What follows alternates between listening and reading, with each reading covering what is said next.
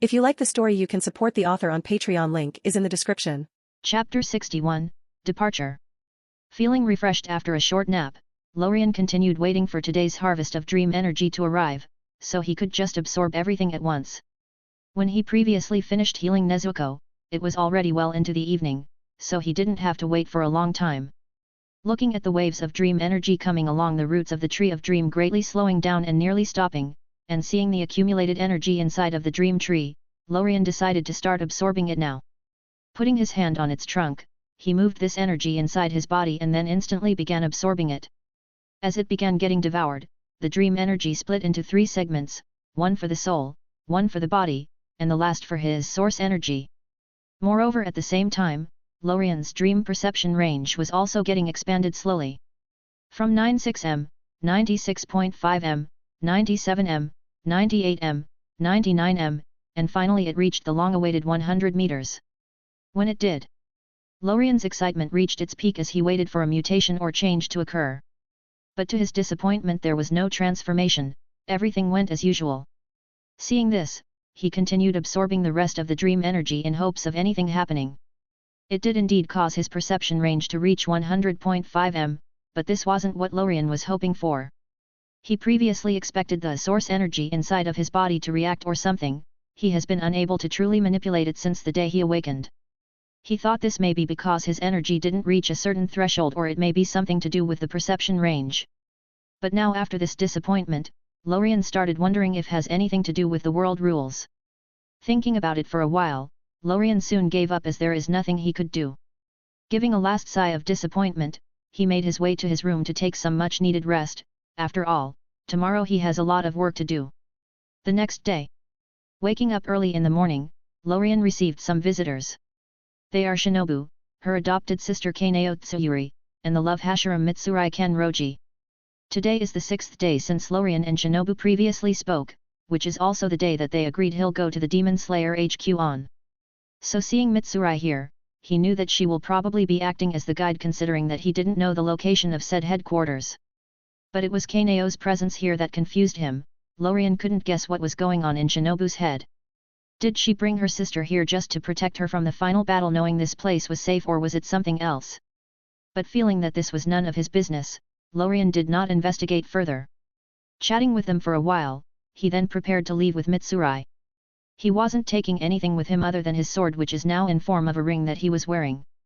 Speaking of the sword, ever since Lorien started taking time to feed it, the weapon has grown stronger. But even then, Lorien doesn't know if the current immortality inhibition power is strong enough to kill Muzan on its own. This is just a matter of curiosity. Lorien never considered the sword as a trump card, not in its present state at least, as most of its abilities are still asleep. Suppressing his curiosity, Lorien then decided to test it later on when the battle begins to see its effects. Saying his goodbyes to everyone that was staying, Lorien then left with the love Hashira. From what he had understood, they need to walk their way there on feet, so the journey may take some time. As they walked in silence, Lorien couldn't help but remember some of the main combatants who participated in this battle in the original timeline and who may not be able to make it in this one. The ones Lorien is thinking about are the main trio in the original: Tanjiro, Zenitsu, and Inashuk. Lorien doesn't know if Tanjiro listened to him and went to the Demon Slayer HQ to train after the exam or not. He also doesn't know if those 3 will meet like in the original timeline, or if they were even alive for that matter. But fate acts in mysterious ways, so everything is possible. Shaking his head with a laugh, Lorien then turned his attention to Mitsurai, who kept looking at him in a daze from time to time and then turning her head away quickly. Looking at this quirky girl, Lorien smiled and asked lightly, "So, why did you become a demon slayer?" "Huh? Ah yes. Me." Seeing her suddenly become flustered, he almost laughed out loud but still somehow held himself back and continued listening to her. I joined so I could find a gentleman who would marry me." Practically screaming the response, she shyly covered her reddening face. Seeing Lorien not respond for a moment, she quickly continued explaining. "I want to find a man stronger than me." Even though he already knew her reason, but hearing her speak about it in person still amazed Lorien. This reason is truly unique. Unable to hold himself anymore, he decided to tease her a bit to pass the time. "So, have you found your gentleman?" "Hey? Ha hey. Meanwhile, just as Lorien was having fun, there was a meeting going on inside the Infinity Castle. Sitting on a table in front of the demons was Musin. He was currently in his Michael Jackson form. Did you find where they are hiding? Yes, my lord. Good. The attack begins tomorrow. Pausing for a moment, he then looked towards Upper Moon 2. Doma. Your target is the one who killed Akaza, don't let me down. Hearing this, even though Doma wanted to attack the demon slayers with the rest, he still obeyed the orders. Yubayashiki, it's about time we end this. Chapter 62, The Beginning of the End. Demon Slayer Headquarters. Lorien could be seen sitting face to face with Kaguya Yubayashiki.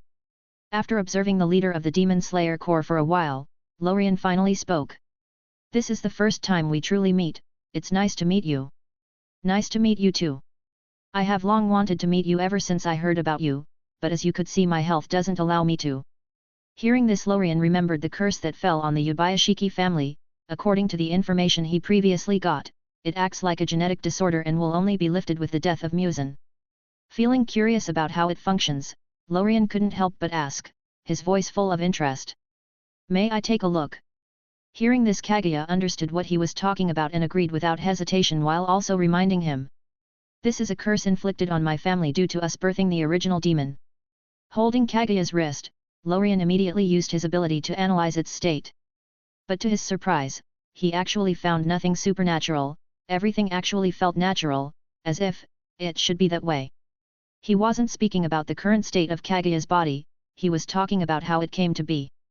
If it was a normal curse or injury, Lorien would easily find signs of outside intervention/influence, but he didn't find any this time.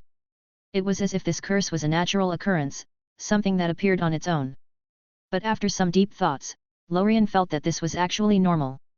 After all, the one who cursed this family should be the world consciousness, and more precisely, it was an automatic backlash from it. So even though Lorien could spend some time and heal Kaguya, he decided not to. After all, he didn't know if after he was done, will another curse automatically fall on Kaguya again or not, which will render his work completely useless. Lorien also thought about trying to change Kaguya's blood and see if it breaks it or not. But this wasn't actually needed and was just useless additional work, as after Musin's death the curse will fade on its own. Taking back his hand, Lorien then changed the topic. The attack will happen tomorrow, we should make a more detailed plan. I agree. The first one to get attacked will be you, so we should. Lorien and Kaguya's discussion lasted for nearly an hour as they went through the plan and talked about some details. Following this, they continued talking about other topics such as the progress of Dream Tree seed planting, which Lorien was very interested in knowing. Finishing their conversation, Lorien then walked out and started wandering curiously around the base. But just after a couple of steps he froze in his tracks as he felt a very familiar feeling originating from under his feet. It was actually the roots of the Tree of Dreams spreading everywhere. This tree wasn't the one which Lorien had at home, it was another one planted in this headquarters. Following the roots to the center, Lorien found himself in the Butterfly Mansion, which is Shinobu's house. This made things clear to him, this dream tree should have been planted by Shinobu after she previously asked him for a seed. Feeling the accumulated dream energy inside of it, Lorien couldn't help but feel ecstatic. Even though there aren't many people in this place compared to a real town, the dream energy accumulated inside of it is impressive. After all, this tree should have been planted for around a month and the energy inside of it has never absorbed. Not to mention that even though there are not that many people here, everyone is much stronger than a normal person, so what is lost in quantity is gained in quality. Considering this, the accumulation here should be enough to give him another good increase. Not wasting any time, Lorien sat down and put his hand on the tree trunk, then he started devouring the dream energy inside. This caused a slow all-round improvement to begin as his perception range also started increasing at the same time. From 100.5 m, 101, 103, 105, 106, until it finally stopped at the 107 meters mark. This may not sound a lot but is actually very good all things considered. Smiling lightly, Lorien stood up and then decided to continue his walk around the headquarters. I wonder where the #IRAs are, I haven't met any of them since I came here. Oh, I also need to see the room where I'll be staying tonight, I hope the bed is comfy. The next day. The night has fallen, dark clouds shrouded the sky, and darkness enveloped the world with the absence of the moon. And in this dark ambience, uninvited guests were heading toward different areas. The first was a tall young man with pale skin, golden hair, and rainbow-colored eyes which contained the kinji for upper rank and 2 inside of them. This demon was currently standing in front of a huge estate inside Yum town. This is the place, I suppose. Determining this, he scanned the place with his extrasensory perception. There are 4 presences inside. Oh, one of them is right behind this wall. Discovering this, he didn't waste any time as he jumped over the wall and instantly landed in the backyard. As he did, he immediately looked in the direction of the presence. Sitting on the porch, a black-haired girl was looking indifferently in his direction. She wasn't surprised by his sudden appearance, it was as if she was waiting for him. Not realizing the dangerous situation he had just walked into, Doma smiled at her and said, "Oh. Hey girl. You look young and tasty. Thankfully I was sent here." Meanwhile, at the Demon Slayer headquarters. Inside a room with its doors open to an inner yard, Kaguya was laying inside of a futon with his wife sitting next to him. But suddenly, the sound of footsteps came from this inner yard where Kaguya's children are currently playing. Step. Step. Following this, a calm voice sounded. "Hey, so you're here." Hearing this sound, no one here appeared surprised, even the children continued playing as if nothing was happening. Turning his head slowly towards the direction of the noise, Kaguya responded lightly. "Nice to meet you, Kibutsuji, Musen." Chapter 63, Doma. "Oh. Hey girl. You look young and tasty. Thankfully I was sent here." Even though he got no response, the demon didn't care as he continued talking in a carefree manner. "Hello there, very nice to meet you, my name is Doma." By the time Doma finished introducing himself, Saigei had already stood and then held her necklace, which instantly turned into a sword with a scarlet blade. Whoa! Looking at the sudden appearance of the sword, Doma looked at it with great interest. But after looking at it for a while, he felt a creepy aura full of menace originating from it, but then he quickly dismissed it and continued speaking. "Oh. Not the talkative type, are you? I am the founder of the Eternal Paradise cult. My duty is to make all my worshippers, including myself, happy. Want to join my cult?" Still getting no response, Doma shook his head and smiled gently. "I'll take that as agreeing, don't worry, I'll save you soon." Even though Doma has been acting friendly and is talking in a calm and gentle manner, he is actually a complete psychopath. The concept of human emotions are a foreign thing to him. This is true even when he was a human. This is revealed when his mother murdered his father and then proceeded to kill herself, all while being observed by Doma when he was a child. Doma at the time didn't show any sign of grief or shock, but instead complained that their blood made the room stuffy. Moreover, this demon also has the disturbing habit of primarily eating young women, which is also the reason why he was so happy when he saw Saigei. Most of his cult followers are made of women. And the way he saves them and makes them happy is by mercilessly murdering and devouring. By doing so, he believes that he is saving them from the suffering they feel in this world and is allowing them to live forever happily inside his body. Of course, only he himself knows if that's what he is truly thinking or if it is just an excuse. But Saigei didn't care about any of this, as she already had enough of his chit-chat. So without letting him continue his speech, she rushed forward in his direction, quickly slashing at him, her sword leaving a scarlet trail of light behind. Swish! Clang! Quickly reacting, Doma blocked the incoming attack with his weapons, which are a pair of sharp golden-colored fans. But unbeknown to him, the moment their weapons made contact, some scarlet-colored aura passed to him through this connection. This eerie aura was large in quantity and immediately covered his body. Swish! Following this, Saigei then started attacking again. Her slashes were unpredictable, barely allowing any time for Doma to defend. As the two continued to clash, some wounds started appearing on the demon. And as time went on, those wounds became more and more as he was quickly and swiftly losing ground. Noticing this, Doma immediately used his blood demon art, cryokinesis, freezing the surroundings and causing Saigei to jump away from him, creating some distance. Finally getting some breathing time, Doma looked back at what had just occurred. What was that? Following the first clash, and as the two started exchanging blows, he quickly fell into a disadvantage. But what was absurd was that as the fight continued, he started making mistakes, very stupid ones. One time, he nearly let go of his weapon in the middle of a clash. There was also this time when he nearly slipped just as he was about to avoid an attack. And another time, his hand actually cramped just as he was about to raise it to block an incoming attack, which is absurd considering his constitution as an upper-rank demon. Doma isn't a mindless demon, he is actually a very cold and calculating individual that possesses an extremely keen intellect. By now, he had already discovered that there is a problem, it's just that he couldn't put his hands on it. Moreover, looking down at his weapon and the wounds inflicted on him, a frown appeared on his face. Both his weapons were damaged, but amazingly the damage didn't look like it was caused by a clash between weapons, they actually looked eroded as if 1,000 calamities fell on them. As for his wounds, they weren't healing, and not just that, they were actually getting bigger by the moment, as if they were also getting constantly eroded, similar to what happened to his weapons. Even though Doma is masochistic, he didn't like what was happening. Mainly because he couldn't comprehend it. So looking at Saigei in front of him, he quickly became wary of her. And Saigei also noticed this change, but she didn't care, all she wanted was to end this battle as quickly as possible. Different from Lorien, who likes to play a bit with his opponent and sometimes limits himself to have some fun, Saigei likes to end things quickly. So the moment they started clashing, she immediately started using her ability without delay.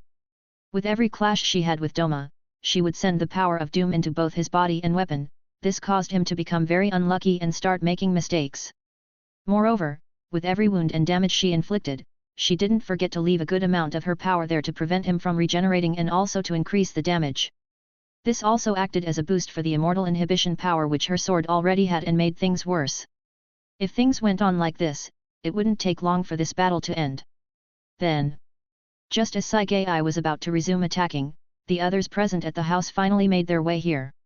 It appears that the noise caused by the battle between her and Doma alerted them, so they quickly came to check. The first to arrive was Nezuko, followed by Shinobu and finally Kaneo. Looking at this, Doma was elated, even in his current state he didn't forget to stay in character. Hey!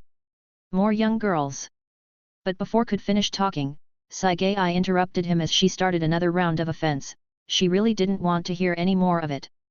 This time though, Doma was smart enough to avoid direct clashes with her, as he quickly used his blood demon art and started attacking her from a distance. Seeing this, Nezuko, who had just arrived, also joined in the battle and used her ability, pyrokinesis. And as a consequence, waves of pinkish flames roared toward Doma, who was dumbfounded seeing this. Blood Demon Art. Chapter 64, The End of a Psychopath. Such an attack coming from a human was the last thing Doma expected. This is the first time he saw such a thing in his long life, he even mistook it for a blood demon art. But even if he were surprised, he didn't forget to block the incoming attack as a burst of cloud-like ice shot forward with a wave of his fan. Freezing clouds. Boom. The big clash between fire and ice caused a huge cloud of mist to appear surrounding the place, this made it very hard to see anything around. But this lack of vision wasn't a problem for Nezuko and Saigei, who had the transparent world. Taking advantage of this, Saigei instantly burst through the mist at an incredible speed, her sword aiming at Doma. But thanks to his extrasensory perception, the latter noticed this attack coming and tried to evade it. But just as that was about to happen, the scarlet energy attached to him abruptly got consumed, and then as a consequence, he actually slipped on his own ice. Normally, this should have been impossible, but with the power of doom operating, such an outlandish thing actually occurred. Wide-eyed, all Doma could do was watch the blood-colored sword get closer and closer to him. Even using his blood demon art was a problem, as Nezuko was also using her ability from the side, ready to burn any ice the moment it appears. Swish! But luckily for him, at the last moment, he was able to shift his body at a miraculous angle, allowing himself to evade the attack, but that was at a price. Splat! His left arm went flying into the air, but this also gave him the time to quickly counterattack, launching Saigei back with a fast kick. Flipping through the air, the latter quickly landed and stabilized herself. Meanwhile, the arm that was still in the air instantly got shrouded by a sudden burst of flames which immediately reduced it to ashes. Holding her sword and getting ready to attack again, Saigei suddenly felt a burst of pain originating from her lungs which caused her eyes to widen. Cough! My lungs are about to burst, is it the ice? Discovering this, she immediately used her ability to target the ice she had accidentally inhaled. Doom, decay. This instantly caused the pain to be relieved as the ice got erased from her body. With her problem solved, she then looked at Nezuko and said, "Be careful of his ice, try not to inhale it." Hearing this, Nezuko nodded. This wasn't actually a problem for her as she was enveloped with fire and Doma's ice couldn't get near her at all. But as this was uttered out loud, Nezuko wasn't the only one who heard it. So she noticed it. Doma, who was currently thinking hard about a way to get out of the current situation, also hear her. His current situation is very bad, his cut-off hand isn't regenerating for some reason and he is fighting two very strong opponents. One of which has flame abilities that severely limited him, while the other had very strange and unpredictable abilities. Should I retreat? But Lord's orders. But sadly for him, no one was interested in giving him more time to think as another bout of attacks began again. This time, it was Nezuko who started it, as waves of flames broke out covering everything in the backyard. Even Saigei, who was not far away, was enveloped in flames. Those flames are the ones that specially target demons, so even though everything was shrouded in pinkish flames, there was no actual damage. It's quite the opposite actually, as it acted as a way to limit Doma and his blood demon art. Seeing this, Doma also used his cryokinesis to create a circle of ice around him to prevent the flames from hitting him. But then just as he created the circle, a sudden attack came his way. It was actually Shinobu, who hadn't joined the fight previously. With her amazing speed, her attack immediately hit its target, piercing him in the back. Die. Another one. You can't kill demons with just stabbing, it's the neck, you really gotta go for the neck. Getting suddenly stabbed, Doma turned back and attacked her with a forward fan slash which created many icicles that shot toward her. But thankfully with her speed, Shinobu was able to evade them, jumping away from the danger. Cough. My lungs. Being so close to him, she naturally breathed some of the ice, causing it to invade her lungs. Annoying ability. But just as she was feeling pain, she suddenly felt a sense of warmth as she was enveloped in pinkish flames, which caused the pain to get relieved. Feeling this, she looked toward Nezuko and thanked her. Ga. Cough. This time, it was actually Doma who suddenly fell to his knee and started coughing violently, as blood seeped from his mouth. Poison. Such a rare chance wasn't wasted, as the moment he fell down, everyone attacked.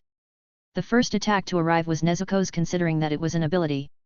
The flames precisely hit him, and in his bad state all he could do was fight back with ice, but sadly for him, it wasn't working well. Ah! Being in pain with flames covering him, the second attack had already arrived. And it seems that this time it was the last one, as the entirety of the scarlet aura surrounding him instantly got consumed. Following that sword slash accurately hit its target, it landed on his shoulder and cut its way to the other side of his chest, effectively cutting him in half. And with that happening, the flames burning him instantly intensified, burning said lower half to ashes and only leaving what is left of the upper body and the head intact. This happened too suddenly, making it impossible for Doma to react. From start to finish, he wasn't able to use his power to the fullest, even his most powerful attack wasn't used. And now, having lost most of his body and being incapable of neither regenerating or using his blood demon art because of the flames covering him, it seems that his end has arrived. Standing near him, both Nezuko and Saigei glanced at him, then looked at Shinobu. Want to end it yourself?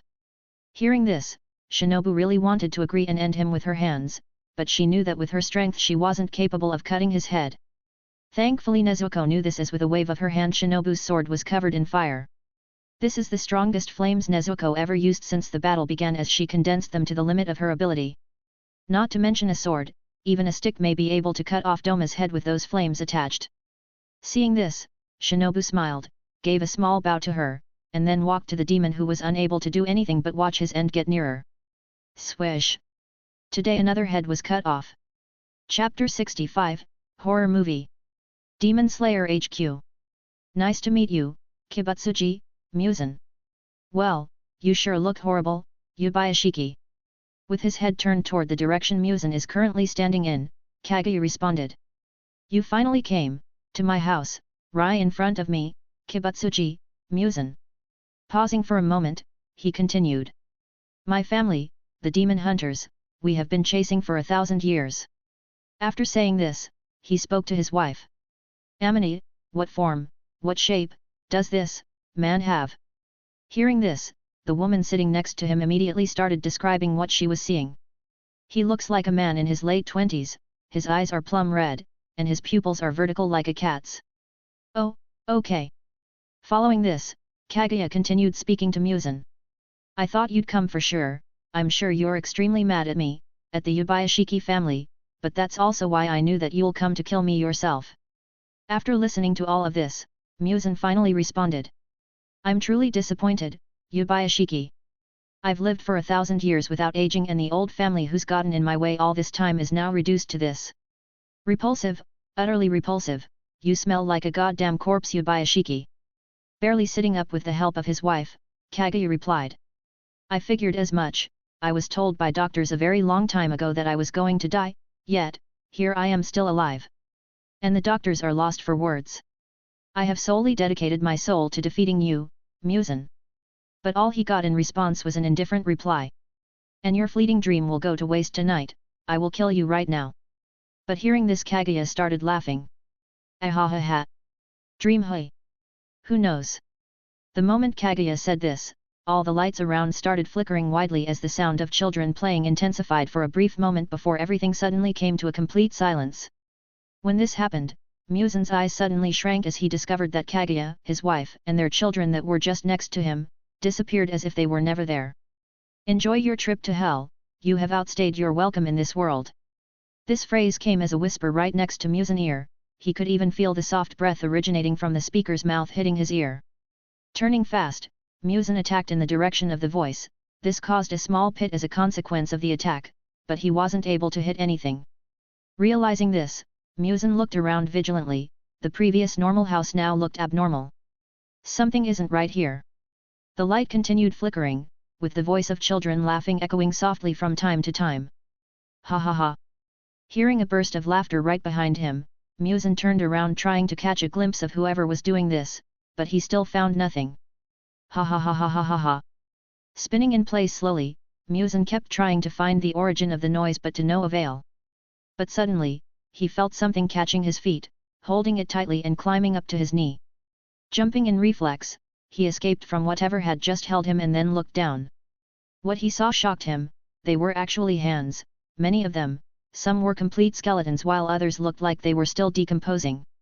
Those hands were extended from a hole in the earth that appeared right where he previously stood. The inside of the hole looked dark with flames surging from time to time. Just looking at it one felt danger. But things didn't end there as voices started sounding from said hole. Come Muzan. Join us. Have you forgotten us?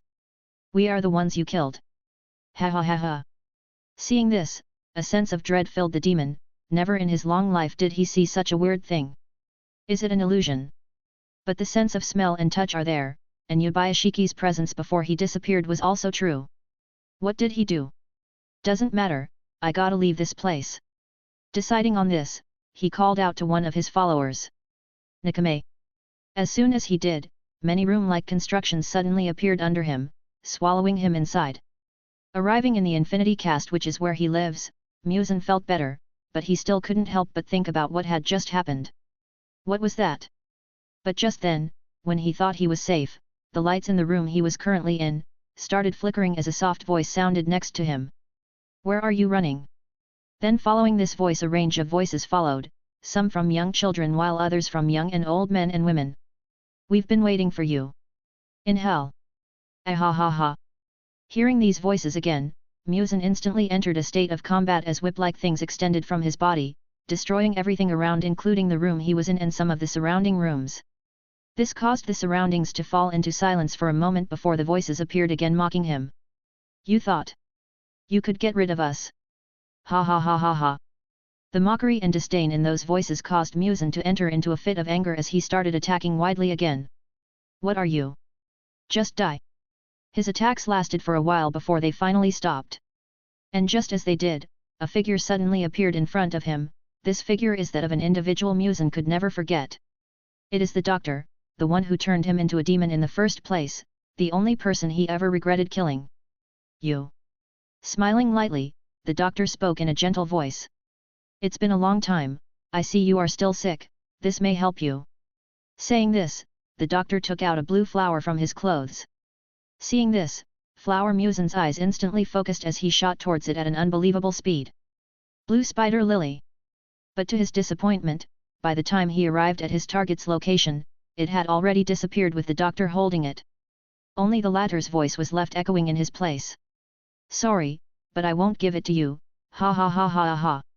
Ah. This turn of events almost turned the demon crazy. Ever since Kaguya disappeared, strange things started happening. It was as if there was something playing with him, watching him from some hidden place and laughing at him. Just the thought of it infuriated him. "Who are you? Come out.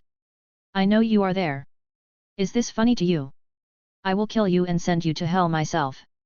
But all he got in response was a laugh full of contempt that sounded softly right in his ears. "Ha ha ha ha ha. Asshole, wait until I find you." Chapter 66, A Dream Illusion. "Asshole, wait until I find you." Seething with anger, Musen roared with all his might. But before he could finish his words, a sword suddenly pierced him through the back. Pug. Lowering his head, Musen looked in shock at the golden-colored blade extending from his chest as it dripped with blood. Drib. Drib. The demon tried all he could to move and counterattack, but his body just wouldn't listen to him. Just after the sword penetrated his body, he lost the ability to move, he couldn't even speak. Musen knew that the one who was been playing with him had finally appeared, but he didn't expect things to turn out like this. Well, what do we have here? The demon progenitor himself, Kibutsuji Musen.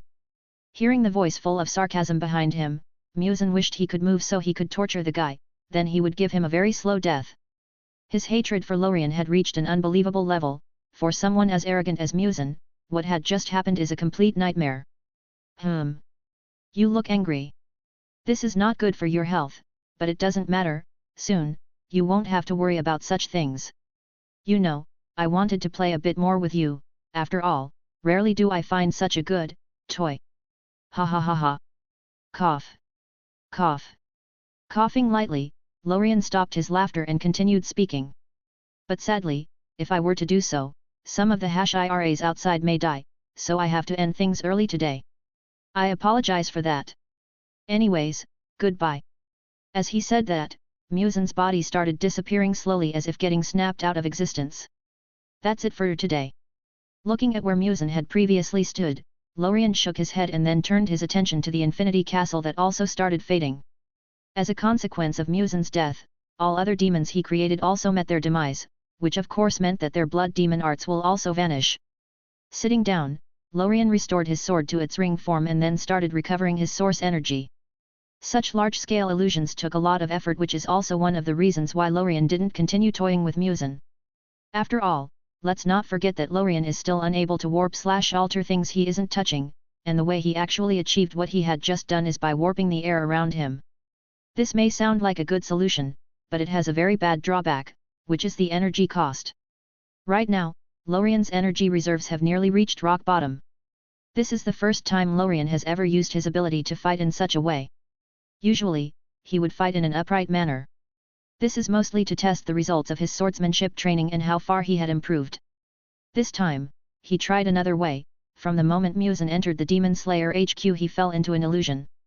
The way Lorien makes illusions is by affecting reality and not the victim, so it is virtually impossible to discover that something is amiss. And that's why even when Musen spoke for so long with Kaguya, which was actually just air, he didn't discover anything. This was also true when he fought those ghosts. At the time, Lorien was in a dream state, making him unable to be touched, not seen, as he didn't forget to add a layer of invisibility to himself. Doing so, he watched and manipulated everything just a few meters away. As for the last attack, it was a simple reality, freeze all movements followed by a dream/reality, erase. But the most unfortunate demon was actually Nakame, the one who controlled the Infinity Castle. This Infinity Cast isn't an independent construction created by her ability, it is actually a part of that demon's body. So the moment Lorien set foot in it, it was like he was inside her body, which gave him direct contact with her. This is something he of course knew and expected. So, the moment they were thrown inside this space, Lorien used his ability, causing Nakame to instantly lose the ability to do anything. This lasted until the moment she died. Looking around, Lorien found out that he was back at the location they previously were at before entering the Infinity Castle. This inner yard looked a bit dilapidated because of Musen's previous attacks, but Lorien didn't care about this as he walked toward one of the rooms and sat down. Right now, he was waiting for Kaguya and the other demon slayers to come and find him. Now that his part of the deal has been delivered, Lorien wants to talk to them about their part. Even though he knew that it was very unlikely that Kaguya will fall back on his promise considering his personality, but he still wanted to make things clear and make some arrangements for the future. And thankfully Kaguya didn't let him wait for long, as he soon arrived. Ha ha. Thank you. Thank you. As soon as he did, Kaguya immediately fell to his knees and started thanking Lorien. Seeing this, the latter quickly helped him. Hey? Yes. My curse has been lifted. And not only mine. Even my children's. Ha ha. 1,000 years. Finally. It's finally over. Soon after, the demon slayers arrived. They were many in number, as other than the Iras there were other lower-ranked members. Lord! The demons suddenly died on their own. Is he dead? Is Muzan dead? Different from Kaguya, who could easily tell that Muzan was dead because of the disappearance of the curse, those demon slayers couldn't determine this. So hearing these questions, Kaguya looked at the excited demon hunters and declared. Yes. He is dead. It is finally over. This statement caused a swift reaction by the demon slayer as they started celebrating. Ahaha. Finale. Ha ha ha. Dead. Dead. They have been working tirelessly for this, blood and tears, friends and family members gone, never to be seen again, just to achieve this dream. And now that it is finally there, many couldn't believe it, so even felt that they are just dreaming and are about to wake up any time now. Seeing this, Lorien didn't want to destroy the moment, so he nodded to Kaguya and left them alone for now to celebrate. Guess I'll wait until they finish, let them celebrate. Chapter 67, Drama at Home. Yum Town. There is nothing like home. It's been a couple of days since the battle at the Demon Slayer HQ, and by now Lorien had already returned home. But before doing so, he spoke to Kaguya about the scattering and planting of the Tree of Dream seeds. The latter actually wanted to immediately give him all of his family's property as they had previously agreed upon, but surprisingly, he was met with Lorien's refusal. Lorien had no actual interest in this money, after all, he can easily make such things. What truly attracted him to the Yubayashiki family is their influence, and such influence is best used by the family itself. If Lorien were to take their property, there is a big chance that a big portion of this influence will be lost, so he decided to just stay as a behind-the-scenes kind of figure and just give orders from there. The plan they finally decided on consists of exporting the seeds of the Tree of Dreams alongside rice, sugar, tropical fruits, and other goods. Then, someone from the hosting country will take charge of planting them in different cities and towns. Actually, there is no real need to plant it everywhere, as with the ability of the tree to multiply itself, as long as it is planted in a country or continent, with time it'll cover the whole place. According to Lorien's mental calculations, it'll take about 20 years to cover the whole planet, be it on land or sea, and about 20 or 30 more years to get all of them connected. This is assuming that there won't be external help from the Yubayashiki family and Lorien, which consists of planting more trees to get them connected faster. At that time, it won't be long before Lorien gets ownership of this world. But that's still very far away, as he won't just stay in this world and wait for this to happen, that'll be a huge waste of time, so he decided to leave and then come back later. And speaking of the Tree of Dreams covering large areas. Because each city and town has a tree planted in it and they are somewhat close in proximity, they already started linking with each other. Just today, Lorien felt that 6 trees had linked with the main one in his home and sent their accumulated energy to it. But because of all the work he had been doing, he put absorbing it aside for now. So have you decided yet? Yes.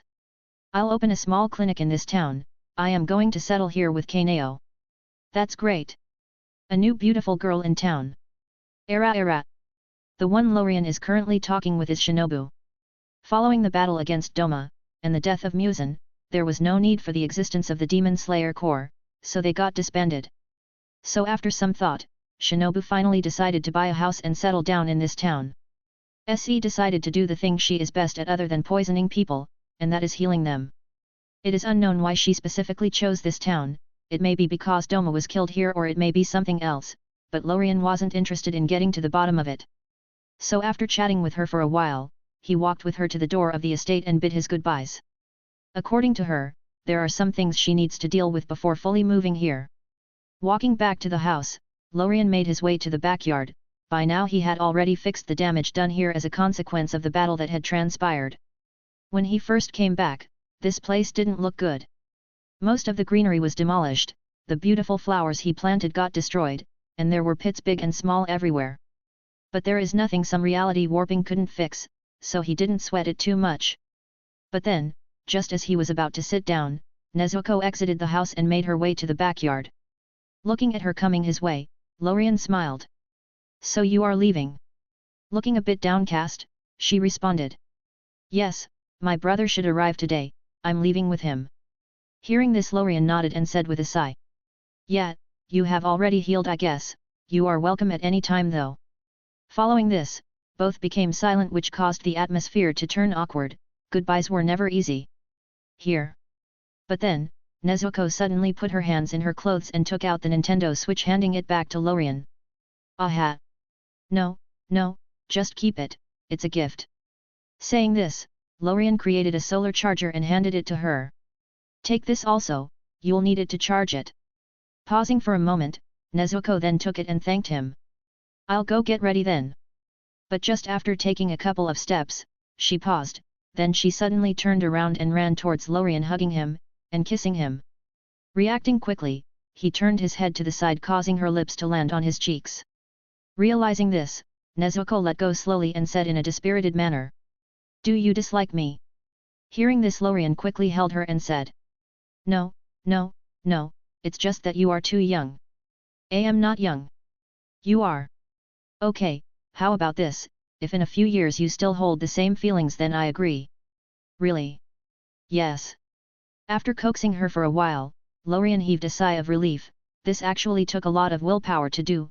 After all, Nezuko in her adult form is a beauty.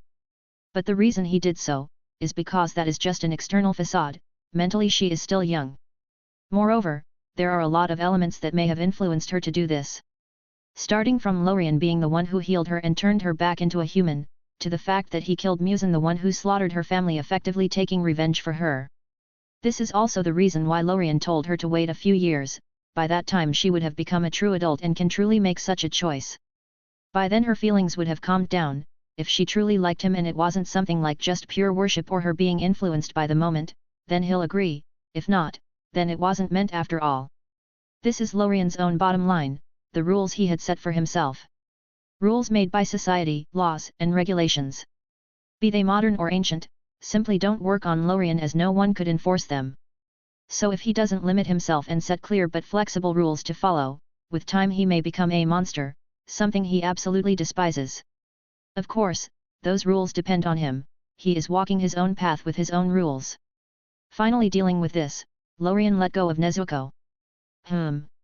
But just then, he caught a figure in the corner of his eye, and looking towards it, it turns out it's Sagai.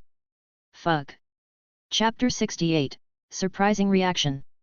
Seeing Lorien looking in a certain direction for a long time, Nezuko also turned to see what he was looking at.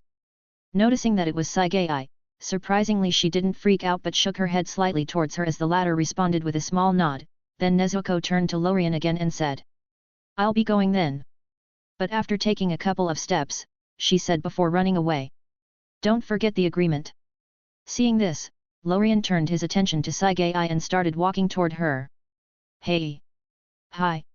After saying this, the atmosphere suddenly turned awkward as none of them said anything for a while. But after gritting his teeth, Lorien finally spoke. Sue, are you angry? But surprisingly, Sci-Fi didn't react violently as Lorien had expected, she actually just shook her head and responded calmly with a smile. No, I am not. Really? Yes. Lorien could clearly feel that she wasn't lying, so he fell silent trying to understand what was happening, but then, he suddenly remembered the interacting Nezuko and Sagai just had.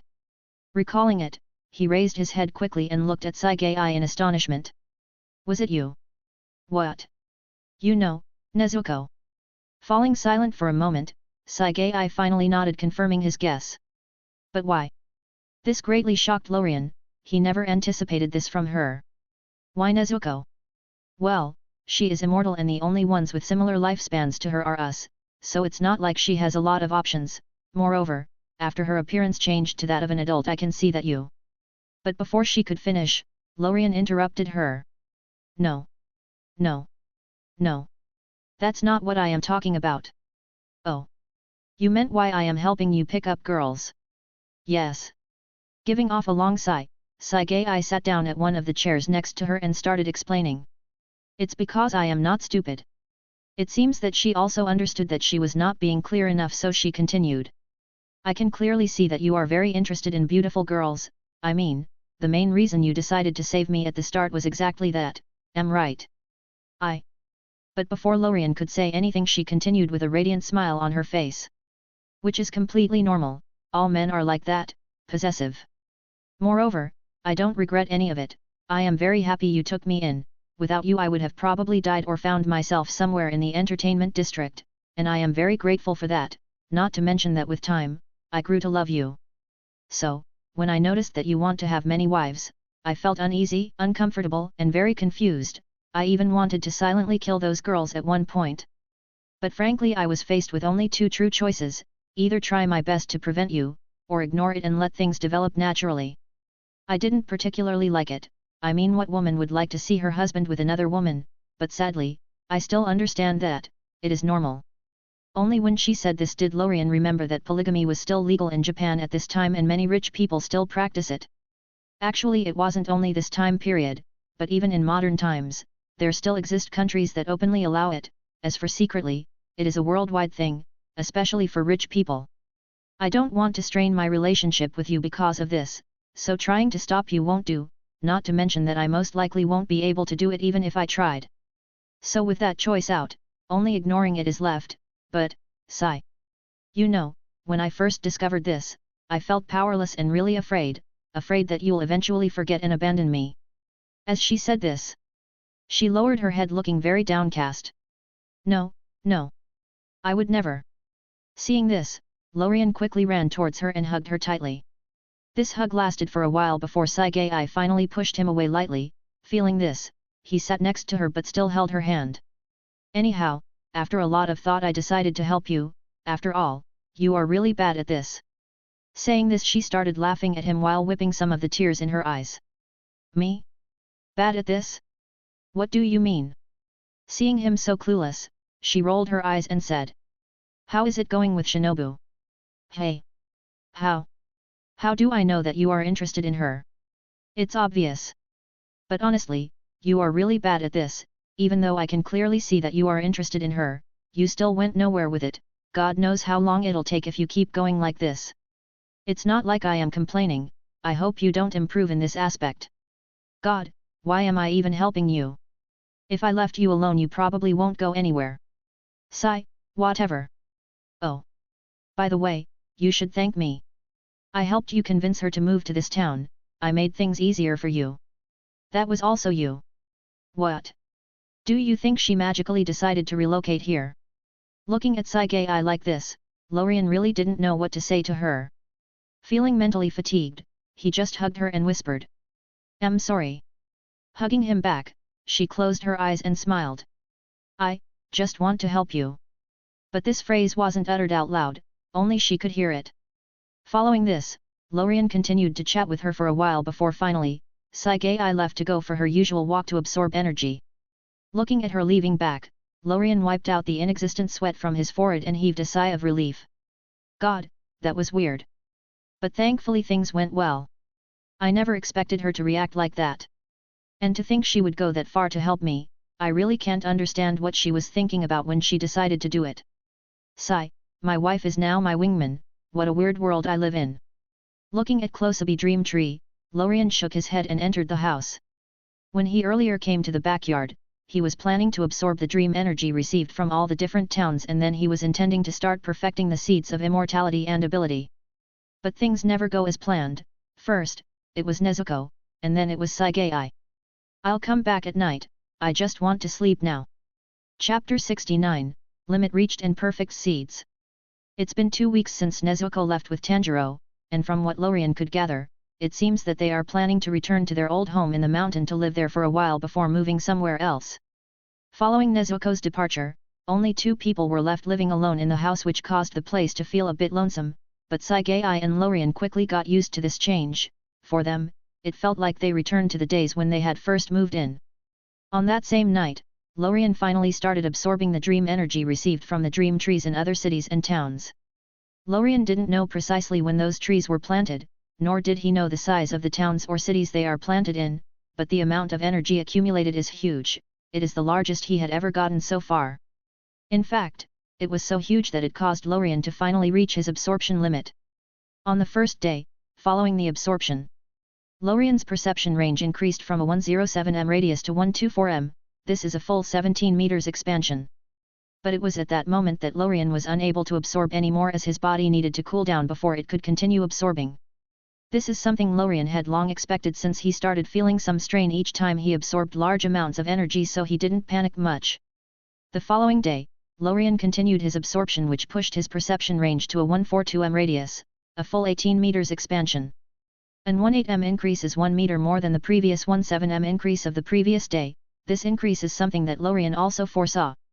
The stronger he gets, the higher his absorption limit gets, so to increase it all he has to do is to simply keep getting stronger, but that is not the only way. Actually, there is a way that can allow Lorien to directly remove this limit and allow him to improve his strength without such limitations. And this method is for his ability to reach the rule/law level. By doing so he would gain authority over the concepts/laws of dream and reality and won't face such restrictions any longer. But this is easier said than done. Currently, Lorien isn't even able to manipulate his own source energy, not to mention touching that level.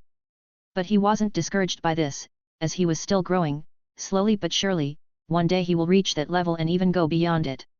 So putting this aside, the next day, Lorien continued absorbing the leftover dream energy, but this time his perception range only increased by 8 m. This is caused by the energy finally running out, and more precisely it was because the required energy to increase his power exponentially increased. The amount of energy used in the last 8 m increase was nearly double that used for the first 17 m increase. But this wasn't all the improvements Lorien had in those 2 weeks, as in the following days, he started daily absorbing the dream energy constantly obtained from different towns. Not to mention that more dream trees from new towns got connected. All of this allowed him to achieve a great leap in strength, be it in the soul, physique, or energy aspect. His source energy reserves increased greatly, more than doubling in volume. His physical strength also improved, it is now more than twice the physical strength of Muzan Kibutsuji. As for his dream perception range, after all of this, it has reached a radius of 173 meters. This is the first time Lorien had this sort of sudden increase, but he knew that this sort of improvement won't last for long, as the energy required for such a thing is astronomical, and this is even more so with the needed energy for progress rising so much. Of course, this wasn't the only thing Lorien did in those past 2 weeks, and to be more precise, all this increase in strength is actually just a side thing. Lorien's main attention was actually focused on perfecting the seeds of immortality and physical ability awakening. And thankfully, after a lot of hard work, he was able to achieve his goal. The first seed to get perfected was that of immortality. Not only did Lorien improve the lifespan aspect, but he also added the concepts of soul regeneration and existence regeneration to the seed, while also improving the physical regeneration to the highest level he could. Now, if Lorien were to absorb this seed, he will immediately get a near infinite lifespan and absurd physical regeneration. As for the soul and existence regeneration, they will start manifesting themselves only after Lorien's power reaches a certain level, but sadly he isn't exactly clear about the specifics. As for the physical ability awakening, Lorien increased the possibility of stronger talents getting awakened while making it so that those talents are the most compatible with their users. Then the rest of the time Lorien kept using his ability, giving it the order to perfect this seed. He didn't know exactly what it was doing. But Lorien could feel that the seed kept getting more and more mysterious. This continued until Lorien felt that any further improvement may require some exorbitant levels of energy, so as soon as he felt this he stopped. And now with his work done, Lorien has 2 seeds ready for absorption. Looking at the 2 small, now silver mysterious balls floating in front of him, Lorien couldn't wait to absorb them. He could finally obtain the fruits of his labor. But looking at them, Lorien felt hesitant on which one to begin with.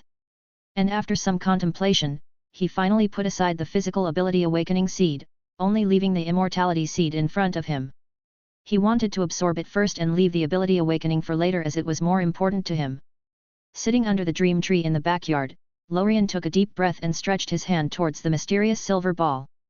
Let's begin. Chapter 70, Golden Eyes. And as soon as Lorien touched it, the small silver ball disappeared, instantly merging into his body. Following its disappearance, Lorien could feel that some sort of mysterious transformation was happening to him. Those changes were subtle yet comprehensive. There was no place in his body that wasn't altered. Ugh! Feeling the weird sensation all over, Lorien almost groaned out loud. Contrary to what some may think, this transformation isn't painful in the least bit, it is actually very pleasant. This continued for nearly 15 minutes until no further changes occurred. Feeling this, Lorien stood up and stretched lazily. This feels great. Raising his hand, the ring on his finger suddenly transformed into a sword. Of course, Lorien wasn't about to do something crazy like directly cutting off his hand to see if it would regenerate, he just wanted to do a small test to check his recovery speed. Putting the blade on his left hand, he moved it slightly, creating a somewhat big wound, but it didn't stay for long, as by the time he moved his sword away the wound had already healed itself, only leaving some blood stains as proof of its prior existence. Seeing this, Lorien nodded in satisfaction as he erased those blood stains and turned the sword back into a ring. After testing his regeneration, he wanted to test his lifespan to see if it has increased, but this is not something he could easily test, so he decided to just put it aside for now. Absorbing the first seed, Lorien turned his attention to the other one. Taking a deep breath to calm down, Lorien waved his hand, causing the silver ball to float towards him. Looking at this small ball, he raised his slightly shaking hand and he held it. This caused the physical talent awakening seed to instantly disappear, similar to what happened with the previous one. And with its disappearance, another bout of transformation ensued, the moment it entered his body. Some sort of chain reaction occurred. Lorien could feel many subtle changes happening inside of his body, but that wasn't the main focus. He could feel that the center of this mutation was actually his eyes, and contrary to the previous one, it was very painful. Ah! Covering his eyes, Lorien tried his best not to scream, but some painful but muffled cries still exited his mouth. He could feel that something was awakening. This new ability was actually altering his eyes. It seems that it is actually an ocular one. Thankfully for him, this pain didn't last long, as it soon subsided and got replaced with a pleasant and comfortable sensation. And as this was happening, his eyes started giving off some sort of mysterious power. This power was spreading around with Lorien's eyes as the origin. But as soon as this mysterious power appeared, a pair of golden-colored eyes suddenly snapped open, but those eyes weren't actually Lorien's. With their gaze focused on Lorien, the owner of those eyes started observing the situation. The power of time. Oh. So it's just some physical ability? Moreover, the power of time isn't the core of the ability, so it doesn't matter. Let me help you then. After understanding what was happening, this being immediately made a decision. And following it, the mysterious golden orb hidden inside of Lorien suddenly started shimmering as it sent waves of golden energy into Lorien's eyes. This mysterious golden orb is Lorien's cheat, the one that allowed him to awaken his talent and travel different worlds. And with it sending power into Lorien's eyes, a new round of transformation started. Its objective is to improve the physical ability Lorien awakened while keeping it under the category of dream ability and not allow it to become a true time ability. Meanwhile, just as Lorien's ability was transforming, the being that was watching him suddenly turned her eyes towards the house. Hey! Destiny-type existence talent. Feeling this, she immediately turned her attention there, but after observing for a while she finally looked away pleased. It's just Doom, a subdivision of Destiny, so it doesn't matter. By now, Lorien's transformation had already finished, so after making sure that everything was okay, those pair of eyes closed again as their owner was hidden somewhere. But Lorien was unaware of any of this as he opened his eyes slowly and looked around a bit disoriented. His golden eyes felt very different from before. Previously, even though they looked good, they didn't have this mysterious feel they possess now. Clearing his mind, Lorien immediately started checking his new power. And thankfully, he didn't have to work hard to figure out what it was, as a message silently appeared in his mind, briefly explaining it. Digesting the message, Lorien's eyes widened in shock. He didn't expect such an absurd ability. This. How is this possible? He didn't expect this seed to have this sort of potential. Even after perfecting it himself, he didn't anticipate it to reach this level. But what he didn't know was that without external help, this ability wouldn't have reached this level. Even if something similar to it appeared, it would have been very flawed. After all, this ability was perfected using the power of an authority-level being. And if it wasn't for this entity being afraid of changing the nature of the ability, it wouldn't have just stopped where it did. This ability can be called an ocular one, as it allows Lorien to look at the past, present, and future, basically clairvoyance. But sadly for Lorien, he is currently only able to look at the future. As for the past and present parts, he is unable to do so for now, as they are now just a concept. This is similar to how his regeneration could now regenerate his physique and has the concepts for soul and existence regeneration. So all this does is just give this ability potential, not immediate power. To awaken the ability to look at the present and past and tap into this potential, all Lorien needs to do is to grow stronger, it's as simple as that. But even after discovering this, Lorien wasn't bothered much, as the ability to look at the future is absurd on its own. First of all, he is now able to trigger those clairvoyant dreams whenever he wants, moreover he could even specify the target, this could be either a person, event, or even choose to let it be random. Not to mention that he could also specify the time period and limit the location. And this is only the surface. As this ability to look at the future also has its combat uses, as it allows him to predict the short-term future. Meaning he could look at what will happen 1, 2, 3, 10 seconds in the future, which is very useful in combat. But sadly, as strong as this ability to look at the future is, it requires a lot of energy, so Lorien won't be able to abuse it as much as he would love to. But it is still very useful nonetheless, especially combined with his own dream/reality ability. Ha ha ha ha. My work didn't go to waste. Chapter 71, Future Events. Feeling excited, Lorien couldn't wait to test his newfound abilities. Standing straight, he activated his clairvoyance, and because this was the first time he ever used it, he didn't define a specific event and decided to let it be random. He was quite curious as to what his ability will show him. With it functioning, the scene in front of him abruptly shifted. Looking around, Lorien found himself standing in the middle of a destroyed city. Everything was in complete ruins, there were no buildings as far as the eye could see, all one could see were piles upon piles of rocks, concrete, burnt wood, and torn iron. It looked like a ghost town with no people in sight, it just reeked of death. Seeing this, Lorien frowned. He really didn't like seeing such scenes, but then just as he turned his head to the side, something caught his attention. It was actually a dream tree, standing there tall in the middle of the ruins. It made a huge contrast compared to its surroundings. Obviously whatever happened here couldn't affect it, which is something that Lorien had long expected.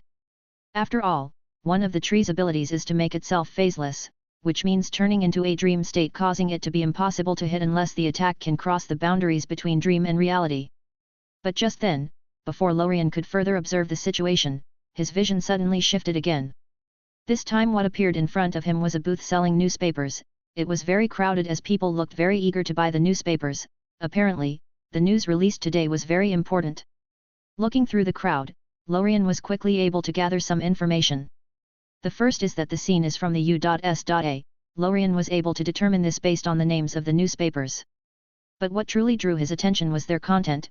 The date was August 6, 1945. And the titles of the many different newspapers were very similar. Reign of ruin faced by the Japanese. Atomic super bomb, made at Oak Ridge, strikes Japan. New atomic bomb used on Japs. There were a variety of such titles, but all of them pointed to the same thing. Lorien didn't need any more information to understand what event he was witnessing. World War II, Japan. But without leaving any time for Lorien to clear his mind, the scenes changed again. He was now standing in the previous city from the first scene, but this time the city wasn't in ruins. But that won't last for long. Looking up, Lorien saw some sort of bomb dropping down from the sky at a great speed. It spun through the air as the plane that dropped it flew away. And in no time this bomb reached its target as its firing mechanism triggered. Boom. Then, there was nothing. A huge fireball appeared engulfing everything as a strong shockwave quickly followed, spreading everywhere with the explosion as its center. Those closest to the blast were immediately evaporated before they could even react, and even those who were far away weren't spared as the shockwave razed everything in its path to the ground, killing them in the process. In a matter of seconds, a city was destroyed, leaving nothing but a huge mushroom cloud and a conspicuous golden tree standing there unaffected. The moment this explosion happened, Lorien instinctively wanted to use his ability and turn himself into a dream to evade it, but he quickly remembered that he wasn't truly there. Before he could completely take everything in, he was kicked out from the vision as he found himself back in his backyard. Huff. Huff. Huff. Breathing heavily, Lorien looked shaken. This is the first time in his life seeing such levels of destruction.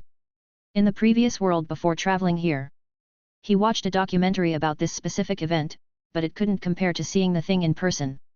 What truly shook Lorien wasn't the damage caused by the explosion, as it didn't pose much danger to him personally. This is mainly because it is too slow to hit him. No matter how strong an attack is, as long as it doesn't land then it's meaningless, not to mention that he could think of many ways to easily stop it before it detonates. What truly shook Lorien was the number of innocent people he saw dying there. Even though Lorien is usually very cold to strangers and doesn't care about their well-being, it doesn't mean that he doesn't sympathize or feel bad for them. It's just that feelings and actions are very different. He does feel bad about it, but he usually won't help unless he feels like it, and may even kill them if they stand in his way. Very contradictory, don't you think? But that's Lorien's personality. Shaking his head, he breathed a long but desolate sigh as he tried to suppress his emotions. To think that the first thing my clairvoyance will show me is this, is it because I am currently in Japan? Calming down for a while, he quickly threw those complex thoughts aside and continued his tests. This time he tried seeing some specific events of his choice. He didn't try anything fancy, he just tried to check what the dinner is as he felt a bit hungry. So it's ramen. Nodding slightly, Lorien then continued testing it as he watched a few more events before stopping as he felt a bit exhausted. Resting for an hour, Lorien then immediately resumed his tests. This time he wanted to check the short-term future vision, which is the one Lorien is most interested in as it is very useful in combat. At first, Lorien chose to only see a second into the future. It felt very weird watching himself do something he just thought about doing and then watch that same action immediately change with his thoughts changing. Very peculiar. Following this, Lorien then continued further testing it, from 1 second to 2, then 3, until he reached 10 seconds, only stopping then. The further he went into the future the weirder it felt, and because he didn't have a sparring partner, he didn't know which setting would be best for combat. I'll test it later against an NPC in a dream. Feeling that he still had some source energy in his reserves, Lorien decided to continue testing as there were some things he felt curious about and wanted to verify. This bout of tests didn't last long either as Lorien quickly came to a conclusion and understood the things he wanted to. So that's how it is. Chapter 72, Infinite Possibilities. So that's how it is. What Lorien wanted to test was how the future vision functions, and more precisely how his clairvoyance determines what the future actually is. After all, the future holds infinite possibilities, it is not a single line or course of events that is fixed and must happen. If time had a physical form, it would most likely take that of a river. The past and the present would be one single stream of water that moves in a single direction, irreversible and unchangeable.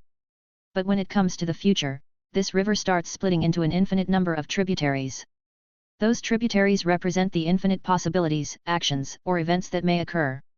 The future was never fixed, every action has a consequence, this is true for both small and big actions. For example, Lorien is now sitting, in the future he can either stand, move his head to the side, lay down, etc. The possibilities are endless. Then based on that small action, a new round of possibilities emerges, and it keeps stacking going from there. So for time, no matter how small the action is, it is still very important, and that's why the butterfly effect exists.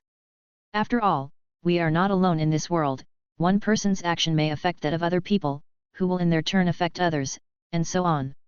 Time is a very complex thing, the many variables present makes it nigh impossible to predict.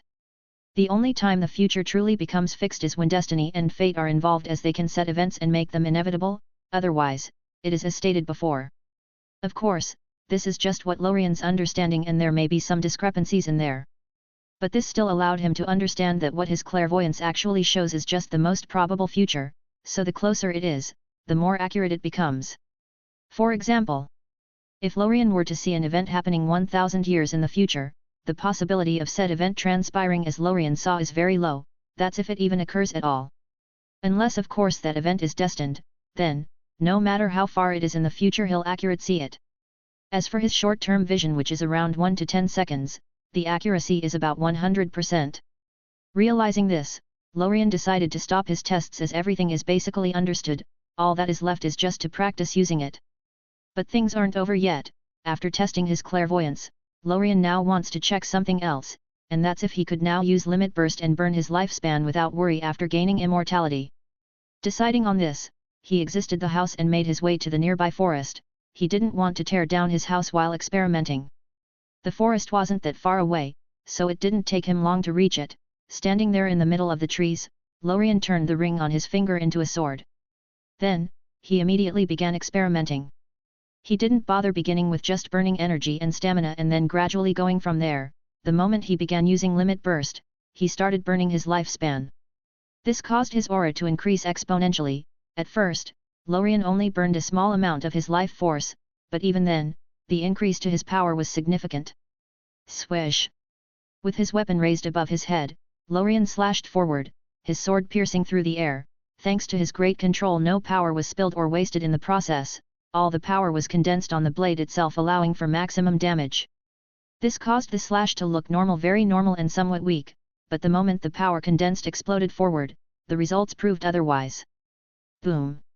In the direction that Lorien slashed it, the earth in front of him was cut apart as a somewhat long wound appeared. But that wasn't all. Some unlucky trees were also in that direction, which caused a number of them to get cut in half, slide down, and eventually fall to the ground. Crack! Crack! Only the lower portion of those trees still stood there. The cut marks left on them looked mirror-like. It was as if a knife had cut through butter. This alone shows how sharp the attack was. But Lorien didn't stop there. After taking a deep breath, he began burning a larger amount of his life force. Then, he slashed forward again. Swish! Boom!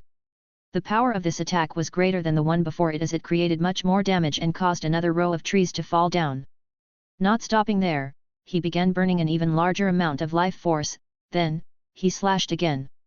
Swish! Boom! This routine continued for a while, with Lorien increasing the amount of life force burned with each try. Swish! Boom! Again! Swish! Boom! Again! After repeating this for around 10 times, it seems that Lorien had finally reached his limit. Contrary to the previous attempts where he was in complete control over himself and the power gained using the technique, this time even standing there he looked a bit shaky. This was mainly because he was currently burning too much life force, which created a huge force inside of his body that he couldn't control or contain. This force was currently tearing his body apart from the inside. If it weren't for his regeneration, he would have most likely died. Realizing this, Lorien quickly slashed forward. Swish! The moment he slashed, the earth in front of him was torn apart as a grand pothole was created. But sadly, the damage wasn't only limited to that. His own body also couldn't handle the force. Just as the attack landed and the force was delivered, Lorien's hands exploded into chunks of meat getting launched everywhere. Ah! If it weren't for the painful training he previously had in the dream, he wouldn't be able to handle such pain. Sweating profusely, and clenching his teeth, Lorien tried his best to not scream out loud. Thankfully for him, the moment his hands burst, his regeneration also kicked in, and in fractions of a second they were back to normal except for his destroyed and bloody shirt. Good to know it works. With the pain subsiding as quickly as it came, Lorien clenched his fists, then waved his hand, causing the sword that had just flown away because of the accident to return to his hand. As expected, my body couldn't handle that much energy. But on the bright side, I can feel that my lifespan wasn't really reduced by much. It seems that this immortality is very effective. At least this technique isn't able to spend that much life force. Moreover, I feel like the life force I just spent experimenting is recovering on its own, so I don't give to worry much. After realizing this, Lorien heaved a sigh of relief. He felt worried about this immortality and if it had any limit, but it seems that he was just being paranoid. Turning his sword back into a ring and fixing his clothes with his ability, Lorien then looked around at the damage he caused. It seems that I am also contributing to deforestation. Chapter 73, Scarlet Lightning. Returning home after fixing the mess he made in the forest, Lorien laid down on a couch in the living room to take some rest. After experimenting for so long, he felt exhausted. Looking blankly at the roof, it didn't take him long to fall asleep. This small nap lasted about 2 hours and it allowed him to completely restore his state to its peak. Waking up, he yawned and stretched lazily. Now fully awake and clear-minded, Lorien closed his eyes again and felt the source energy inside of his body. Feeling its full state, he raised his hand as 2 silver balls appeared floating on top of it. Those small silver balls are new seeds of immortality and physical ability awakening. After creating them, Lorien couldn't help but smile bitterly as he felt the energy that he had just recovered get consumed again. Tisk! Shaking his head, he called out to Saigei, who apparently had just returned from her usual town tour to absorb energy. Hearing his call, the latter quickly arrived and looked at him in a perplexed manner before inquiring. What? Let's go out first. Saying this, Lorien stood up and made his way towards the backyard as Saigei quickly followed behind him. Reaching their destination, Lorien immediately took out the 2 seeds he had just made and said with a smile. Got a surprise for you. Glancing at the 2 floating orbs on top of Lorien's hand, she looked at him in confusion. The 2 balls looked nice and had a mysterious feel to them, but she couldn't tell what they were. Lorien also understood this, so he began explaining. This one is a seed of immortality it gives, as for this seed, it's... After clarifying what they were, Lorien then waved his hand causing the seed of immortality to float towards her. After hearing what those small beads do, Saigai's gaze changed as she looked at them. No one would feel indifferent in the face of immortality, it's human instinct to seek it, not to mention women who has an obsession with looks. But just as she raised her hand to touch it as Lorien instructed, she stopped midway and looked at him. Did you also use one? Yes. Great. Hearing this she didn't worry anymore and touched it. Immortality is a blessing for some and a curse for others. This mostly depends on personality, but the general consensus is that immortality is only a blessing when the person gaining it and those close to him all possess it. Otherwise, it'll just be a scenario of a person living alone watching helplessly as those close to him die one by one, over and over again. Some may get used to it but most won't. With the silver bead touching Saigai's hand, it instantly disappeared into her body. And following its disappearance, a similar transformation to the one Lorien experienced earlier ensued inside Saigai's body. Seeing her sit on the ground shakily, Lorien shook his head as he made a chair and sat down. He knew how this transformation felt so he could understand what she is currently experiencing. The seed of immortality didn't have any variables like the other seeds so its absorption went as predicted. In just 15 minutes, the transformation ceased. Feeling this, Saigai quickly stood up and looked down at her hands before looking at Lorien in bewilderment. Is that it? Yes, just try it. Hearing this, she looked at him in disbelief. After all, she just felt a pleasant sensation for 15 minutes and then there was nothing, there was no pain or any of the things she previously expected would happen. With a wave of her hand, the scarlet necklace she was wearing transformed into a sword and fell into her hand, then, she put the blade on her hand and moved it lightly creating a small wound. Ouch! But just as the wound was created, it soon disappeared as if it was never there. Seeing this, Saigai's eye shone brightly as she looked at Lorien happily. It really works. Rolling his eyes at her, Lorien then sent the other seed toward her. Absorb this, I am a bit curious as to what ability you will awaken.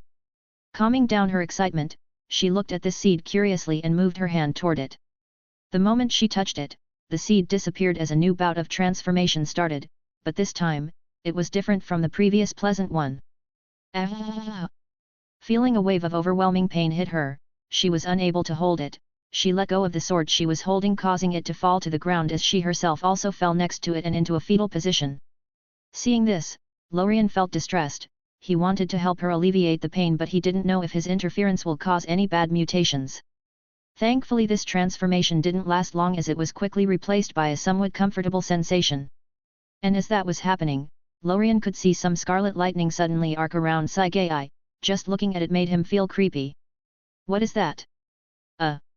Groaning lightly, Saigai shakily pushed herself up to her feet while also picking up her sword. Staying silent for a couple of moments, she then stretched her hand as a ball of scarlet lightning suddenly appeared on top of it. Seeing this, Lorien was unable to hold his curiosity anymore and asked. Sue? What ability did you awaken? It is called Calamity Lightning, it is lightning that holds the power of calamity and doom, that's all the information I received. Lightning Hui, now your lack of long-range attacks is solver. Previously, after Lorien returned from the Demon Slayer HQ after the battle with Muzan, Saigai spoke to him about her battle against Doma. She spoke about how Doma was able to constrain her because of his long-range attacks and how difficult this made it for her, but it seems that this issue is now fixed. Yes, but I need to test it. Seeing the lightning in Saigai's hand start churning and twisting, Lorien's eyes went wide as he quickly shouted. Stop! Stop! Not here! Go to the nearby forest. He has just fixed the place, he didn't want it getting demolished again. Oh! Remembering where she was, Saigai embarrassedly dispersed the lightning and put down her hand. Sorry. Pausing for a moment, she turned her sword back into a necklace and then quickly ran towards Lorien hugging him before running off. Thank you. I'll be back later. Chapter 74, 1 year later, v1.end. Unknowingly a year has passed, Lorien could even clearly recall the battle at the Demon Slayer headquarters as if it was yesterday. This year, a lot happened, starting with the thing that Lorien was most focused on, which is the Dream Tree. Thanks to the efforts made by the Kaguya family, not only did the Dream Tree finally cover all of Japan, but it also began spreading to all corners of the world. The Tree of Dreams covering the entire country and collecting the dream energy of all of its population allowed Lorien's strength to increase tremendously. Even though he only got about 40% of the dream energy, it was still a huge amount. Absorbing it, aside from his physical strength and soul improvement, his energy reserve also increased about 5 or 6 times over. The increase in physical strength and soul power is hard to measure as Lorien doesn't have anything to compare it with. But this is not the case for his dream perception range, which increased from a 180 meters radius to a whopping 916 meters radius, close to a kilometer. Frankly, Lorien expected more. After all, the population of Japan in this period is about 50 million, give or take.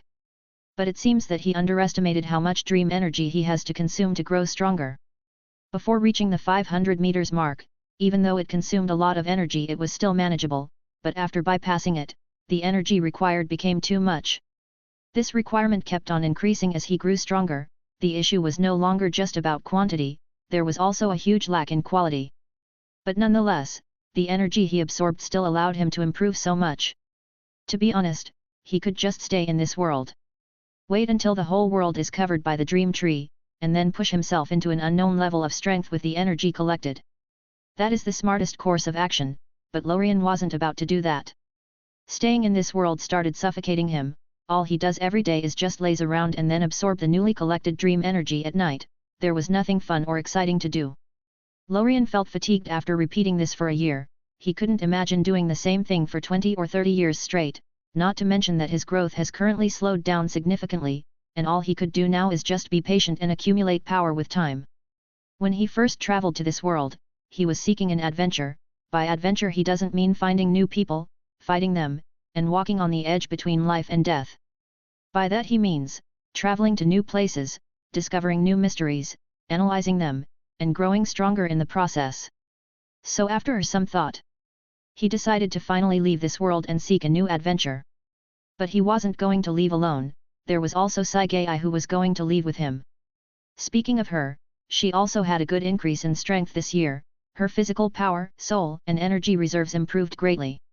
As for her perception range, it has reached 184 meters, this is good considering that she doesn't possess a way to mass collect energy like Lorien.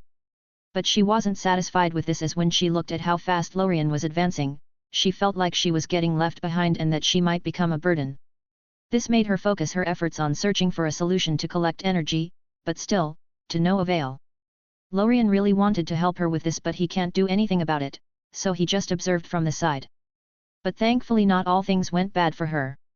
This year she also mastered her calamity lighting. This happened when Lorien took her with him to a dream when he went to practice the use of his clairvoyance and to better control limit burst. Actually, Lorien didn't want to only leave with her, he also wanted to take Shinobu with him. In the past year, after Shinobu moved here with Kaneo, their relationship quickly improved as Saigei kept pushing things from the side. And recently, about a month ago, he even gave her the 2 seeds of immortality and physical ability awakening. The ability she awakened was actually poison, which may have something to do with her previously filling her body with poison as a trap for Doma. She wasn't the only one. Lorien gave those 2 seeds, he also gave a pair to Kaneo after Shinobu asked him for them. This is understandable, after all, she doesn't want to see her sister age and die slowly in front of her. But contrary to expectations, Shinobu didn't give them to her after she took them. It appears that she is waiting for her to reach adulthood and make a decision of her own. A couple of days ago, Lorien asked Shinobu for her opinion about traveling with him, but surprisingly she refused. She said that she wants to stay here and live calmly for a while, she was tired of fighting and just wanted to rest. But the actual main reason wasn't that, it was to make sure the Tree of Dreams is spread worldwide. Shinobu became obsessed with this after she accidentally learned that Lorien may be able to revive her sister after they cover the whole world. Knowing this, she decided to stay and oversee the situation. It appears that her obsession with her sister is still very deep. Respecting her choice, Lorien didn't try to force things, everyone has a life of their own and is free to choose how they live it. Moreover, Lorien isn't a control freak, not to mention that he'll be back. Standing under the dream tree with Saigei next to him, Lorien looked at the 3 people in front of him. They are Shinobu, Nezuko, and Kaneo. As he was leaving, he didn't forget to call them. Even Nezuko, who was with Tanjiro, came back to see them off. Looking at them, Lorien had nothing more to say, he had already spoke to them previously, moreover, he was very bad at goodbyes. We're leaving. As he said this, Lorien raised his head and looked at the star-filled sky, feeling emotional. He couldn't help but think back to his journey in this world. When he came here he was a weakling, he hadn't even awakened his ability yet. He also felt very afraid but hid it well, this made him very cautious in everything he did. From directly practicing martial arts and swordsmanship the moment he was able to mostly focusing on improving his ability and staying out of trouble. Looking back at it now, he may have chosen the most optimal and safe path for growth, but he also lost a lot of fun in the process. But even if he were to go back in time, he wouldn't change anything, after all. His cautiousness allowed him to survive his weakest period. Sigh. Now, I can fully protect myself. Thinking of this, a small smile silently appeared on his face. Ha ha ha. It seems that I can be a bit more playful in the next world, I just hope it's a world that I know and a helpful one. Resolving this, Lorien felt as if a burden was lifted, his mind has never been this clear. Smiling happily, he held Saigai's hand and raised his right hand waving goodbye to the girls in front of him. See you later. Take care. Goodbye. Come back safely. Then, just as he was still waving, Lorien and Saigai abruptly disappeared from their place, blipping out of existence. Volume 1 End. Chapter 75, Danger in Nothingness. Pre-chapter talk. 1 Disclaimer. All the events depicted in this novel are just works of fiction and have nothing to do with reality. This includes politics, religion, social behavior, events, and characters. So have fun and read at your own discretion. 2 Thank you. Before starting the volume I'd like to thank all the readers for their support and patience. And I'd also like to give a special thank you to King for his support on Patreon. I really appreciate it. 3 About the volume. This volume will be short, only around 30 to 40 chapters, and the world will be High School of the Dead. Volume 2, Start. Nothingness, a mysterious and boundless place filled with miracles and opportunities, but also full of danger. There are an unknown number of worlds that exist in this place. Every moment, a number of worlds perish as others are born. This is the place that Lorien and Saigai found themselves at after they exited the Demon Slayer world. They are currently sitting inside a golden-colored spherical barrier that was created by the orb inside of Lorien's body. They just kept floating there unmoving. Unlike his first traveling experience, this time Lorien didn't fall unconscious. This allowed him and Saigai to feast their eyes on a sight they had never seen before. Everything was dark, but in this darkness, there were innumerable stars shining in all directions. Lorien and Saigai felt as if they were sitting in the middle of a starry sky. But those dots around them weren't actually stars, they were worlds, and currently, the world closest to them is the Demon Slayer world. It looked very large, so large that Lorien wasn't able to accurately estimate its size just using his naked eyes. It is spherical and transparent in color. Lorien could even see some of the scenes inside from his current position. But sadly, before Lorien and Saigai could fully enjoy the surrounding view, the golden barrier around them suddenly shook and then shot quickly in a certain direction. Sitting inside the golden barrier, Lorien tried his best to make sense of what is happening outside. Even though the golden ball was moving fast, Lorien was still able to somewhat make sense of his surroundings. He saw many worlds, some are small, even smaller than the Demon Slayer world, while others were much bigger. Some had a transparent barrier making the scenes inside visible while others had opaque ones. Some gave off a neutral feel, others had a holy feeling to them while some looked dark and full of evil. But then suddenly, and just as Lorien was watching everything around with relish, something caught his attention. He caught sight of a world that was very close to their future trajectory. This world looked very different from any of the ones he just saw.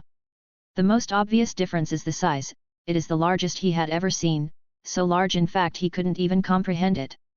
But that wasn't the main thing that attracted Lorien's attention, it was the feeling it gave him that did. It felt dangerous just looking at it. It felt as if something was gazing back at him and wanted to devour him, so after just one look, Lorien quickly looked to the side, trying not to look in its direction. Doing so, he found that Saigai also had almost the same reaction as him. Did you also feel it? Yes. But then just as Lorien and Saigai spoke, a mutation suddenly occurred. From that immense pitch-black world, a red beam of light suddenly shot towards them. This beam was very fast, and it didn't take long for it to reach their position. Traveling all that distance, the red light stopped in front of the barrier, apparently trying to block their path. Sensing this, the golden orb tried changing directions, but it was useless. Whatever it was that appeared also kept moving and blocking it. This continued for a while before the golden orb finally gave up and stopped moving, it now just floated there. Seeing this, Lorien couldn't help but worry. He didn't understand what was happening, but he intuitively knew that it wasn't good. The immense dark world gave him a very creepy feeling, and whatever came from it obviously wasn't anything good.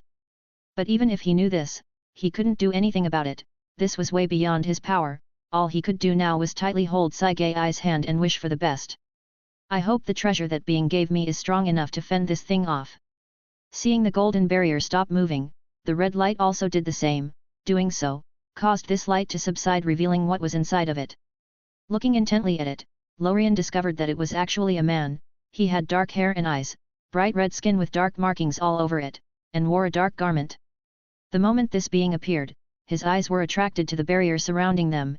After observing it for a while, his eyes finally turned to Lorien and Saigai who were inside of it. After glancing at Saigai for a fraction of a second, he ignored her as his attention was then fully focused on Lorien. Sanitten levart otist nawoidi wula iotka orusert asiti wo estot os. So that's how it is, a treasure actually allowed you ants to travel nothingness. Mtem eva woy sa minitun tu bicule era woy. You are lucky to get such a treasure. But not anymore, as you have met me. Regia ker ot elba eblitihtiw noos nmeblti tub blufferwap siti tot leaf naci siti reveta w. Whatever it is, I can feel that it is powerful. But it'll be mine soon. With it, I'll be able to reach a higher level. Itinutrapo na kasniag tien lo I izareto, yadot levart ot dedict iliql. Luckily I decided to travel today. Otherwise, I wouldn't gain such an opportunity. Ha ha ha ha ha. Feeling this being's gaze on him, Lorien's scalp felt numb and his body became stiff as he started shaking uncontrollably. This is not him being afraid, this is actually a suppression at the life level. Just standing in front of the man, Lorien couldn't even control his body, not to mention that even though he couldn't understand the language, he magically understood what the being was saying, which caused Lorien's heart to sink deeper. All Lorien could do now is wish that the orb could send him away from here. Not wasting any more time looking at the ants in front of him, the red-skinned being suddenly stretched his hand towards Lorien. His hand was covered by some sort of black-colored energy. There was also some sort of mystery surrounding it that Lorien couldn't comprehend. But thankfully, the moment his hand touched the barrier, it was effortlessly bounced away. The barrier didn't even shake in the least bit. Seeing this, the being frowned slightly while Lorien heaved a sigh of relief. It seems that I am safe for now. Not caring about his failure, the red-skinned man started laughing wildly. Ha ha ha ha. Redib et siti regorts et duji. Good. The stronger it is the better. Saying this, an even more powerful energy suddenly burst out from him as he then attacked. He now wanted to get this treasure and leave before anyone else notices what was happening here.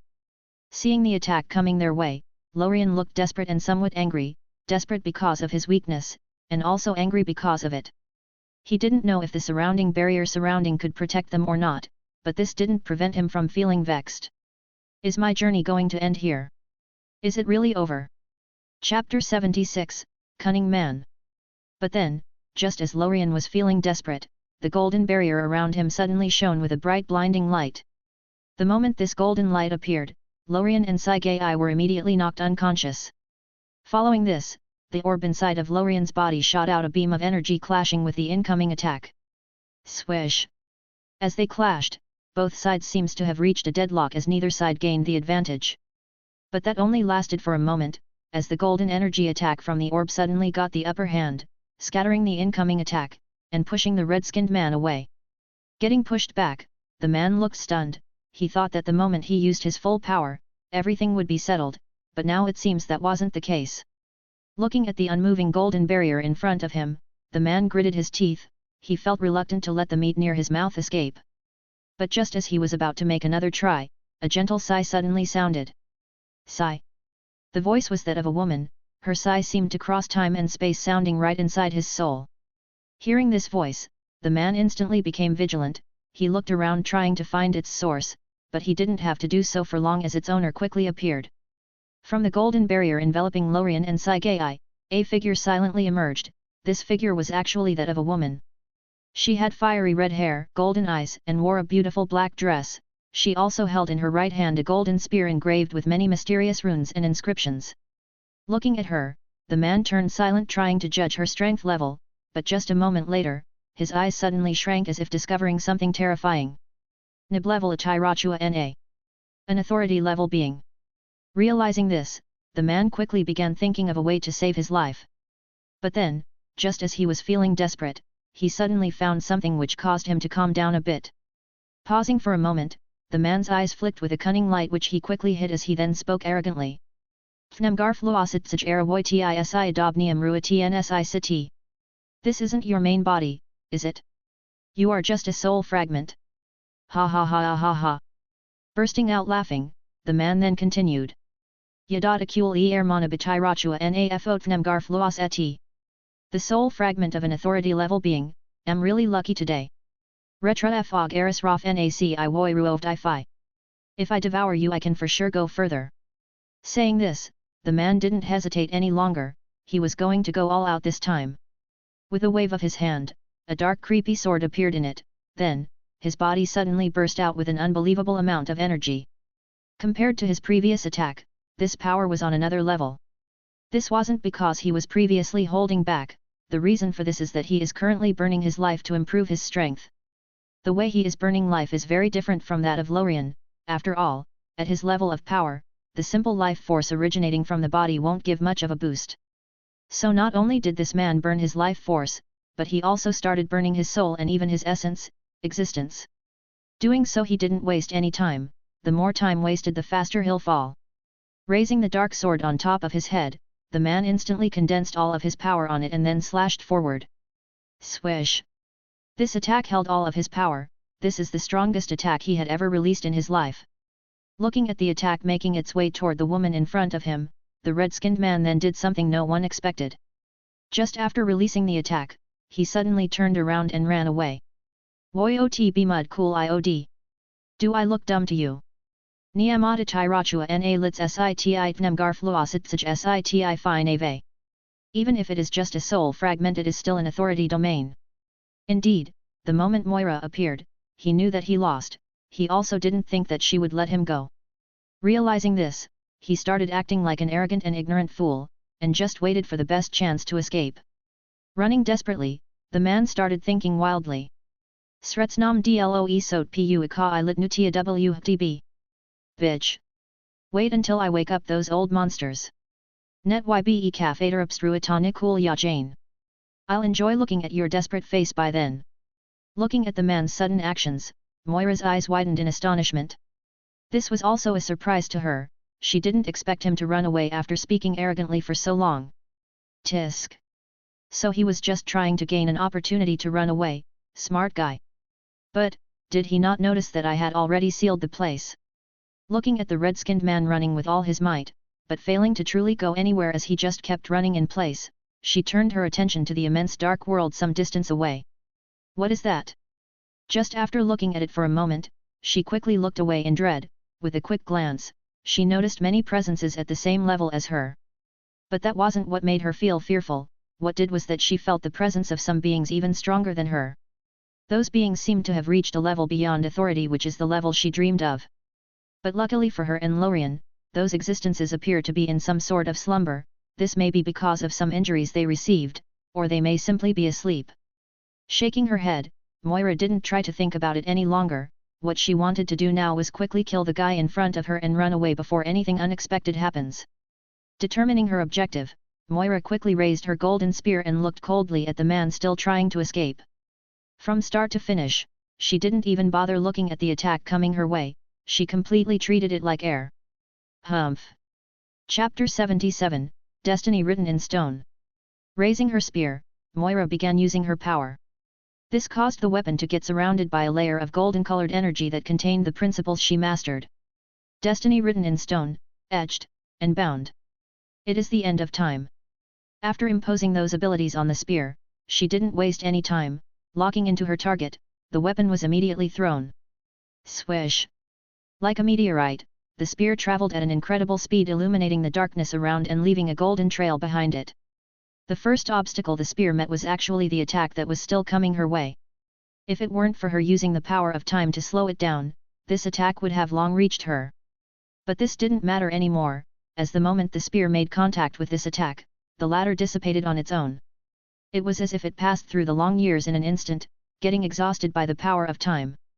Unabated, the spear continued on its way toward the brightly red-skinned man. This man is still trying to run away but to no avail. This is not to say that he didn't notice the abnormality, as he actually noticed that he wasn't going anywhere long ago. To be more precise, it was as if his speed got infinitely reduced or the distance he was trying to travel got infinitely extended. Frankly, he couldn't clearly tell what was happening. But even if he knew this, he still kept trying his best to run away. After all, he has no other choice. But now that he felt an attack locking onto him, he quickly turned around to face it. He wanted to evade this attack, it's just that no matter what he did, he wouldn't be able to. He clearly felt that he was locked by some sort of mysterious power. In its tarotsef DNA ijuake fo rewap et tisi. Is it the power of cause and effect or destiny? And before he could do anything to defend himself, the spear already reached him. Swish! Pierce! Wide-eyed, the man looked down at his chest just to see a golden-colored spear lodged in there. This weapon nailed him in place, causing him to be unable to move. He also felt that all of his power got sealed the instant he was pierced, but things didn't end up there. Following this, golden-colored chains appeared out of nowhere, chaining his hands, legs, and neck. Moving quickly towards this man, Moira took back her spear and quickly made a barrier surrounding him inside. This barrier is golden-colored and hexagonal in shape.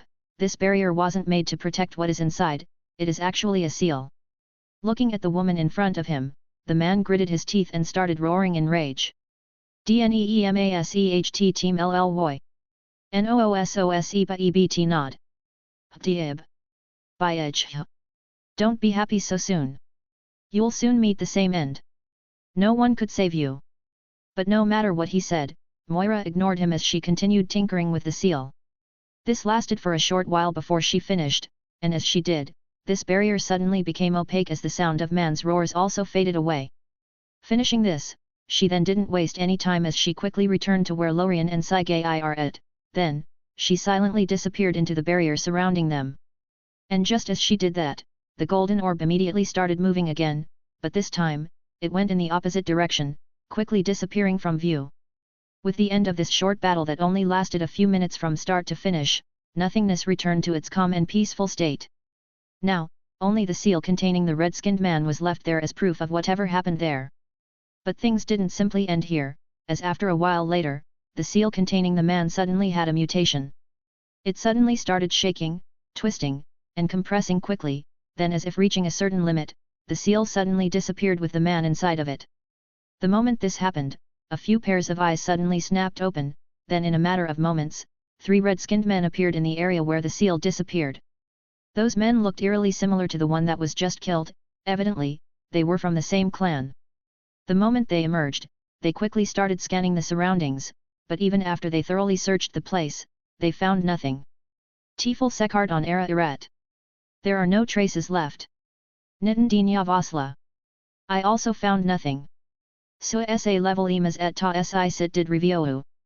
Whoever did this is at the same level as us and is a master at hiding his tracks. Nitalater siag esot ebm ti tot nit I think that it may be those guys retaliating. Roretana tnawyehTod. Do they want another war? Kcab og estel tiebosneht. Then so be it. Let's go back. Saying this, the 3 men didn't hesitate any longer as they quickly returned to their world getting ready to start a battle. From start to finish, none of them thought that it may be some passerby who did it. After all, this is not the first time such a thing happened, it is actually very common. By now, they are very used to it. If they don't start a war every couple thousand years, they may start feeling uncomfortable. Meanwhile, the golden orb containing Lorien and Sagai had already traveled far away. Luckily for them, Moira was smart enough to not kill that man on the spot, otherwise, she may have gotten surrounded. But this is also something she expected. After all, most factions have their own way to notify their family or allies of their death and its location.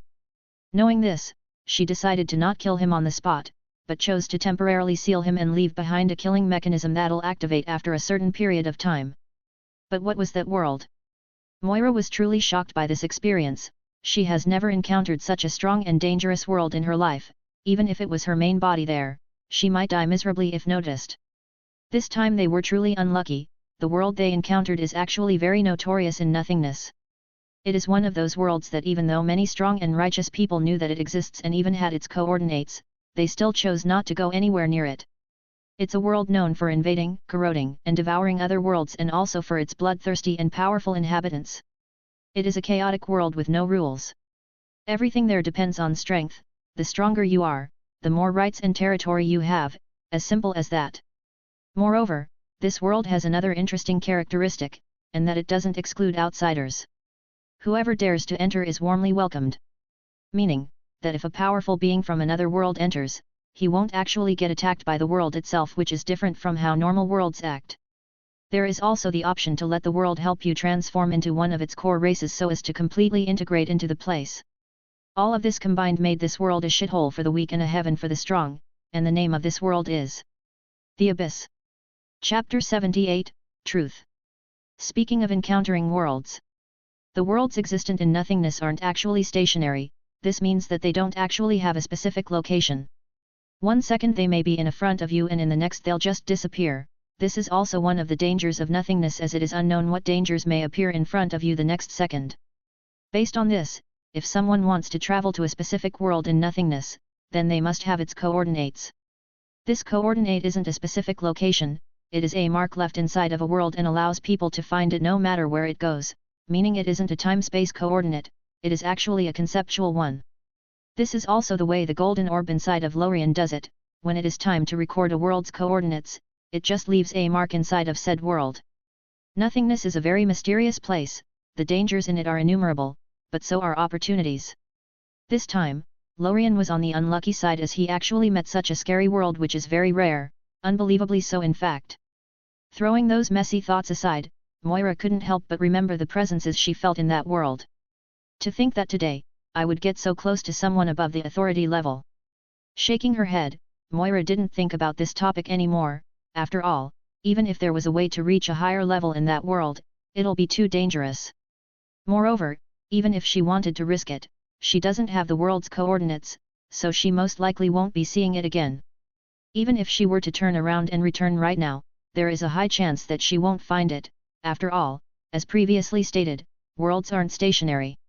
Worlds not being stationary is also one of the reasons why the battle began in the Eternal World, which is Lorien and Moira's home. If those two worlds only met for a short period of time, war wouldn't have started. But what actually happened was that the two worlds collided. This collision created a link between them and caused them to start moving in sync. This is where the rarity of the situation comes from. Sigh. Giving off a long sigh, Moira looked down at her semi-transparent hands. Currently, she is indeed just a soul fragment. This soul fragment was hidden in the orb she gave Lorien. This was done for a couple of reasons. The first is for protection like this time, but she only acts when Lorien meets a transcendent or authority level being. Otherwise, even if Lorien were to be killed, she wouldn't intervene. At most, she'll just send him away to safety and keep him from dying, or just let him die and revive him afterward. The only time she acted outside these rules is when Lorien awakened his physical talent, which contained the power of time. At that moment, all she did was help him perfect it and give it more potential. As for the second reason, it's because she is using Lorien, or more precisely the orb she gave him, as her backup plan. None of the beings that are able to reach her level are dumb or naive, quite the opposite. They are actually very cunning, and she certainly isn't an exception. When she gave Lorien the orb, it wasn't just to get a helper, it also acted as a way for her to save her life in case something unexpected happened. If Lorien is able to get strong fast enough and help her in the war, then this backup plan isn't needed and she'll just recover her soul fragment. But if she were to die before Lorien became strong enough, she could just resurrect using this soul fragment as a basis and start over again. By doing so, not only will she be very far away from danger, but she'll also have a reliable partner with her, and that is Lorien. And because she knows that she'll be safe either way, even if she were to lose, she can confidently drag the enemy to death with her. She'll come back alive and kicking in no time anyways. This is also the main reason why she only chose Lorien and didn't try giving opportunities to many people. This is not because she didn't know about the truth of not putting all the eggs in one basket. It's mainly because, if she were to cut another fragment from her soul, her strength would be affected and the enemy may take advantage of it to attack her. Speaking of this soul fragment, it isn't actually a clone or anything like that. From start to finish, there is only one consciousness. She is currently controlling both her main body and this fragment remotely. Sigh. Feeling tired, Moira started looking around for a suitable world to send Lorien and Sagai into. She is now feeling very exhausted. In the last battle, most of her energy actually went into erasing their traces, not the actual battle. A transcendent is no different from a bug to her. Even if she is currently only a soul fragment, she didn't take that man seriously. But she had to make sure that no one was able to track them after the fight, and this includes those above the authority level. This is why she is currently feeling so tired. After looking around for a while, Moira soon found a somewhat weak world. Moreover, this world looked like it is in trouble. Seeing this, Moira's gaze fell on Sagai, who was laying next to Lorien. "Let me help you a bit, otherwise, you'll soon become a burden." With her choice being made, the golden ball suddenly changed directions, instantly hitting the nearby world barrier, or better known as the world's crystal wall. Hitting it, the golden ball didn't pause for even a moment as it pierced right through it, entering this new and unknown world. Finally, after such a grueling and torturous journey, Lorien reached his destination. Chapter 79, Chaotic New World. High-rising buildings, sidewalks packed with people, roads jammed with cars, and a horrific air quality. This is the concrete jungle. Or at least that's how it's supposed to be. Usually, the city maintains a somewhat orderly state where people are trapped in their own bubbles, minding their own business, each going their own separate ways, some walking to school, while others driving to work. This state is very tedious and monotonous, yet calm and mostly safe, but today, this city looked completely different, losing its previously orderly state. Explosions could be heard everywhere, cars were crashing around due to various reasons, people were running and screaming, and car horns and sirens were going off in every direction. But what was even weirder is the huge number of people around that looked very abnormal. Those people had a grey body coloration, completely blank and rolled up eyes with tight pupils, their jaws were wide open and their tongues uncontrollable. They didn't look human anymore, they looked more like zombies, also called the undead. Those zombies are the true source of the mess happening all around. They kept running around biting people and infecting them. Depending on perspective, there were even some unlucky or rather lucky people who died without having the chance of joining this legion of undead, as they became food instead. But then, in this chaotic environment, a young man and woman suddenly appeared on one of the sidewalks.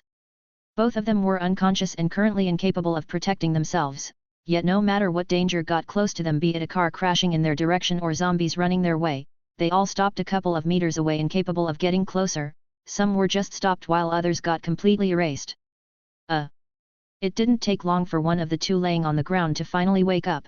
Moving slightly, Lorien held his forehead, feeling somewhat disoriented. "Where am I?" Looking around, Lorien looked at the chaos ensuing. A few meters away, a zombie even jumped on a man trying to run and bit him in the neck, causing blood to splash everywhere. Zombies. Watching the man trying to struggle to no avail, Lorien was quickly able to recognize what was happening. Shit. I haven't watched a lot of zombie movies, so I may not know this world. No. No. No. This is not time for this. What happened earlier? How did we survive? Did the orb save us? Recalling what had previously happened in nothingness, Lorien immediately started to panic as he first quickly glanced at Sagai, making sure that she was okay. Then he tried calling out the panel. "I hope there is no damage." Swish.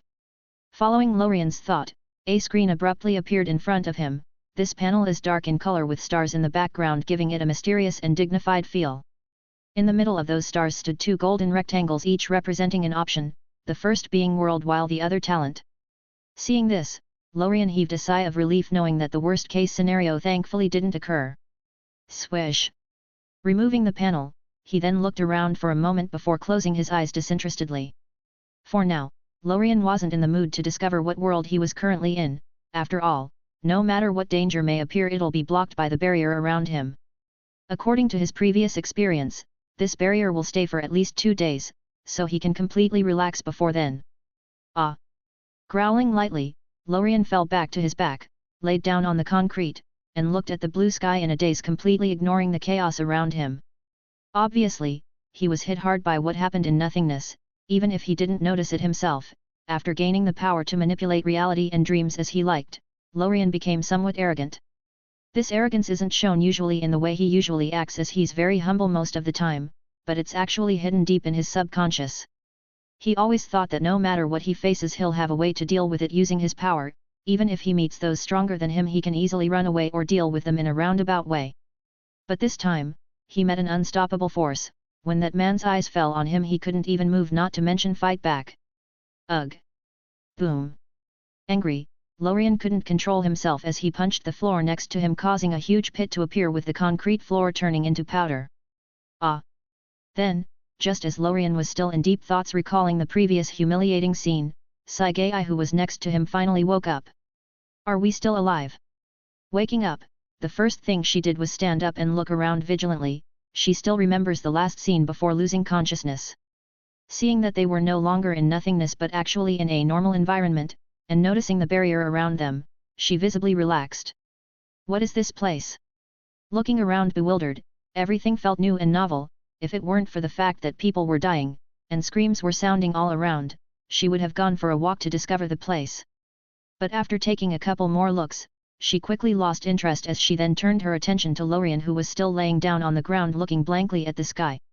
Seeing this, she clenched her fists tightly. She also remembers what had just happened, and she too has the same thoughts as Lorien, maybe even more intense. Sigh. Giving off a long but desolate sigh, Sagai ignored everything around her as she then sat down next to Lorien. Power Hui! Extending her hand and holding Lorien's, she then also laid down next to him as she started looking at the sky with a confused look on her face. Feeling a hand holding his, Lorien turned his head slightly towards her before holding it tightly and turning his head back to the sky. Chapter 80, Heaven. Ah! Fuck it! After laying down for a while, Lorien completely calmed down and organized his thoughts. Standing up, he patted the dust off his clothes, and started laughing. Red-skinned asshole! We'll meet again. Don't let me get my hands on you by then. Unbeknown to him, his imaginary enemy had already died miserably, and even if that were not the case, finding that world would be near impossible. But if by chance he finds it, the clan that the man belongs to will be very unlucky. After all, they all look the same. And what do you do if you can't tell which one is your enemy? Kill them all. After all, none of them are good guys anyways. But this doesn't matter much now, as with this adversary in place, Lorien's enthusiasm was sparked as he has now found another goal to work towards. He had never felt this determined to get stronger. Before this, Lorien kept practicing to protect himself, and help the woman who sent him here after getting strong enough. And now, after this eye-opening experience that allowed him to discover a much bigger and wider world, this determination became much stronger. He really didn't want to feel so helpless ever again. It seems that I can't slack. Now clear-minded, Lorien finally started analyzing his surroundings. An apocalyptic hay. The worst possible world for me. It seems that I won't be staying here for long. Lorien's dream energy originates from the dreams of living things. This includes humans, animals, and any other organism that has a consciousness of its own and sleeps. The more living beings there are and the stronger their consciousness and soul are, the better it is for Lorien. This makes humans the most optimal species, as they are numerous in number and they have a very strong consciousness compared to anything else on the planet. And this is exactly why Lorien dislikes the apocalypse. The end of the world signifies the death of many people and causes the survivors to scatter around in very small groups. This makes the gains that he may receive in this world minimal unless it's some world with some unique stuff that he may find useful. Guess, I'll have to determine which world I am in if I even know it at all, that is. Feeling a headache, Lorien started rubbing his temples and he gave off a long sigh. Sigh. Meanwhile, just as Lorien was thinking, Sagai also stood up, but different from Lorien's determination, she still looked a bit muddled. How can I get stronger? As she was thinking of this, she instinctively opened her doom energy perspective, which is usually off. After all, who wants to see a scarlet world 24/7? This is... Hearing Saigai's exclamation, Lorien turned his head toward her. Is she surprised because of the zombies or the city? Is everything all right? Hearing Lorien's question, Saigai, whose eyes were shining brightly and looked as if she was drooling at something, didn't answer clearly but responded in a stuttering manner. This is heaven. Hey! Hearing this, Lorien looked around in confusion, trying to see if he had missed anything. Nope. Still a dumpster fire. But then, just as he was about to ask her again, he suddenly thought of something. Wait for a second. Doom, calamity, the apocalypse, could it be? When this thought came to his mind, he didn't waste any time as he immediately used his power to simulate her perspective. This is. As soon as he switched perspectives, his vision was completely overwhelmed with a scarlet color. The city looked very different, there was scarlet smoke or mist everywhere shrouding everything. Waves of smoke enveloped the city. This mist covered buildings, cars, and everything else in between. This smoke was so thick it actually made it hard to see, it looked like the smog that appeared many times in England and China, just scarlet in color. The moment Lorien saw this smoke, he immediately recognized it. After staying for so long with Saigai, if he wasn't able to even recognize doom/calamity energy, then he should just jump off a cliff. Raising his head, Lorien's eyes suddenly shrank as he discovered that not only did it cover the whole city, but it also filled the sky. Now, this can even be dubbed as shrouding the heaven and the earth. And not only that. When he looked around, Lorien also discovered that this mist was being continuously generated by the zombies. Fuck. This is too much. Is it because of the apocalypse? No, even if those zombies generate a lot of doom energy, they won't be able to generate so much energy in such a short period of time. Just by looking around a bit, Lorien is able to determine that the end of the world hadn't started for long. Something else must have caused it. But what may it be? Whatever. It doesn't matter anyways, its existence is already a fact, so there is no reason to dig deeper into it. After discovering the reason for Saigai's excitement, Lorien looked toward her just to see her opening her arms wide and closing her eyes as if embracing the world. Well, it seems that we won't be going anywhere anytime soon. And here I was thinking that we may just leave in a couple of days. Rubbing his temples, Lorien didn't know how to feel now. He was happy because Saigai is now able to grow stronger quickly, it's just that for her to absorb all the energy in such a world may take a long time. At least 20 or 30 years if everything goes well. But Lorien didn't want to stay in such a world for such a long time, as his strength will just stagnate without enough dream energy. What should I do? Note. There is indeed something in this world that is very helpful to Lorien. Can someone guess what it is? Don't look at P. Atrian, be fair P. Chapter 81, Direction. Lorien is really in a dilemma right now. After all, he couldn't just go to her and say, "What? You found a place that can help you grow stronger quickly? This opportunity is also very rare. Too bad. I have no time for this. We'll be leaving in 10. That would be very selfish to say the least. A comprehensive dick move. Ugh, guess we'll talk about it later, but before that, I need to further observe this place if we are going to stay." Ignoring Saigai, who was enjoying the moment, he started observing the zombies roaming around, but this time, much more seriously. I remember once reading about the different types of zombies. Do they exist here? No. This is not important for now, the crucial question is, does the virus affect me and Saigai? It most likely won't, after all, our abilities will neutralize it before it does anything.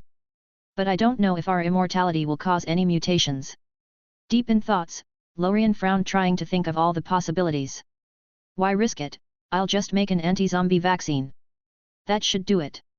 But then, just as Lorien was trying to make up an exhaustive plan in his mind, Saigai came running to him and took his hand, swaying it quickly back and forth.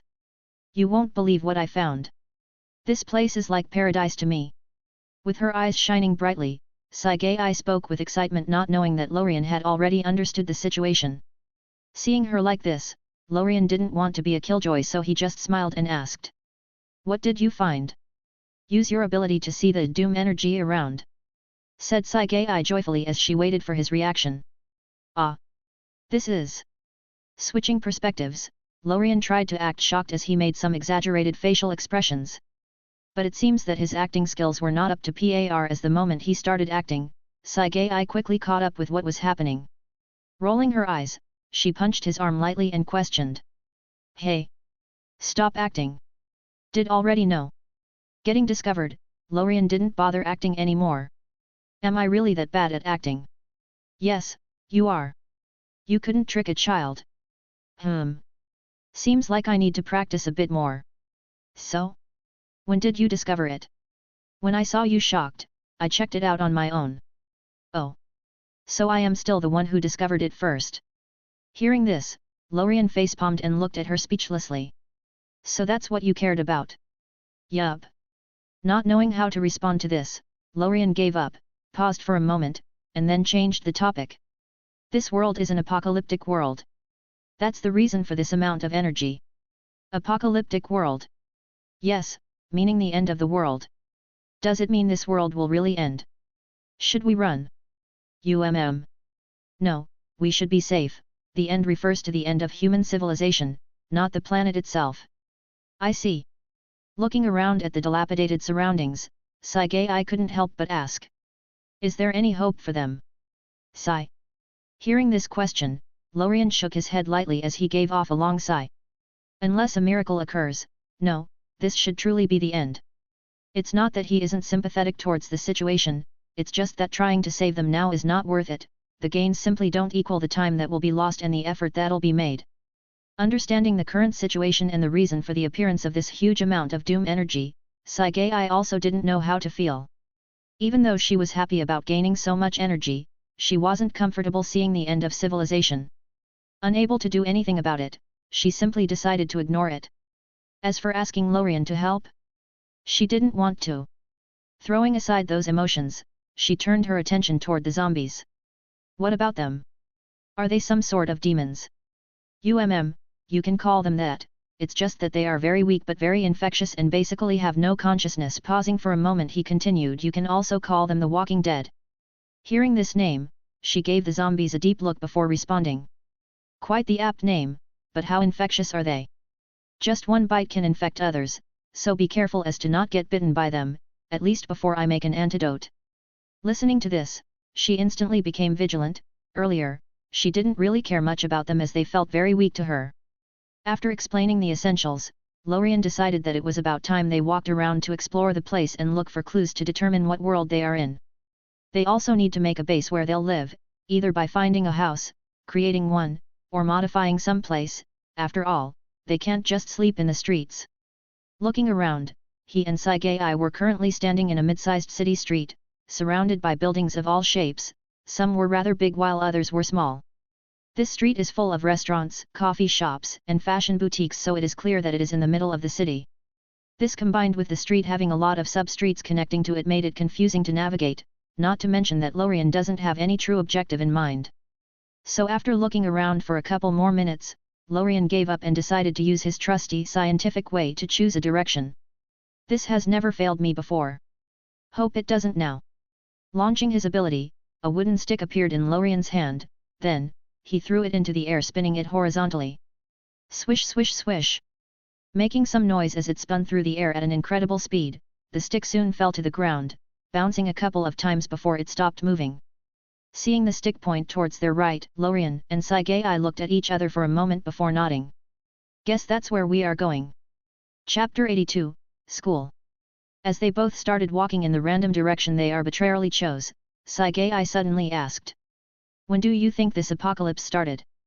Not long ago, maybe an hour or so. Why is that? Because of people's reactions. Their reactions? Yes, look there for example, said Lorien as he pointed in a specific direction. Following the direction his finger pointed at, Sagai saw a zombie suddenly walk into a grocery store with people inside it. But what was unusual is the people's reactions. They didn't try to run or attack this zombie, rather, they walked towards him trying to see if he was okay. And obviously, this didn't go well as the zombie suddenly jumped on the poor woman who was trying to check on him, biting her in the neck. Splat! Blood splashed everywhere. Ah! This caused most of the people in the store to start screaming while a few brave ones went to help. But sadly, their fate has already been sealed. After all those screams had already attracted the attention of the zombies. See? If the apocalypse had started a day or more ago, people would at least know what zombies are. Said Lorien, pausing for a moment before continuing. The zombies haven't spread to the whole city yet, so there are still places where people don't know that the end has begun. Oh, so that's how it is. By the way, where are we going? I'm thinking somewhere big like a school or hospital, then, I'll modify it so we can live there for a while before making further plans. A school or a hospital, got it. Saying this, Sagai then suddenly jumped into the air and climbed the tall building next to them in a couple of steps, quickly reaching the top. Seeing this, Lorien was about to follow her, but then, he stopped and looked at the barrier surrounding him. The barrier didn't budge an inch. It seems that it only follows me. This means that when Sagai leaves the barrier she has no protection. Guess this is one of the downsides of traveling with someone. But then, just as Lorien was deep in his thoughts, Sagai's voice suddenly broke him out of it. Hey! Come up here! I found something! Seeing her wave at him from above, Lorien ignored the zombies who were heading their way because of the noise and jumped up, reaching the top of the building in one single leap. What did you find? Look there! Following her finger, Lorien saw a school in the distance. It looked quite big, surrounded by greenery and with only 2 entrances, and from what he could tell, it seems that the zombies have just reached it. That should do it right. Yes, its size is good enough, let's go then. Saying this, Lorien then leaped forward, jumping from rooftop to rooftop, making his way to the school as Sagai followed closely behind him. Hope we find some people alive there. I have some questions to ask. Why didn't you just ask any of the people on the street? Because they looked too busy running. Meanwhile, just as Lorien and Sagai were making their way to the school, a man suddenly appeared at its front gates. The man looked somewhat pale and had blank and spiritless eyes. Moreover, he kept banging non-stop against those iron gates. His actions of course caused a response from the school staff as a woman accompanied by 3 men soon approached him. Excuse me, but what do you think you are doing? Quit that! But after getting no response, one of the men finally lost patience as he started walking towards the gate. Now, Hayashi, I'll take care of him. Then, he caught the man from his clothes and rammed him twice against the gate as the woman behind him started trying to stop him. Whoa, Tejima, don't resort to violence. But this was already too late, as the man getting rammed against the gate suddenly reacted violently and bit the staff's hand, causing him to fall back to the ground and start rolling in pain. Ah! Ah! This only lasted for a couple of seconds thought before he stopped moving, seemingly dead. He's dead. No way. It was just a bite. But then, the teacher who just died, suddenly woke up again under the relieved eyes of the 3 surrounding him. Tejima. Are you okay? Sadly, the only response they got was him jumping on the woman who was closest to him, grabbing her and then biting her in the neck. Ah! Seeing this, the last 2 staff at the scene also reacted, one of them falling to the ground in shock, while the other turned around and ran as fast as he could. And so like that, the school campus was compromised. Additionally, all of this madness transpired under the watchful and shocked eyes of a student who happened to be watching from the outer staircase of the school. After seeing this, the student took a couple of steps back before immediately running to the school's interior. It appears that he somewhat understood what was happening and wanted to call some of his friends and run away. A while later. Do you think everyone died? I don't think so, it's only been around 3 minutes, it would be a miracle if everyone died in such a short period of time. I think so too. Said Sagai, pausing for a moment before continuing. By the way, why choose a school? Wouldn't a small island or somewhere in the mountains be a better base in such a situation? That would be true if we were afraid of zombies and were truly trying to survive, but zombies aren't of any danger to us, so why stay away from the city? That makes sense. I also didn't want to transform the houses or stores around in case some people were still there, so a school or a hospital where no one lives is the best choice for now. Okay, got it.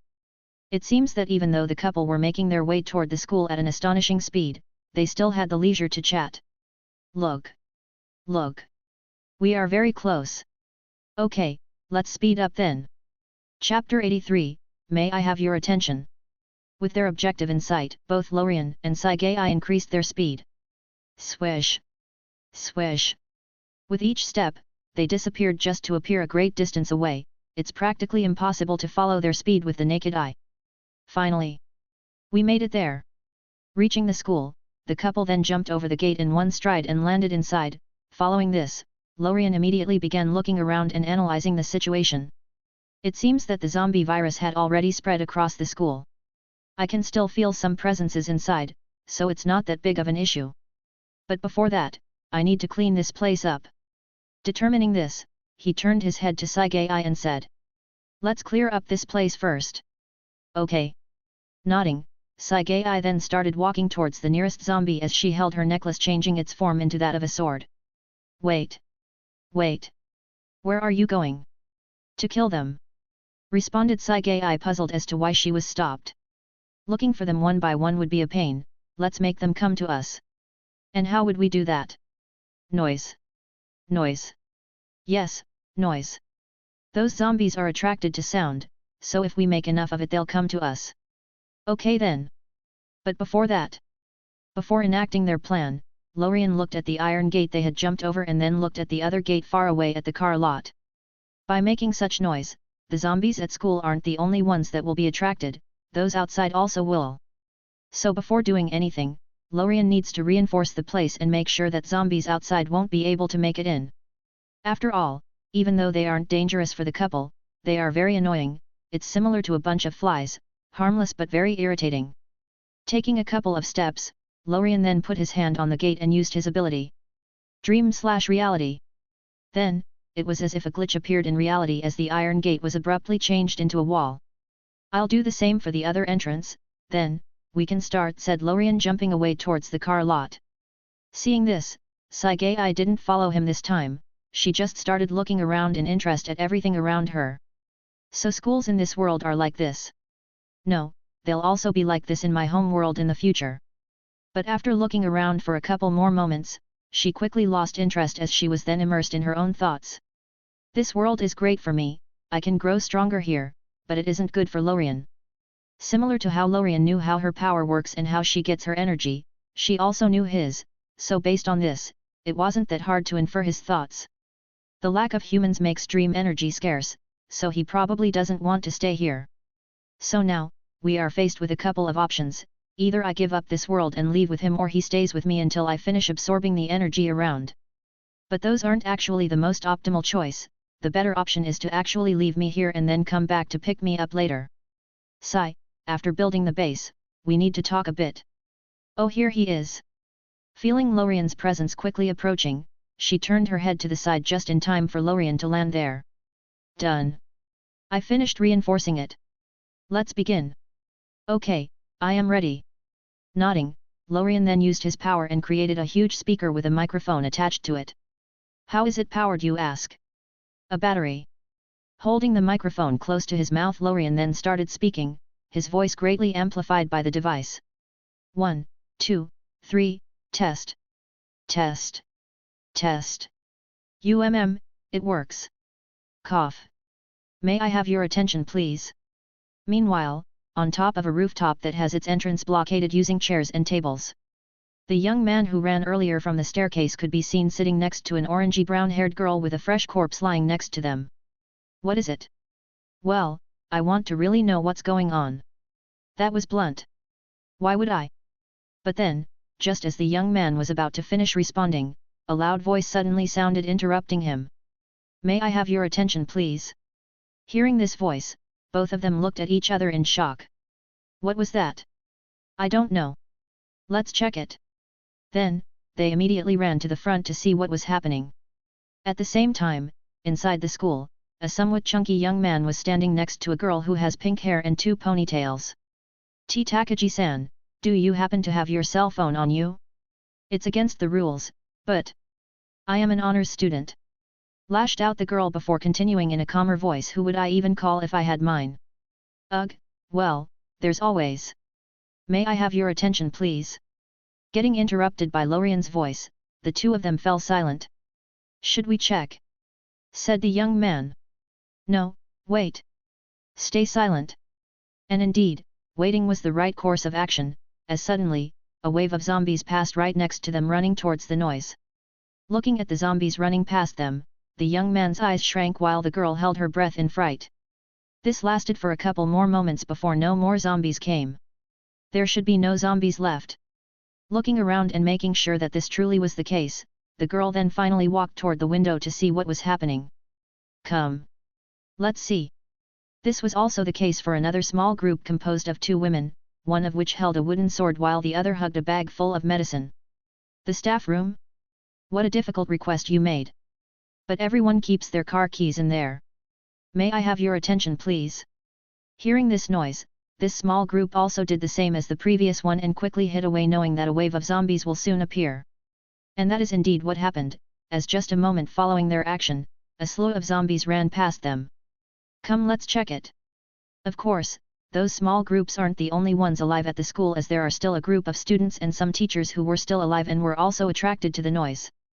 But having such a large group in such a situation isn't great, as it's hard to control. Moreover, not all those people are as smart as the previous small groups. And because of this, there were still a few unlucky people who didn't hide and were caught in the wave of zombies that were running towards the noise. Ah! No! Ack! May I have your attention, please? May I have your attention, please? But luckily for the other survivors, those zombies didn't dwell much in place, as they soon started running again towards the noise. Huff huff huff! I thought we were dead. I think I shat myself. Ew! Maybe we should check the origin of the noise. No, let's just run. Yes. No. After getting torn between those two opinions, finally, most of them decided to run away, while a small group decided to check out the noise. What was that voice? Chapter 84, HOTD. With Lorien's voice spreading to the whole school thanks to the speaker, the first to react were the small number of zombies that were already close by. Roar! Rag! But those zombies weren't much of an issue, as Sagai quickly killed them with one slash. Swish! Splat! Leaving those undead to Sagai, Lorien turned his attention to the school as he raised the microphone again to his mouth and continued talking. May I have your attention, please? All zombies, please head to the main entrance. Thank you for your cooperation.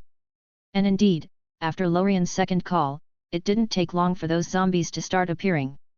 But different from humans who knew how to use the stairs, those zombies mindlessly ran towards the noise. Shatter! Crash! This caused a large number of them to jump directly from the rooftop, while others directly crashed through windows. Only a small number of them ran through the doors. And because of this, some of those zombies who jumped down from a high altitude fell on their heads and died, but this was only the case for the first batch, as after their death, their bodies acted as shock absorbers, saving the other undead. Looking at the herd of zombies coming their way, even Lorien felt shocked. Such a large number of undead running in one direction is truly intimidating. Crackle! Sizzly! Hearing the sound of electricity and lightning, Lorien turned his head to Sagai just to see her cover her sword with scarlet lightning as she then slashed forward. Buzz! Rumble! Following her move, a slash composed of red lightning exited her sword and made its way to the zombies in an instant. Swish! There was no resistance. All the zombies that were in the slash's trajectory were instantly cut in half, even remains were destroyed because of lightning damage. Swish! Swish! As the zombies continued to flow their way, Sagai continued slashing, cutting down wave after wave of zombies. Watching this, Lorien wanted to cry. He also wanted to have his own long-range attacks. It's just that the last time he checked, his source energy is still uncontrollable. Maybe I should give it another check later, who knows, it may miraculously work. Even though he was complaining, he could actually use his power for long-range attacks using the air as a way to remotely make contact with the target, but in the end, it is still just a trick. He didn't truly extend his range. Bitterly shaking his head, Lorien left the killing to Sagai as he then turned his head towards the school building. He clearly felt some eyes watching them from there. Those should be the survivors. By the way, what should we do with them after this? Kick them or help them? Let's wait until we meet them. If they aren't annoying, there is no reason not to help them. After looking at the largest group for a couple of moments, Lorien turned his eyes toward the other small groups. The first group that caught his eye were the ones on top of the rooftop, as they were very conspicuous there, and looking at them, Lorien felt a little familiar. Where have I seen them before? Lorien instinctively knew that this was something familiar, something he had previously seen, but he just couldn't put his finger on it. This is mainly because real life is different from anime. The people in this world don't look like anime characters, they look like real people. And because of this, it made it hard to quickly find original characters from their looks, so the easiest way to do it is by actually inferring their identity using their clothes and characteristics. But Lorien didn't dwell much on this as he then looked at another group. Hey! Looking at this group composed of two women, Lorien's eyes went wide in shock as if discovering something jaw-dropping. Those two women had very unique characteristics. One of them had purple hair and held a sword, while the older one was a nurse, had blonde hair, and had two huge mountains. But Lorien was still not sure of his guess, so he quickly looked again at the group on the rooftop that he had just ignored. Then, as if thinking of something he quickly searched for another group composed of a chunky man and a pink-haired girl which he quickly found. All of this combined allowed Lorien to gather all of the information needed to basically determine what world he's in. Zombies, purple-haired girl with a sword, a blonde nurse, a tsundere, and an annoying orange-haired girl. This should be the world called High School of the Dead. And as soon as he said this, the nameless world in the list of world coordinates changed into High School of the Dead. Basically determining the world, Lorien's mind quickly started pacing. Hey, at least it's a world that I have some knowledge of, but I still need to talk to those guys in school to really make sure. After all, it may just be a coincidence. Looking around, Lorien started observing the school in a different view this time. So we are in Tokanisha City, and this should be Fujimi Academy. I have always wondered if Tokanisha City is based on a real city or if it's totally the author's fantasy. I have looked all over the internet but couldn't find anything. Stop, stop, stop, this doesn't matter for now. Now, Lorien is really thankful for his talent awakening. Not only is he strong, his memory has also improved tremendously. If that were not the case, he wouldn't have remembered such small details. Shaking his head, Lorien then gave a last glance to those small groups before turning his head to the largest group, quickly finding his target. Found you! Koichi Shido. Different from Muzan in the last world, this guy truly annoyed him when he watched the anime. Now, Lorien couldn't wait to get his hands on him. Should I kill him now? No, I'll have some fun with him later, but before that, I should help Saigei. Chapter 85, Luck. Ignoring them for now, Lorien turned his attention to Saigei, who was still killing zombies. The average Japanese school has around 1,000 to 1,500 students, and from what Lorien could tell, the number of survivors isn't many, so even though Saigei killed a few waves of zombies, there are still a lot left. Seeing this, Lorien began using his power. Now, he is about to kill all of those zombies at the school once and for all. Dream/reality, erase. Meanwhile, inside the school, the survivors were attentively watching Lorien and Saigei's every move. Just as Lorien was previously observing them, they are now doing the same thing. This. Superpowers. So superpowers really exist? Are they heroes? What is happening to this world?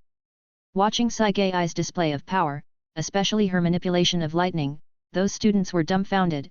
Today is truly a weird one for them. First, zombies appeared, and now, even superpowers emerged. Do you think we can get superpowers? I don't know. Maybe. I hope so. At the same time, just as this large group of students were watching the show with relish, the other small groups were also doing the same. Are they awakened? Said the chunky man called Hirano. Awakened? What is that? According to some novels I read, after the apocalypse starts, some people gain superpowers. Quickly responded Hirano in excitement. Isn't that just fiction? This isn't scientific at all, but frankly, after zombies appeared, I don't think that means anything anymore. After pausing for a moment, the pink-haired girl called Saya then continued. At least we should be safe now. Meanwhile, the purple-haired girl called Psycho was attentively watching the fight. She also kept looking at Lorien from time to time. I clearly felt him looking at me just now, or was it just an illusion? It felt as if I had no secrets at that moment. And that girl, is it swordsmanship or superpower? Just as she was deep in thoughts, the nurse next to her put a finger on her lips, titled her head, and then suddenly spoke in her usual carefree manner. Do we still need the keys? I don't know.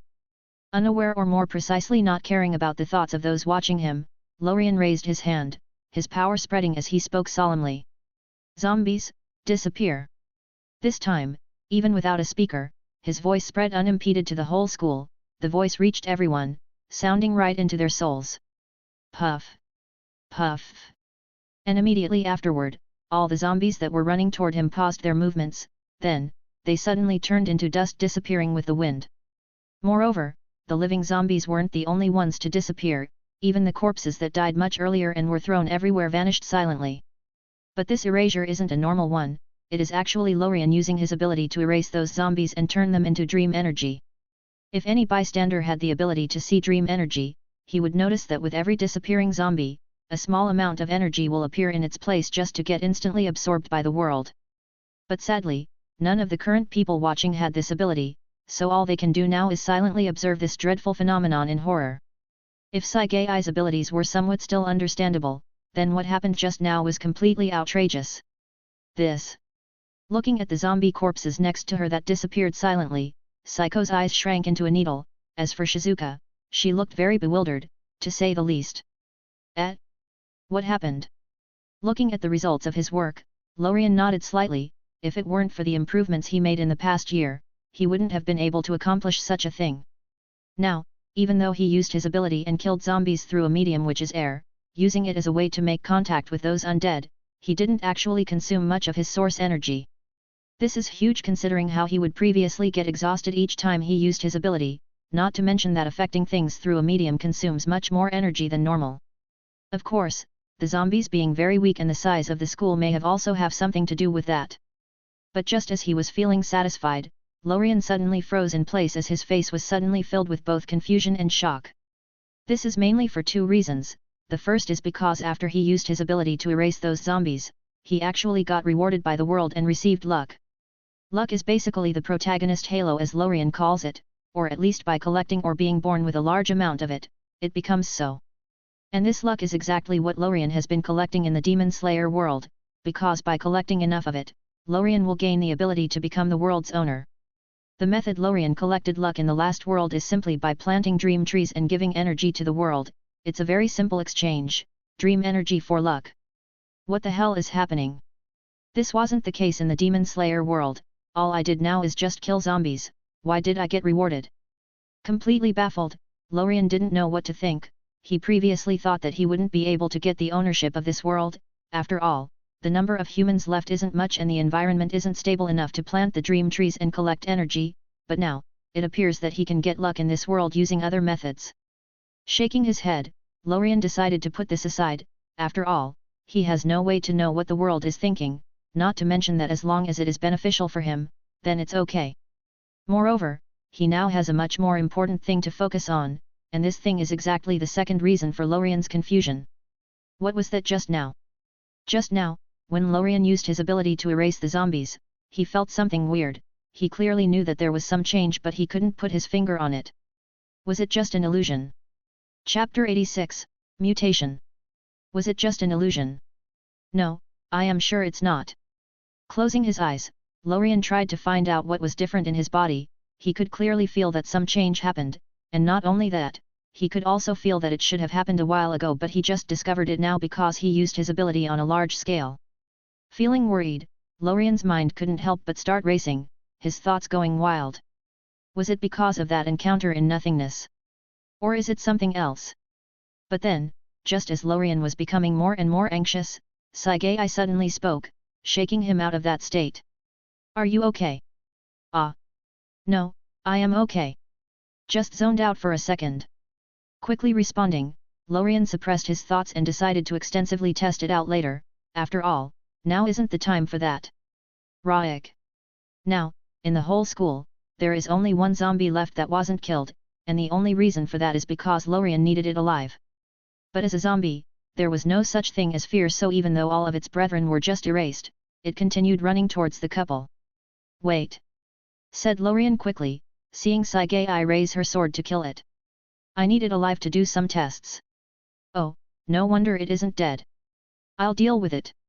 Raising his hand, Lorien then waved it lightly, which caused the zombie to suddenly freeze in place, unable to move. Then, a box made of bulletproof glass appeared around it, imprisoning it inside. Following this, Lorien moved it through the air and set it down next to the wall and out of the way. Patting the non-existent dust off his hands, Lorien then turned his head again to the survivors who were watching all of this dumbfounded. All survivors, come down to the main entrance right now. Said Lorien, his voice spreading to the whole school. Following this, he turned his head to Saigai and asked. What do you think, should we help them? Looking at the chaotic city outside where flames and smoke were spreading everywhere, Saigai frowned for a moment before relaxing again and responding. I think that we should help them for now, we have nothing to lose anyways, moreover, if they turn out to be annoying, we can just get rid of them. Okay then. Calmly responded Lorien. He left this choice to Saigai because he most likely won't be staying in this world for long, so considering the fact that by then she'll be the one to deal with the survivors, she has the most say in whether to keep them or not. After all, it's not fair for Lorien to make a choice for her and then run away and leave her to deal with the mess on her own. So after hearing her choice, Lorien then changed the topic. By the way, how should we model the place? I am thinking, a villa. That's a good choice. What about the survivors? We can make a separate living space for them. Nodding, Lorien then turned his head to the school waiting for the survivors to come out. Oh, here they are. Just as Lorien and Sagai were chatting, those survivors had already made it out of the school and walked shakingly towards them, obviously somewhat afraid of them. Sigh, I really hate trouble. Looking at the terrified students looking at him, Lorien felt a headache. But hey, at least they are much easier to control this way. Rubbing his forehead, Lorien's eyes couldn't help but wander to the teacher standing silently in the middle of the students. This is Shido-hei. Thinking about the fun he may have later, a wicked smile silently appeared on his face which he quickly hid away. But just after a couple of glances, Lorien quickly lost interest. Right now, he is not in the mood to play as he wanted to quickly fix the base and then test out the changes in his body. Can't those guys come out faster? Watching those students come out slowly in small groups, Lorien couldn't help but feel impatient. Now, he didn't even have the interest to interact with the characters he saw in the anime. Speaking of original characters, only Komuro and Rei haven't come out yet.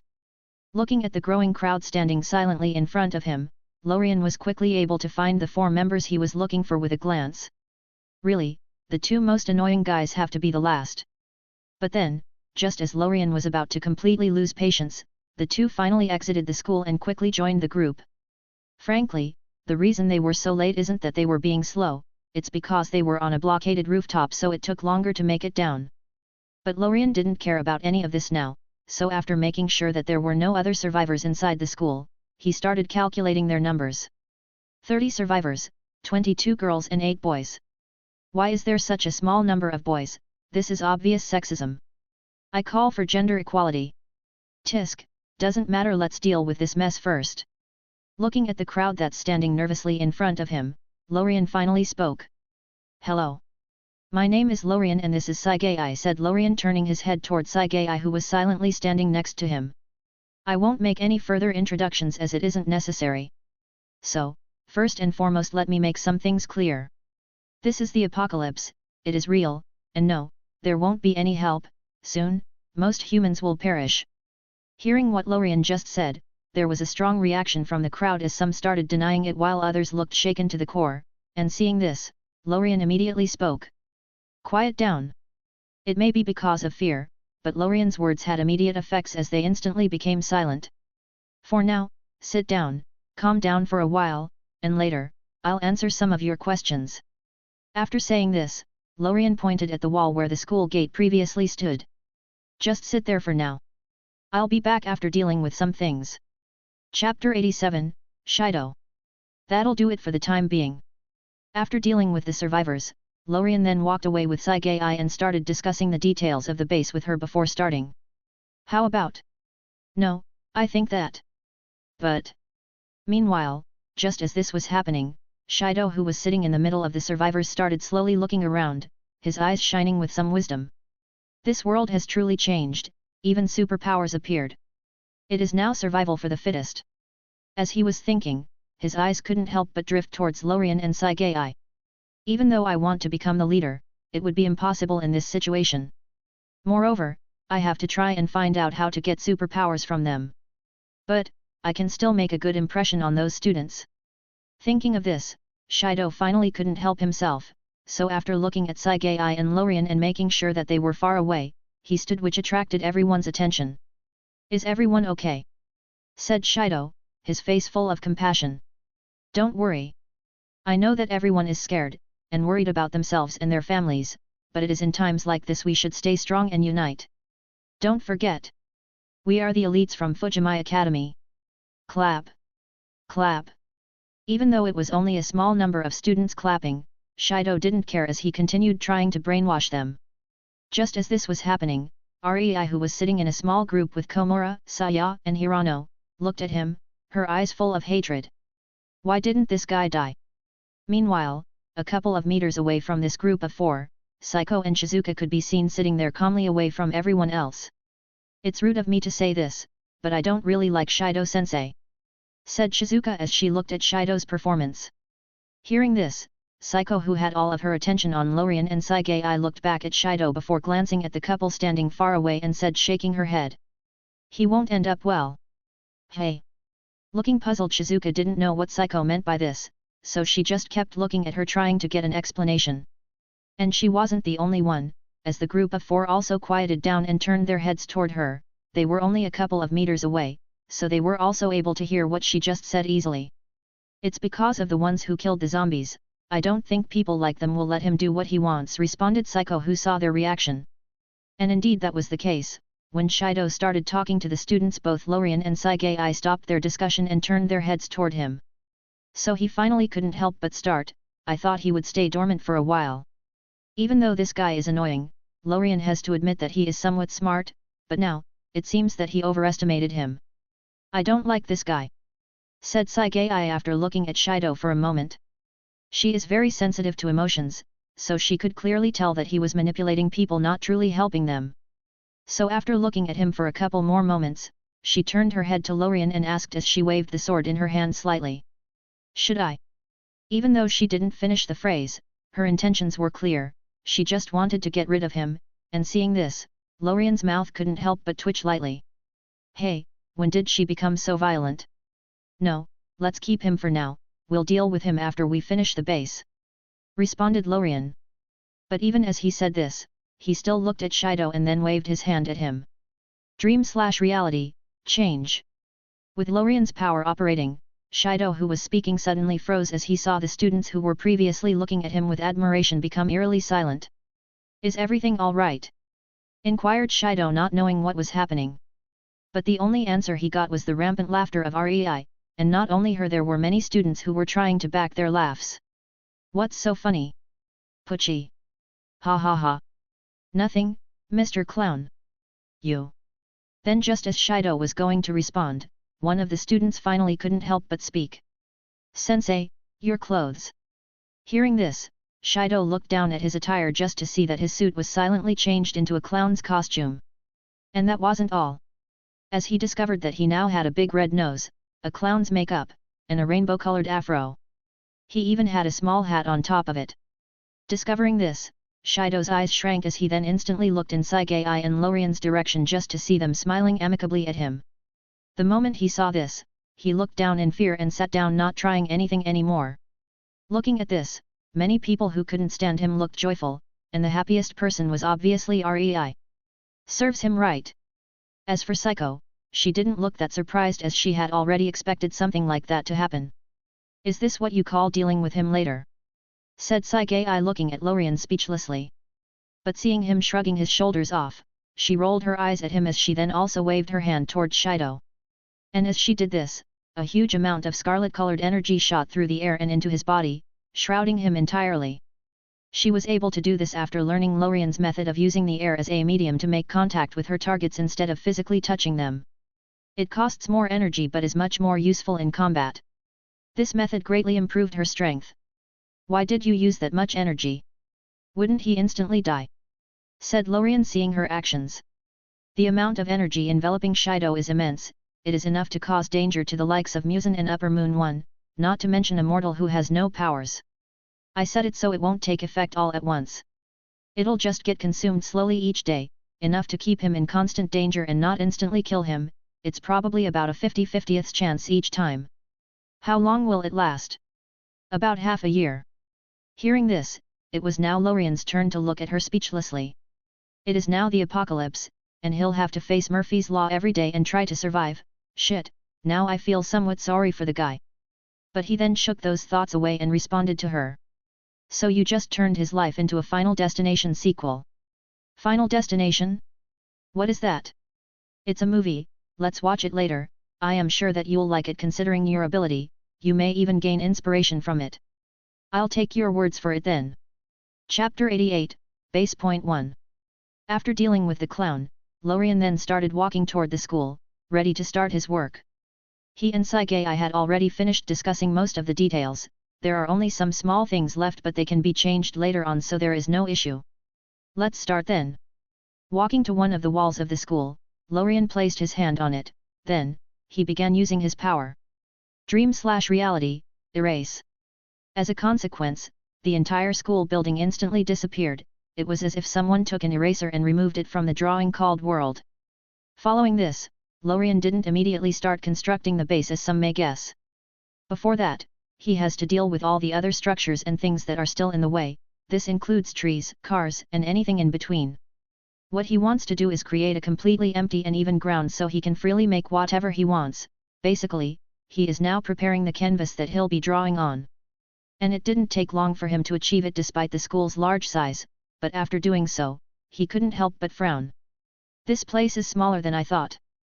The reason Lorien chose a school at first is because of the size, but it appears that he still overestimated it. There is no way that this place will be big enough to carry everything we planned.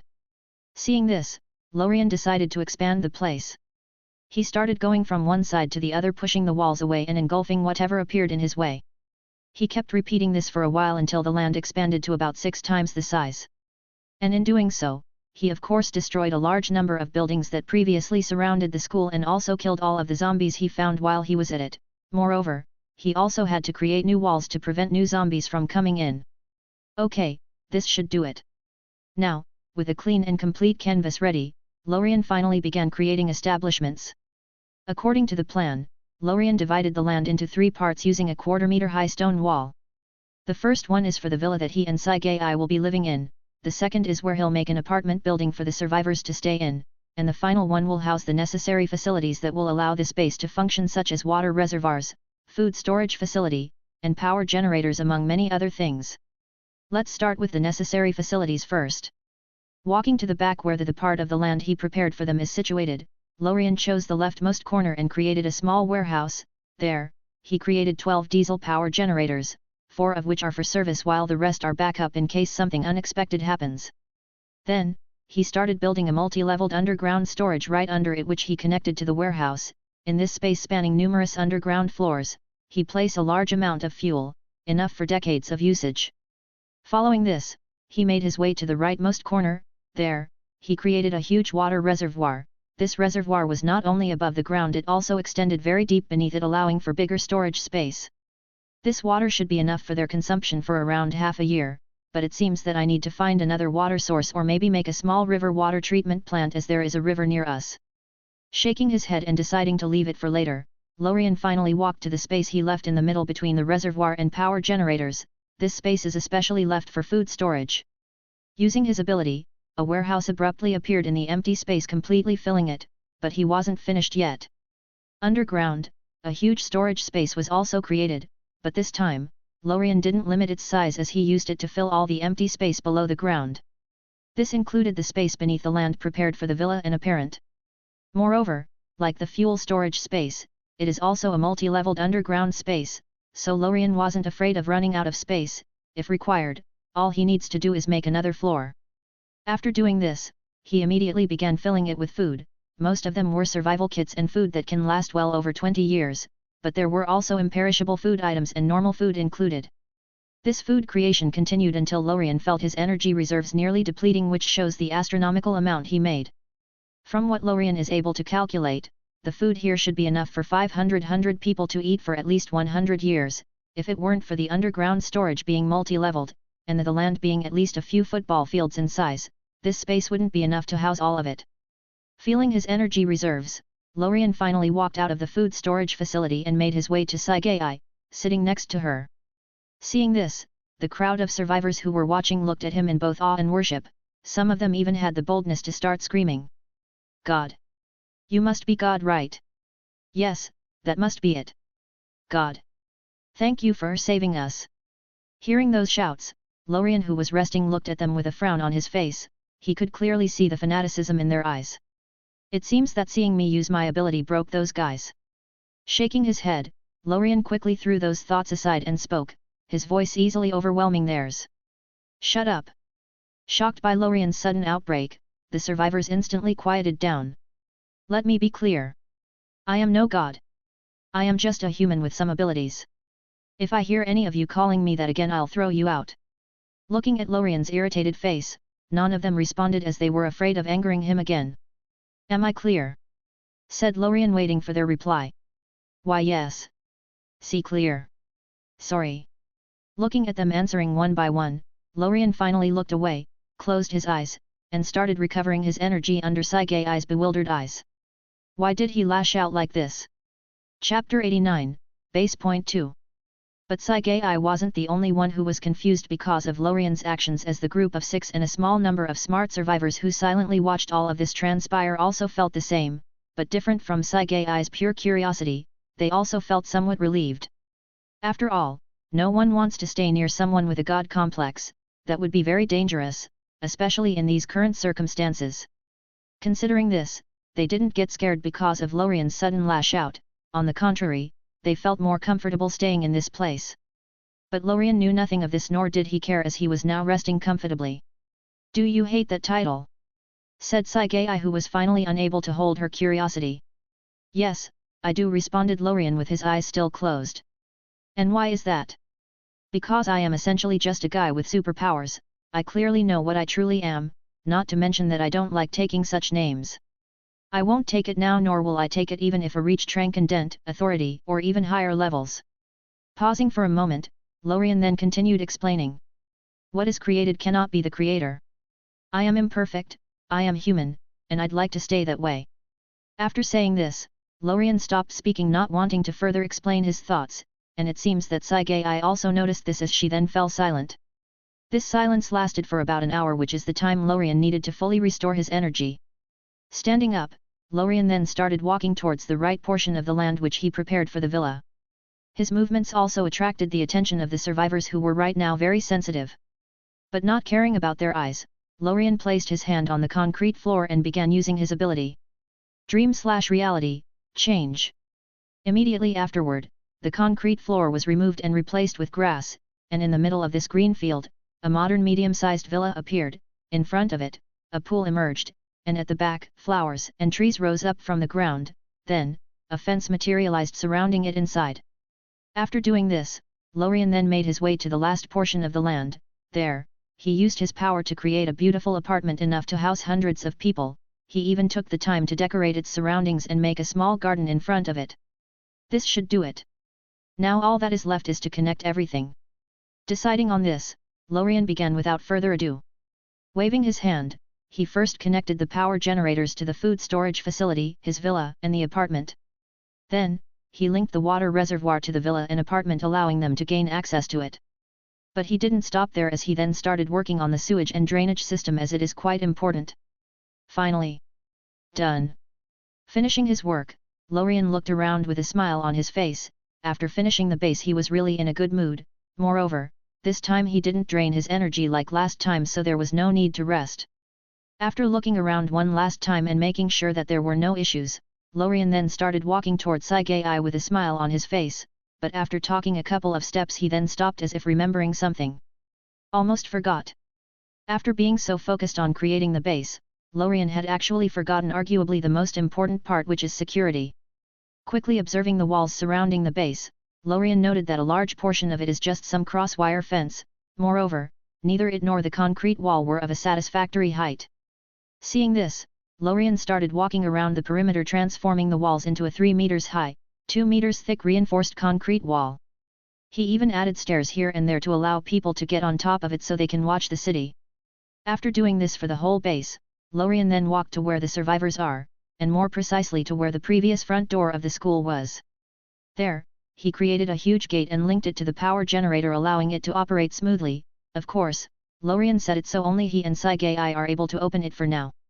Finishing this, Lorien started looking around again, as he felt that something was missing, but he couldn't put his finger on it.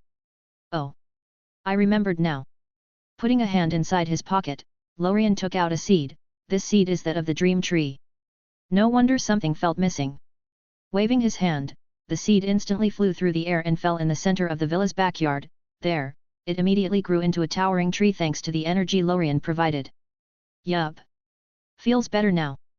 Patting the non-existent dust off his hands, Lorien made his way to Saigai as they then both stood in front of the survivors. Attention everyone. Everything is ready now. I have already prepared your accommodations. You guys can live in that apartment you see there for as long as you'd like. Just go and choose a room to live in. The doors are now unlocked and you'll find the keys inside.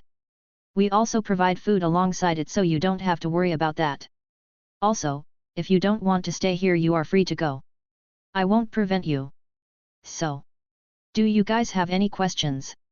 After saying all of this, Lorien then waited for their inquiries, but after getting no response he spoke again. It seems that you don't have any. Then you can go to the apartment. Seeing Lorien turn around to leave, one of the survivors finally spoke. I have a question. Hey. Hearing this, Lorien turned his head and looked at the speaker, and seeing who it was, surprise appeared on his face. So it's him. This is interesting. Okay, speak. Chapter 90, Truth and Questions. Hearing this, Komuro took a deep breath and asked solemnly. I want to know what caused the apocalypse, and can it be stopped? Not expecting this sort of question, Lorien froze for a moment. He thought that he'll just ask him about the possibility of letting other people stay in the base or something like that. Actually, Komuro isn't the only one who wanted to know this. As the moment this question was asked, everyone's attention was attracted, even Saigei who was next to Lorien also looked at him in anticipation. Hell, not to mention them, even Lorien himself is kind of curious about its origin as right now he doesn't know what caused it. Previously, Lorien was planning on leaving this aside for another time, but now that the topic is raised, he decided to check it out. After all, he is also interested in this matter. Wait, I'll try and check, said Lorien as he began using his clairvoyance. Even though his clairvoyance doesn't allow him to see the past or the present, Lorien could still look at the infinite possibilities of the future and infer the past from it. This costs a lot of energy but is still thankfully in an acceptable range. Looking into the void, Lorien's golden eyes shone with a mysterious light as they peered through time. This lasted for about 5 minutes before Lorien closed his eyes and rubbed his temples, feeling mentally tired. The amount of information he had to go through to find the answer he desired was absurd, but thankfully he was finally able to get what he wanted. Found it, said Lorien slowly as he opened his eyes and looked at eagerly waiting survivors. Glancing at them, Lorien could clearly see the tension and hope in their eyes, but sadly he had to crush it ruthlessly. No. The apocalypse cannot be stopped. Of all the futures I've seen, humanity was never able to get restored to its previous state. The best case scenario was just humans creating bigger bases here and there, but that also won't last long. Not caring about their shock and disbelief, Lorien continued speaking indifferently. The main reason for this isn't actually because of human incompetence, that is far from the case. It is actually caused by the world itself. Yes. You heard it right. It's the world itself. The reason the apocalypse started is because the world wants to get rid of humans. It is as simple as that. And this is also why it is impossible to stop it. I've seen some futures where humans were able to create a vaccine for the virus, but guess what? The next day all zombies mutated, rendering it ineffective, not to mention that those zombies can also start evolving and growing stronger if needed. So also you guys can fight the world itself. You should focus on surviving rather than trying to save humanity. Hearing Lorien's speech, silence immediately permeated the place. Looking at them, Lorien could see despair and disbelief appear on their faces, replacing hope. No. Impossible. Lies. Seeing them starting to react, Lorien didn't bother calming them down this time as he turned around and started walking away with Saigei only leaving some words behind. This is the truth, believe it or not, it is your choice. Oh. And enjoy your stay. Sob. Ignoring the cries and screaming of the survivors who couldn't handle it anymore, Lorien made his way to his new house. So this is why I got rewarded by the world. It turns out that the world simply wanted to get rid of humans, even the zombies. No, to be more precise, it just wanted its energy back, so when I turned that zombie into absorbable dream energy I got rewarded, and this should also apply to humans. So technically speaking, if I were to kill all of the humans and zombies on the planet, I can easily get control of the world. Moreover, if I go all out it won't take me long to do it. With his first world ownership dangling right in front of him, even Lorien couldn't help but feel tempted. Should I? But suddenly, just as he raised this thought, Saigei who was next to him spoke, shaking him out of this state. Lorien. Hey? What? Responded Lorien, feeling startled. Nothing, it's just that you suddenly became silent. Are you all right? Ah, I am all right, I was just thinking about something. Feeling her concern, Lorien smiled at her while suppressing the thought that he just had. Thinking back to it, he couldn't help but break out in cold sweat. It seems that even I get tempted sometimes, it appears that I need to work on strengthening my willpower. By the way, I also have a question, said Saigai. What is it? I have always wondered. You once told me that your ability can only warp/alter inanimate objects, but you also told me that plants and trees are alive, so how can you use your ability on them? That's a bit complicated, but I'll try to explain. Alright, I am listening. By inanimate objects, I actually meant things without a soul, or more precisely things without a conscience of their own, at least that's how I see it, as I am not too sure about it. What do you mean by that? My ability didn't exactly come with an instruction book, so I am also guessing here. So according to your guess, the actual limit to your ability isn't things that are alive, it is actually soul and conscience. Yes, that's about it. For example, I can alter a tree, but once said tree gains conscience and becomes a tree monster, I won't be able to alter it anymore. So is the soul and conscience higher than matter?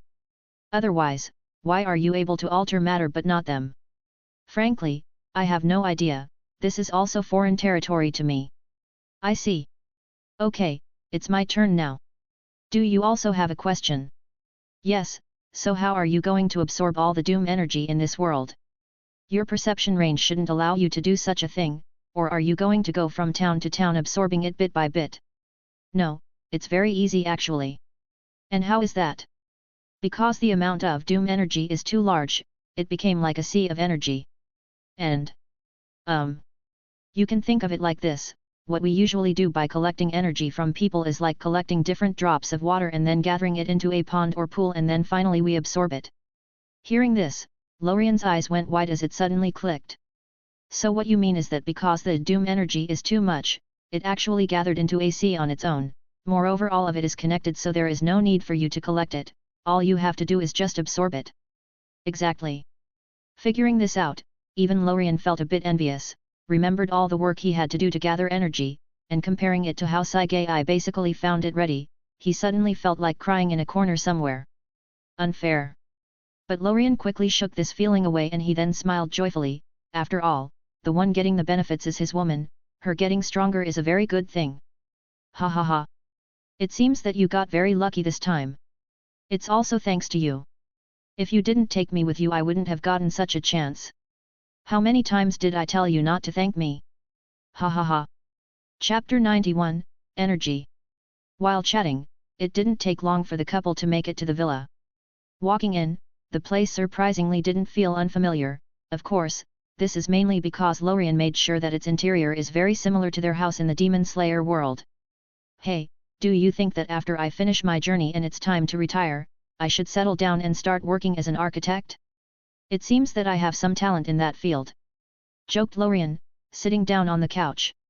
And I'll start a demolition business. Responded Saigai, rolling her eyes at him. That's a good idea. You can even secretly demolish some places and then I'll come and offer my services. I'll take that as agreeing. Aren't we a great team? Glancing at Saigai, who kept looking at him speechlessly, Lorien reluctantly stood up from the comfy couch and said as he started making his way towards the backyard. There are some things I need to test, so I may not be there for lunch. Don't wait for me. All right, got it. Waving at her, Lorien started walking faster, wanting to reach the backyard as fast as he could. Now that most of the mysteries he encountered in this world are solved, he wants to find out what changed in his body. Hopefully, it isn't something bad. Being not that far away from his destination, it didn't take Lorien long to reach it, and as he did, he immediately sat down under the newly born dream tree. This tree looked identical to the one planted back in the previous world with its golden cherry petals and dreamy vibe. Sitting there, Lorien felt very relaxed. For some reason, no matter what world he is in, this has always been his favorite spot. But then just as he was enjoying the serene atmosphere, Lorien suddenly turned his head towards the villa as if feeling something. This is... Switching perspectives using his ability, Lorien saw a large amount of scarlet-colored mist and cloud flood towards the house. It seems that I am not the only one who's busy. Tisk, God knows how this amount of doom energy got accumulated. The humans in this world are lucky they just got a zombie apocalypse. I wouldn't be surprised if they suddenly get hit by a civilization-ending asteroid. Shaking his head, Lorien quickly suppressed all those miscellaneous thoughts and directly began his tests. Let's see. Closing his eyes, Lorien immediately began examining himself comprehensively, be it body, ability, or even soul. Nothing. Still nothing. Again. But even after repeating this a couple of times, Lorien still found nothing. What is happening? Frowning, Lorien felt annoyed. It's like when you are trying to put your phone charger in the electric outlet without looking but you keep failing. You know that it's there but you just can't plug it in. Lorien is now feeling a similar emotion. Ugh. Feeling frustrated, he really wanted to just call it a day and just go back to the house. Anyways, there is no harm as far as he could tell, and he could always check on it later. I'll try and find out what it is slowly. But then, just as he was about to stand up, Lorien's attention suddenly turned to the only aspect he haven't tried yet. Could it be? Focusing on the source energy scattered in all corners of his body, Lorien decided to give it a try. Raising his hand, Lorien tried manipulating it. At first, nothing happened, but then, after a couple more tries, he actually felt this energy shake. Yes. It's this feeling. What Lorien felt now is the exact same feeling he felt earlier, which caused him to think that a mutation happened. Discovering this, Lorien's mood instantly shifted from worry to excitement. And without delay, he started strengthening his efforts trying to further control it. With his hands still raised, Lorien kept attempting to move his energy there. It felt like he is trying to move something heavy while his hands are slippery. He could somewhat shake it, but anything more than that is very difficult. Unfazed by this, Lorien continued his efforts, and to his joy, he could feel that with each additional try he is gaining more control over it. Yes. This is it. And finally, after about an hour, a small ball of dreamy multicolored energy the size of a pea appeared on top of his hand. It isn't much, but it is results. Ha ha ha. So that's how it is. It's not a mutation. It's just that I suddenly got the ability to manipulate the source energy inside of my body and I didn't know the feeling. It turns out that the reason why Lorien felt something different with his body is that some sort of shackle was lifted. But aside from joy, Lorien couldn't help but feel perplexed. Why did it get unlocked now? Why was I unable to manipulate it in the Demon Slayer world? Does it have something to do with the previous world, this world, or is it something entirely different? With one question answered, Lorien was suddenly faced with a whole new batch of them. But unable to determine the reason, he didn't try wasting his time on those thoughts as he then continued trying to manipulate his source energy. The more he did, the easier it became. It felt like suddenly gaining a completely new limb, and he just had to master it little by little. This continued for another hour until Lorien finally felt like his improvements became very insignificant and any further progress would take a lot longer, at least days. Realizing this, he immediately stopped and turned his head towards the villa. The doom energy isn't flooding toward the house anymore, so she must have finished absorbing. I should go and ask her to see if she could now also control the energy inside of her body, at least then, I'll know if it's only me. Doing so, I'll be able to infer many things. Finally deciding on this, Lorien didn't hesitate for a second as he walked into the house while loudly calling out. Saigai. Chapter 92, Talk. I am here. Heading towards the source of the voice, Lorien found Saigai laying lazily on the couch, her face full of contentment. It appears that you are enjoying yourself, said Lorien. I have never felt this full. Better get used to it then. I don't think this energy will get consumed anytime soon. I hope it never will. You really like the place, hey? This is heaven. Turning his head towards the burning city and then toward her, Lorien's mouth couldn't help but twitch. Only you would call this heaven. What can I do? It's innate. Okay, I am not here for this. I want you to test something. Hearing Lorien's voice suddenly turning serious, Saigai sat up from her laying position and asked. What is it? I want you to check if you can manipulate the source energy inside of your body. Hey? But isn't that impossible? Responded Saigai, confusion filling her face. She still remembers all of the futile attempts she previously made when she was in the previous world, but even then she still followed Lorien's instructions out of trust. Closing her eyes, she immediately began trying to manipulate it, and it only took a couple of minutes for her to open them again and respond in astonishment. This? It actually moved. So I am not the only one. What is happening? I have no idea. I just gave it a try and it worked. Weird. Yes, it is. After saying this, Lorien then fell silent, sat on the couch, closed his eyes, and then started pondering. Seeing this, Saigei, who was about to speak, decided not to, as she also closed her eyes and continued trying to gain further control of her energy. So I am not the only one who is now able to manipulate the energy in his body, Saigei can also do it, thought Lorien. This means that this is not a personal thing, it most likely has something to do with the world. Did we gain this ability by traveling to this world, or was it because we were shackled by the previous world? It may also be the being who sent me there who did all of this. Sigh. There are a lot of possibilities. If Moira were to hear his thoughts, she would have probably started screaming something in the likes of slander. It has nothing to do with me. I demand a lawyer. And that is indeed the case. After giving Lorien the orb that allows him to travel to different worlds, she did not intervene at all in his growth, so she is really innocent this time. What actually happened is that by chance, the Demon Slayer world has very strict rules that prohibit the use and manipulation of energy. Those rules are unbreakable for those who aren't at least at the law level. This made it so that everyone there cannot manipulate their energy, the most they can do is just use it as fuel. And now, that they have finally left it, those shackles were finally lifted, so unless they enter another world with similar rules, they can now freely manipulate and use their energy. Of course, this is not something Lorien knew about, so he kept brainstorming and trying to futilely analyze the reason behind it. But thankfully he didn't waste a lot of time on this, as shortly after this, he gave up, knowing that there are not enough information for him to infer anything. Whatever, it's a good thing anyways. Throwing all those thoughts behind, Lorien then turned his head toward Saigei, who had her eyes closed. Sai. I want to talk to you about something. With Lorien's voice sounding, Saigei immediately stopped her practice and then looked at him in puzzlement. It's about staying in this world, said Lorien. Hearing this, Saigei immediately figured out what he was about to say. Ah. So it's about that. I was also about to talk to you about it, but I didn't have the chance. Is that so? Yeah, I know that this world isn't a good place for you, as there is a severe lack of dream energy, so I assumed you wouldn't want to stay here. That is indeed the case. Why don't you leave me in this world and go to the next one? You can then come back later after I have completely finished absorbing the energy here. That's exactly what I was thinking, but there are some things I need to deal with before I leave. Feeling puzzled, Saigei couldn't help but ask. What things? I have already helped you with the base. Next, I am going to make a complete zombie vaccine, and there is also the issue of nuclear weapons. Nuclear weapons? Oh, you probably don't know them. Only then did Lorien remember that Saigei came from an age that predated the birth of those weapons. Realizing this, he pointed his finger at the TV, causing it to turn on. Watch. With Lorien using his power, scenes of nuclear explosions, their radius, effect, and what may happen if many exploded at the same time were broadcasted. Watching those explosions, Saigei's eyes shrank in fright. Can our immortality survive this?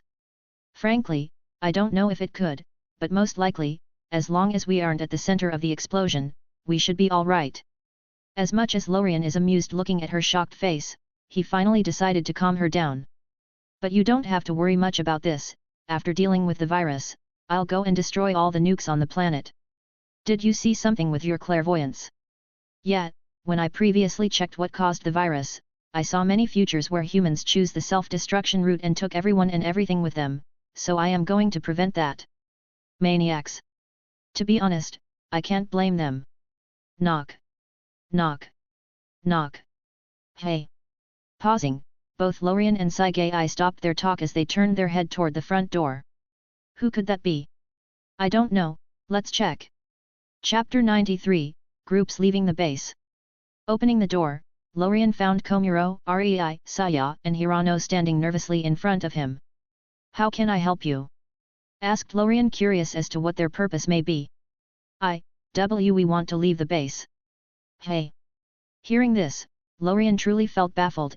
In this sort of apocalyptic environment, who in their right mind would leave such a safe base and choose to fight zombies outside? Are they out of their minds? But after thinking about it for a moment and using the information he remembers from the anime as a reference, Lorien quickly found the answer. They are still high school students, they are more emotional than rational. Rei and Komuro probably want to find their families. Saya also has the same reason, but she also wants to follow Komuro. As for Hirano, he just goes wherever Saya is.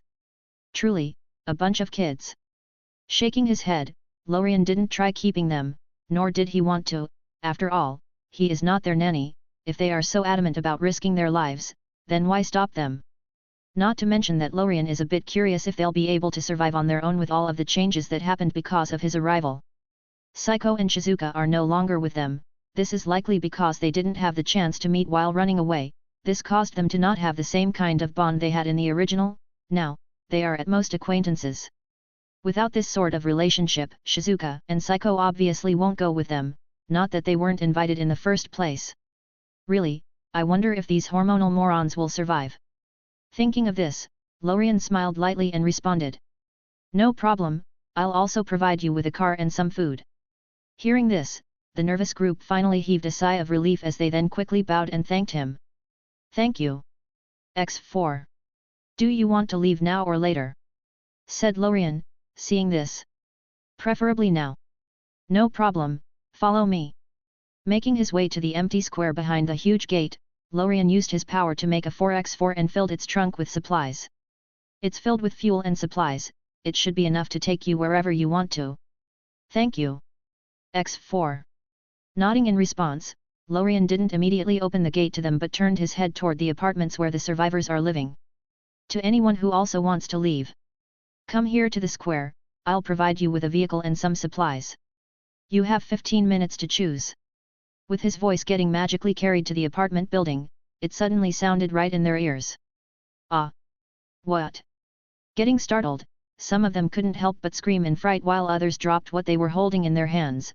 Of course, there are a minority who reacted calmly. But after understanding the situation, all of the survivors walked to their balconies to watch the situation from afar. Not bothering with them, Lorien leaned on the 4x4, closed his eyes, and started waiting patiently. After 15 minutes, he'll open the gates and kill the zombies in front of it, which will effectively give them a clear path out of the base. This is his last kindness to them. Lorien's previous actions when constructing the base and clearing the surroundings made a lot of noise, which attracted a large number of zombies, so without his help, leaving the place would be a nightmare. Step, step, step. Then, just as Lorien was waiting, the sound of hurried footsteps sounded nearby. Opening his eyes, Lorien turned his head slightly to look at the newcomers. Whoever came here is also planning on leaving, so he is curious as to who they are.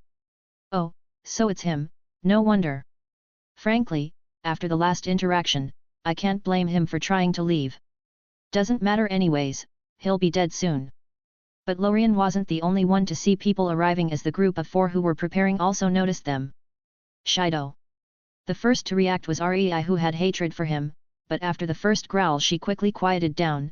As for the others, they didn't have much of a reaction, rather, they were trying to hold back their laughs.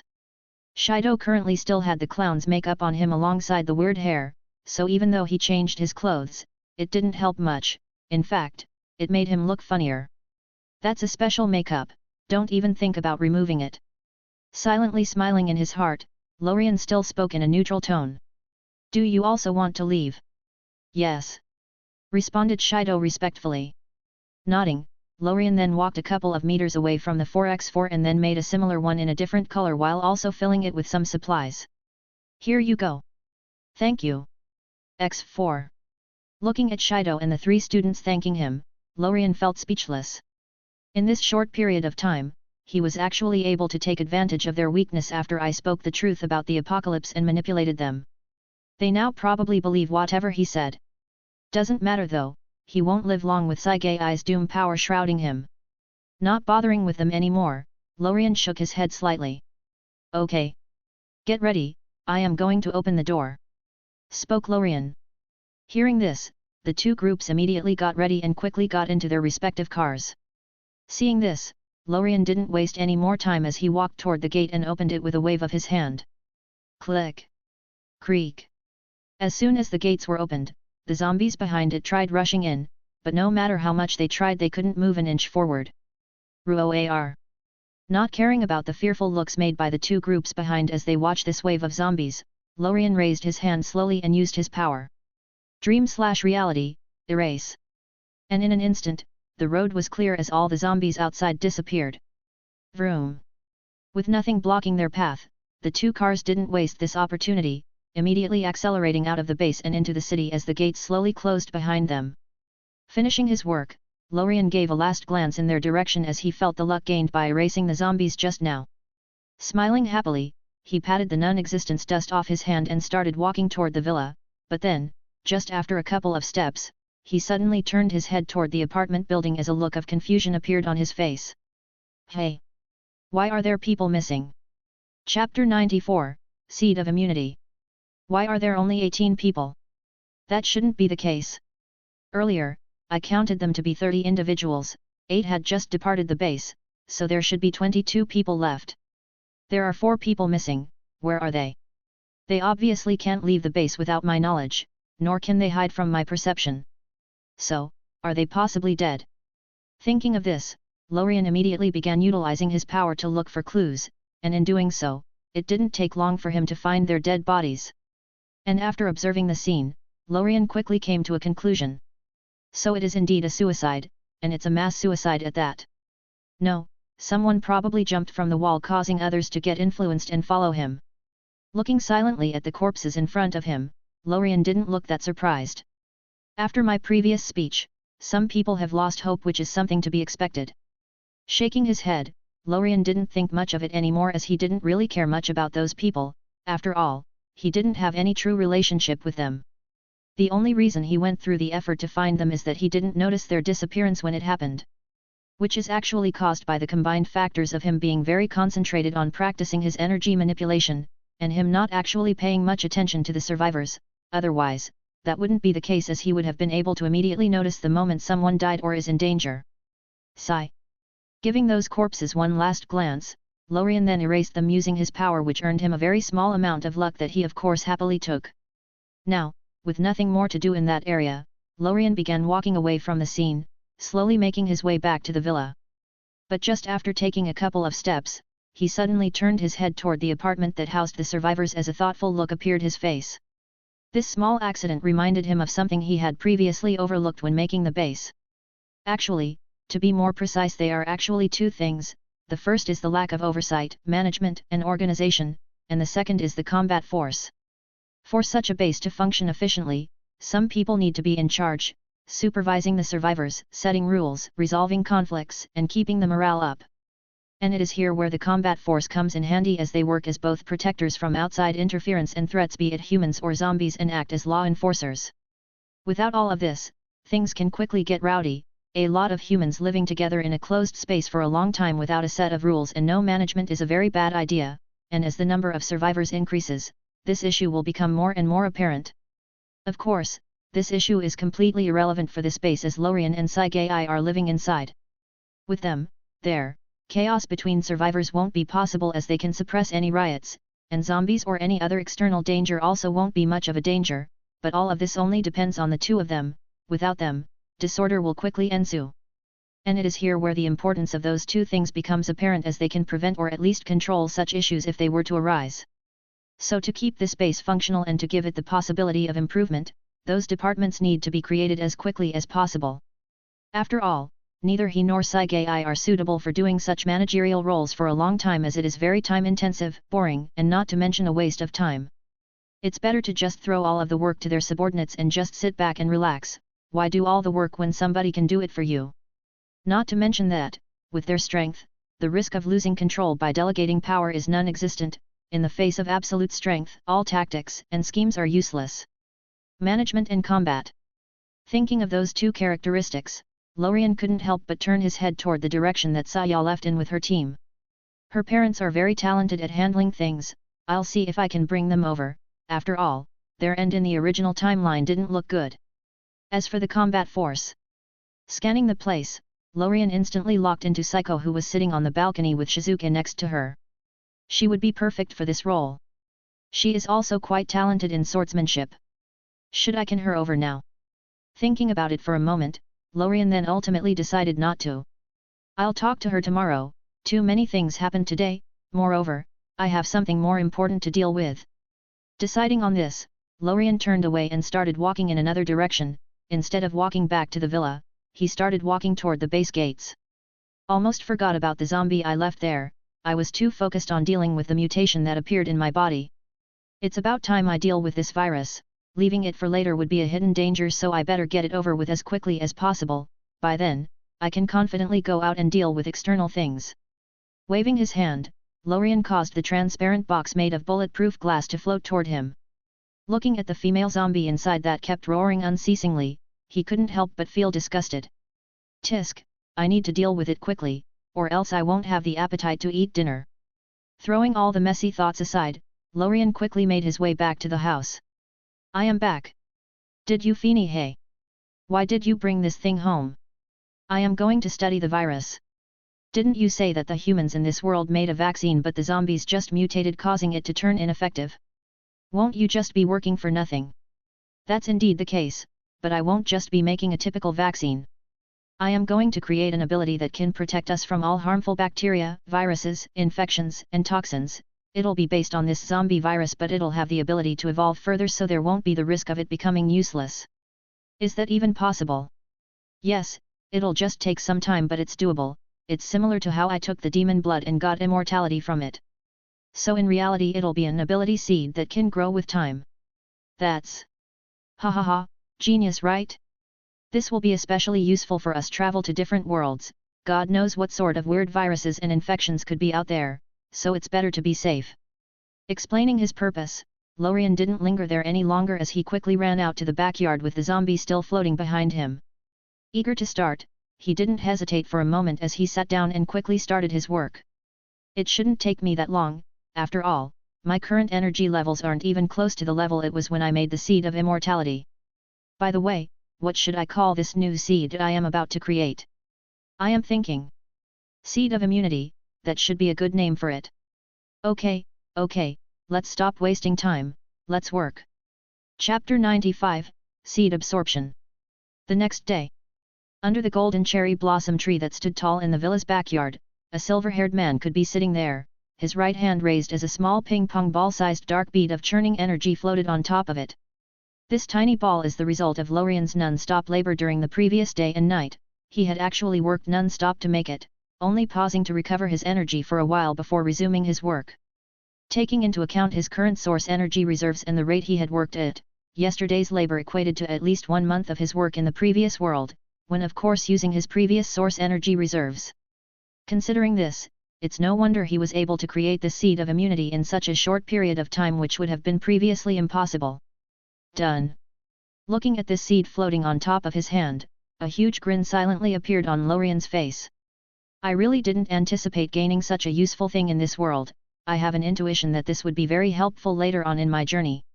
Right now, it'll make me immune to the zombie virus, ordinary diseases, and poisons, and even if I get contaminated by anything higher than that, it'll quickly evolve. Even though all of those aren't much of a danger if I were to use my ability, but it's better to have a skill that specializes in this. After all, I don't know what sort of circumstances I may find myself in. Finally dealing with one of the biggest issues he faced in this world, Lorien felt satisfied.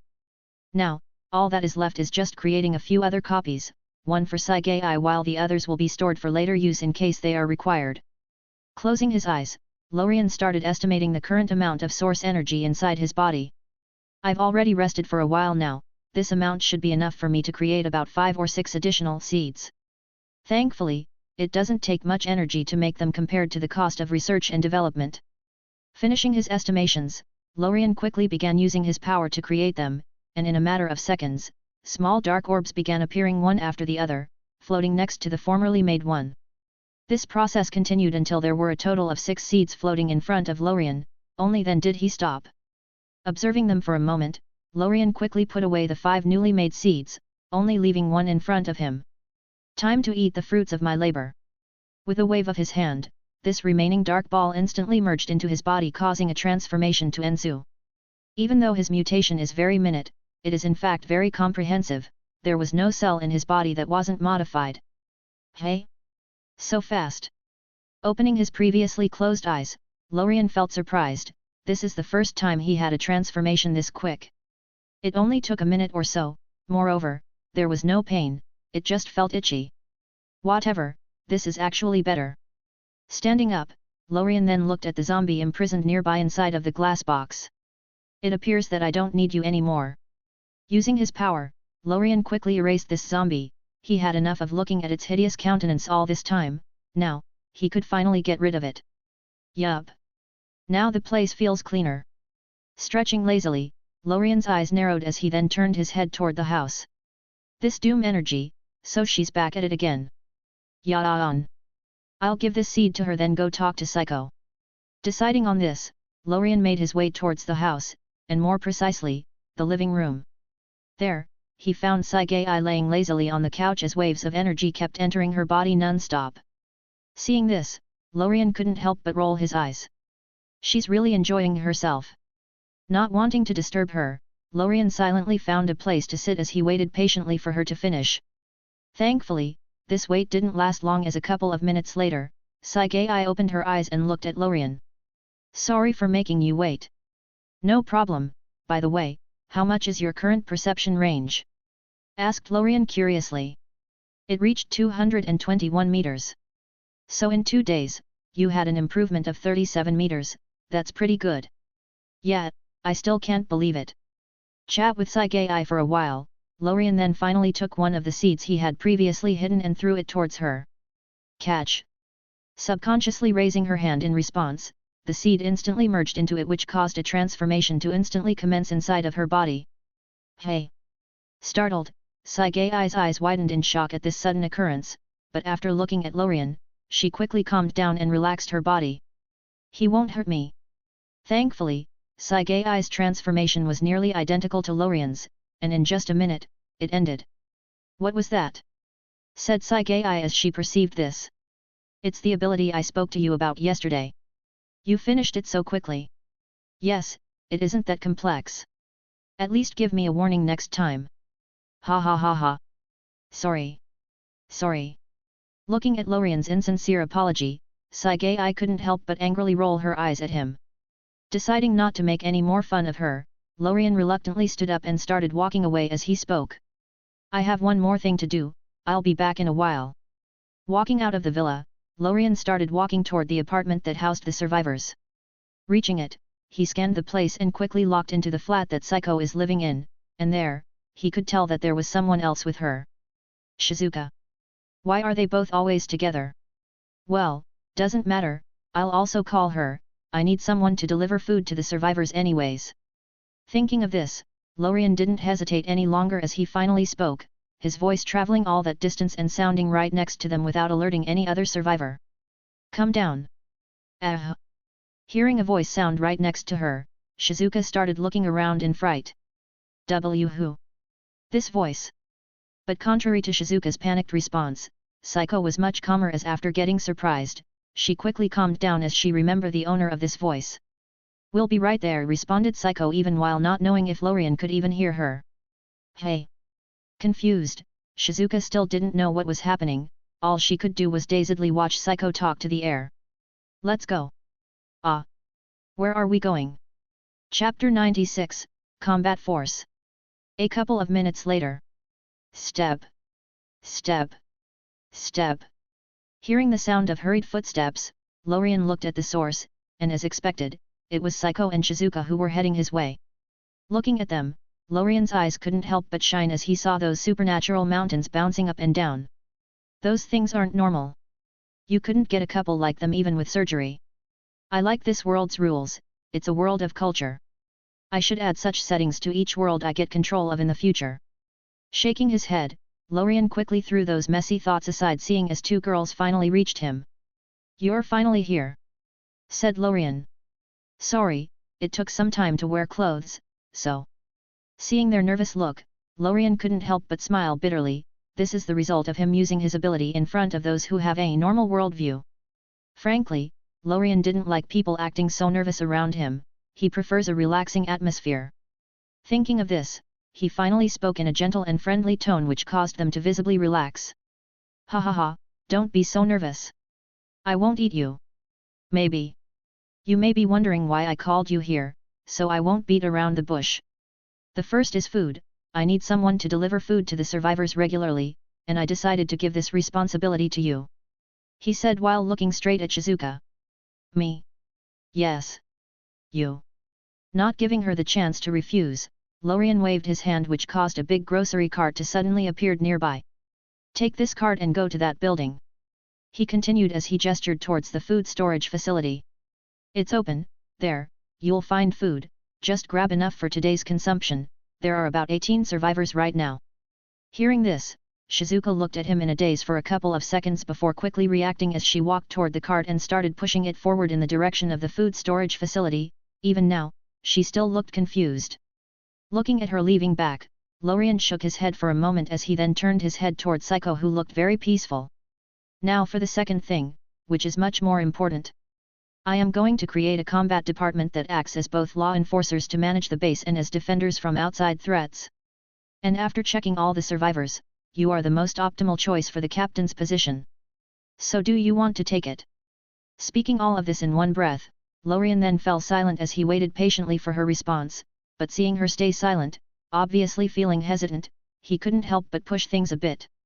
Honestly, you are very talented in swordsmanship, and with little training, you can gain some supernatural power.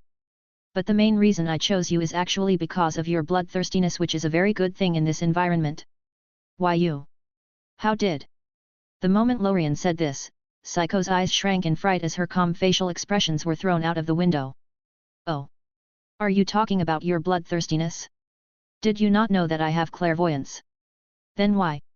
Seeing her still in disbelief, Lorien responded while rolling his eyes at her. It's just some bloodthirstiness, I frankly don't care, I myself am a bit indifferent to the life of those I don't consider related to me. This. Hearing this, Psycho lowered her head slightly, her thoughts wandering to the unknown. If that's what you are worried about, you don't have to. Are you willing to accept someone like me? So that's really what you were worried about? If that's so, then I'll answer you clearly, yes. Hearing this answer, Psycho, who had her head down, finally raised it slowly. There, the previous shock and disbelief are nowhere to be seen, only resolve and calmness remained. If that is the case, then, I agree. I'll stay for as long as you are willing to accept my sins. That means forever. You. Meanwhile. Just as that was happening, the two groups that had previously left the base could be now seen in separate parts of the city as each of them found a secluded place to stay, deciding to rest there for a while. But even though their choice was similar, it was for completely different reasons, as contrary to Komuro's group, which looked in a somewhat relaxed state, Shido's group looked a bit haggard. What is happening? Why is this happening to us? Looking at the two students that were with him, Shido's face also looked a bit ugly.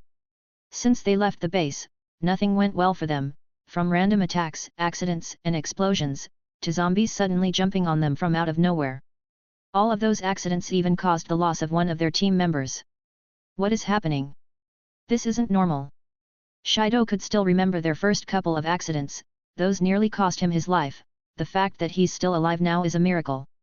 Thankfully, it hasn't happened again for a while, so it may really be just bad luck. Feeling suffocated, he finally couldn't help but exit the vehicle to get a breath of fresh air. There weren't any zombies nearby anyways. What should I do now? I don't know if there are any other supernatural being out there. Did they appear because of the apocalypse? Those assholes. I was planning to stay for a while to get some information, but that man seems to have a grudge against me. With his mind wandering, Shido couldn't help but think about his time at the base. He really couldn't forget such an experience. After all, the clown makeup is still there to constantly remind him.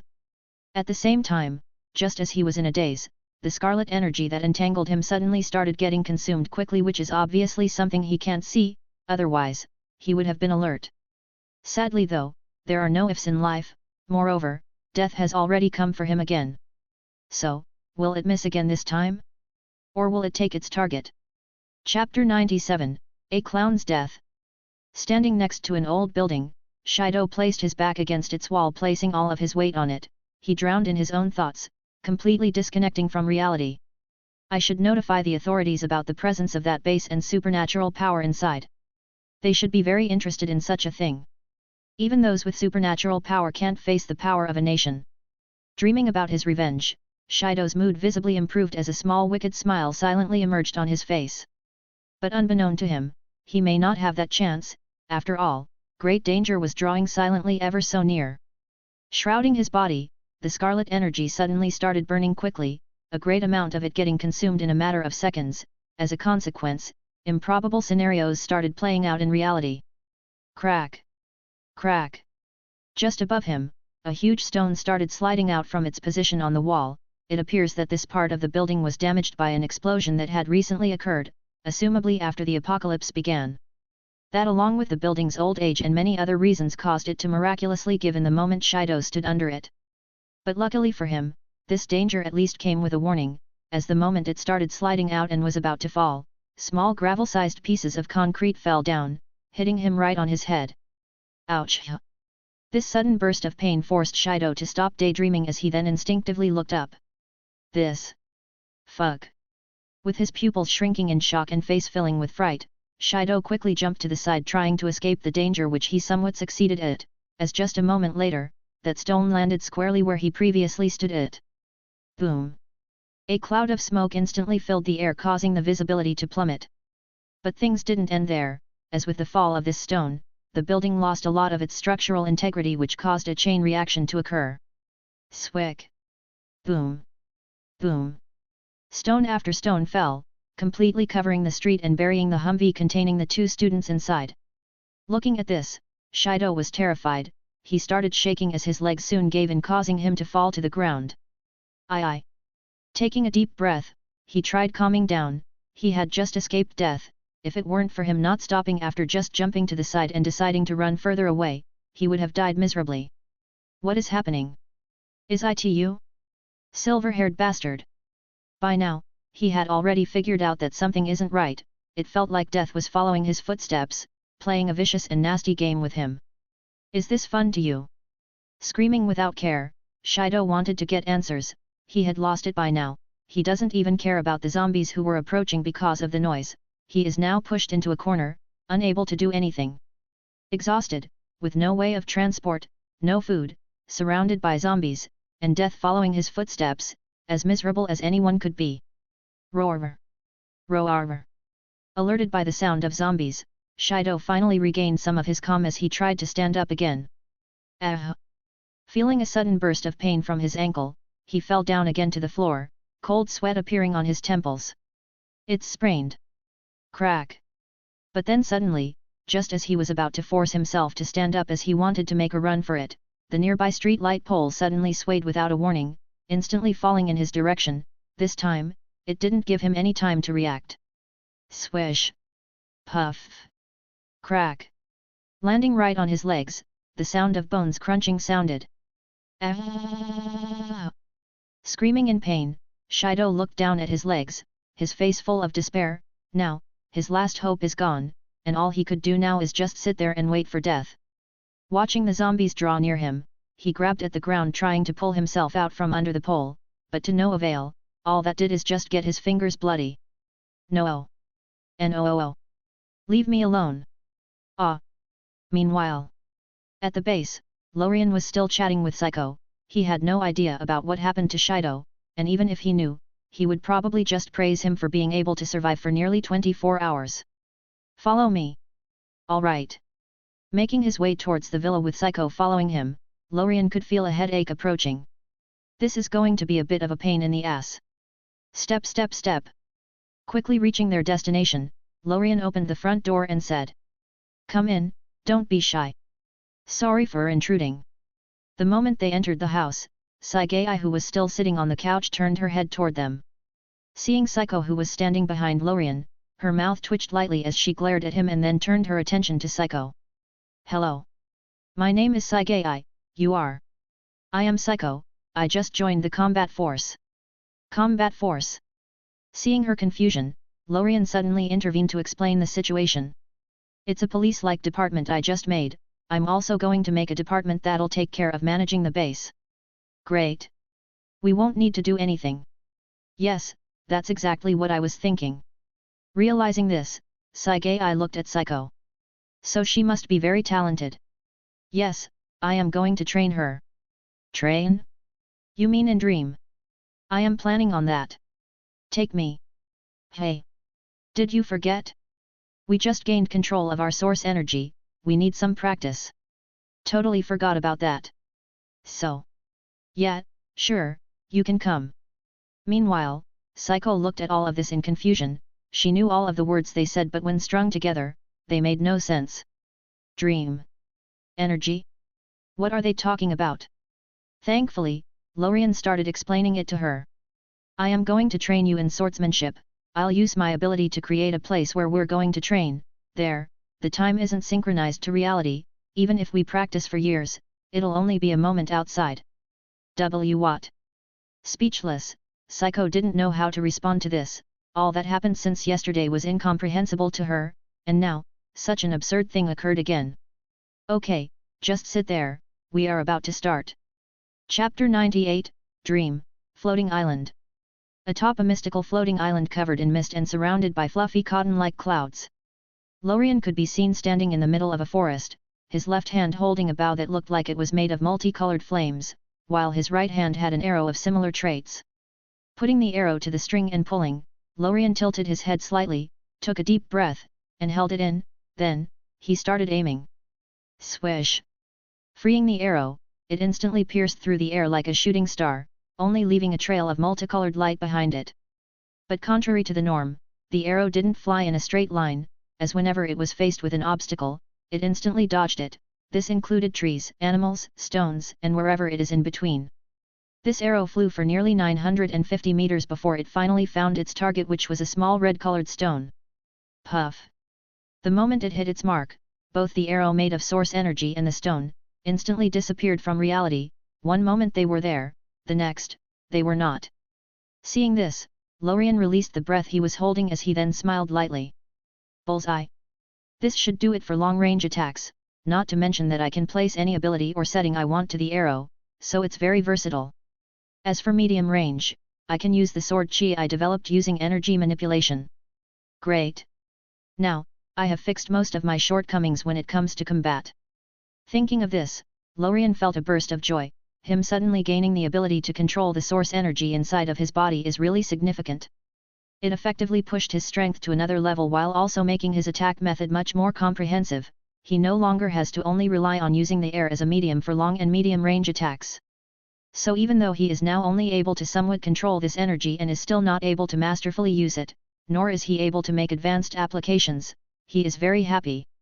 After all, he reached this level in only 4 months, and most importantly without any guidance or outline from any other power system. If he had a training manual or a sample of another energy, his progress would have been much quicker. Tisk, I have to stop being so greedy, I should be satisfied with what I gained. But I really wonder, what will the next world I travel to be like? I hope that it'll be useful. Shaking his head, Lorien quickly threw all of those thoughts aside and then turned his head in a certain direction. Did she also finish training? On the other side of the forest, Sagai could be seen holding a scarlet-colored sword. She held it up above her head and then slashed forward. The moment the sword went down, an arc of blood-colored energy exited the sword's blade. It looked nearly identical to sword chi. This is exactly the ability Lorien previously spoke of, and it appears that Sagai is currently practicing it. Swish! Exiting the blade, this sword wave flew at an outlandish speed. It instantly cut apart whatever came into its path, be it trees or rocks. It sliced everything in its path into 2 clean sections, going all the way unimpeded and only stopping after it flew for about 200 meters, only then did it finally dissipate. Seeing this, Sagai straightened her body and sheathed her sword. We're leaving today, hey? It's been 4 months, I really miss absorbing energy. Of course, Lorien and Sagai weren't the only ones who improved a lot in this dream. The one who gained the most relative to their own strength is actually Psycho. After all, in this period of time, she turned from your run-of-the-mile swordsman to one that actually mastered her own special breathing technique that Lorien helped her make. Slaughter breathing technique. This breathing technique is very ferocious and specializes in attack. This is very different from Lorien and Saigai's breathing techniques, which acts as just a guide or support, not the main attack. During this period of time, this breathing technique was completely mastered by her. Moreover, she isn't that far from gaining the transparent world. Swish! Slash! Looking at another part of the forest, we can see Psycho training. She kept moving quickly and slashing her sword around.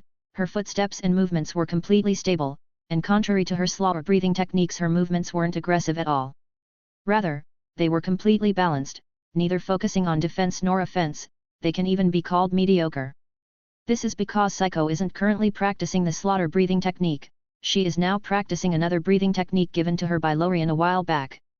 It's called basic breathing technique. It is a technique that doesn't have any attributes, moreover, it is very balanced, so balanced in fact it became mediocre.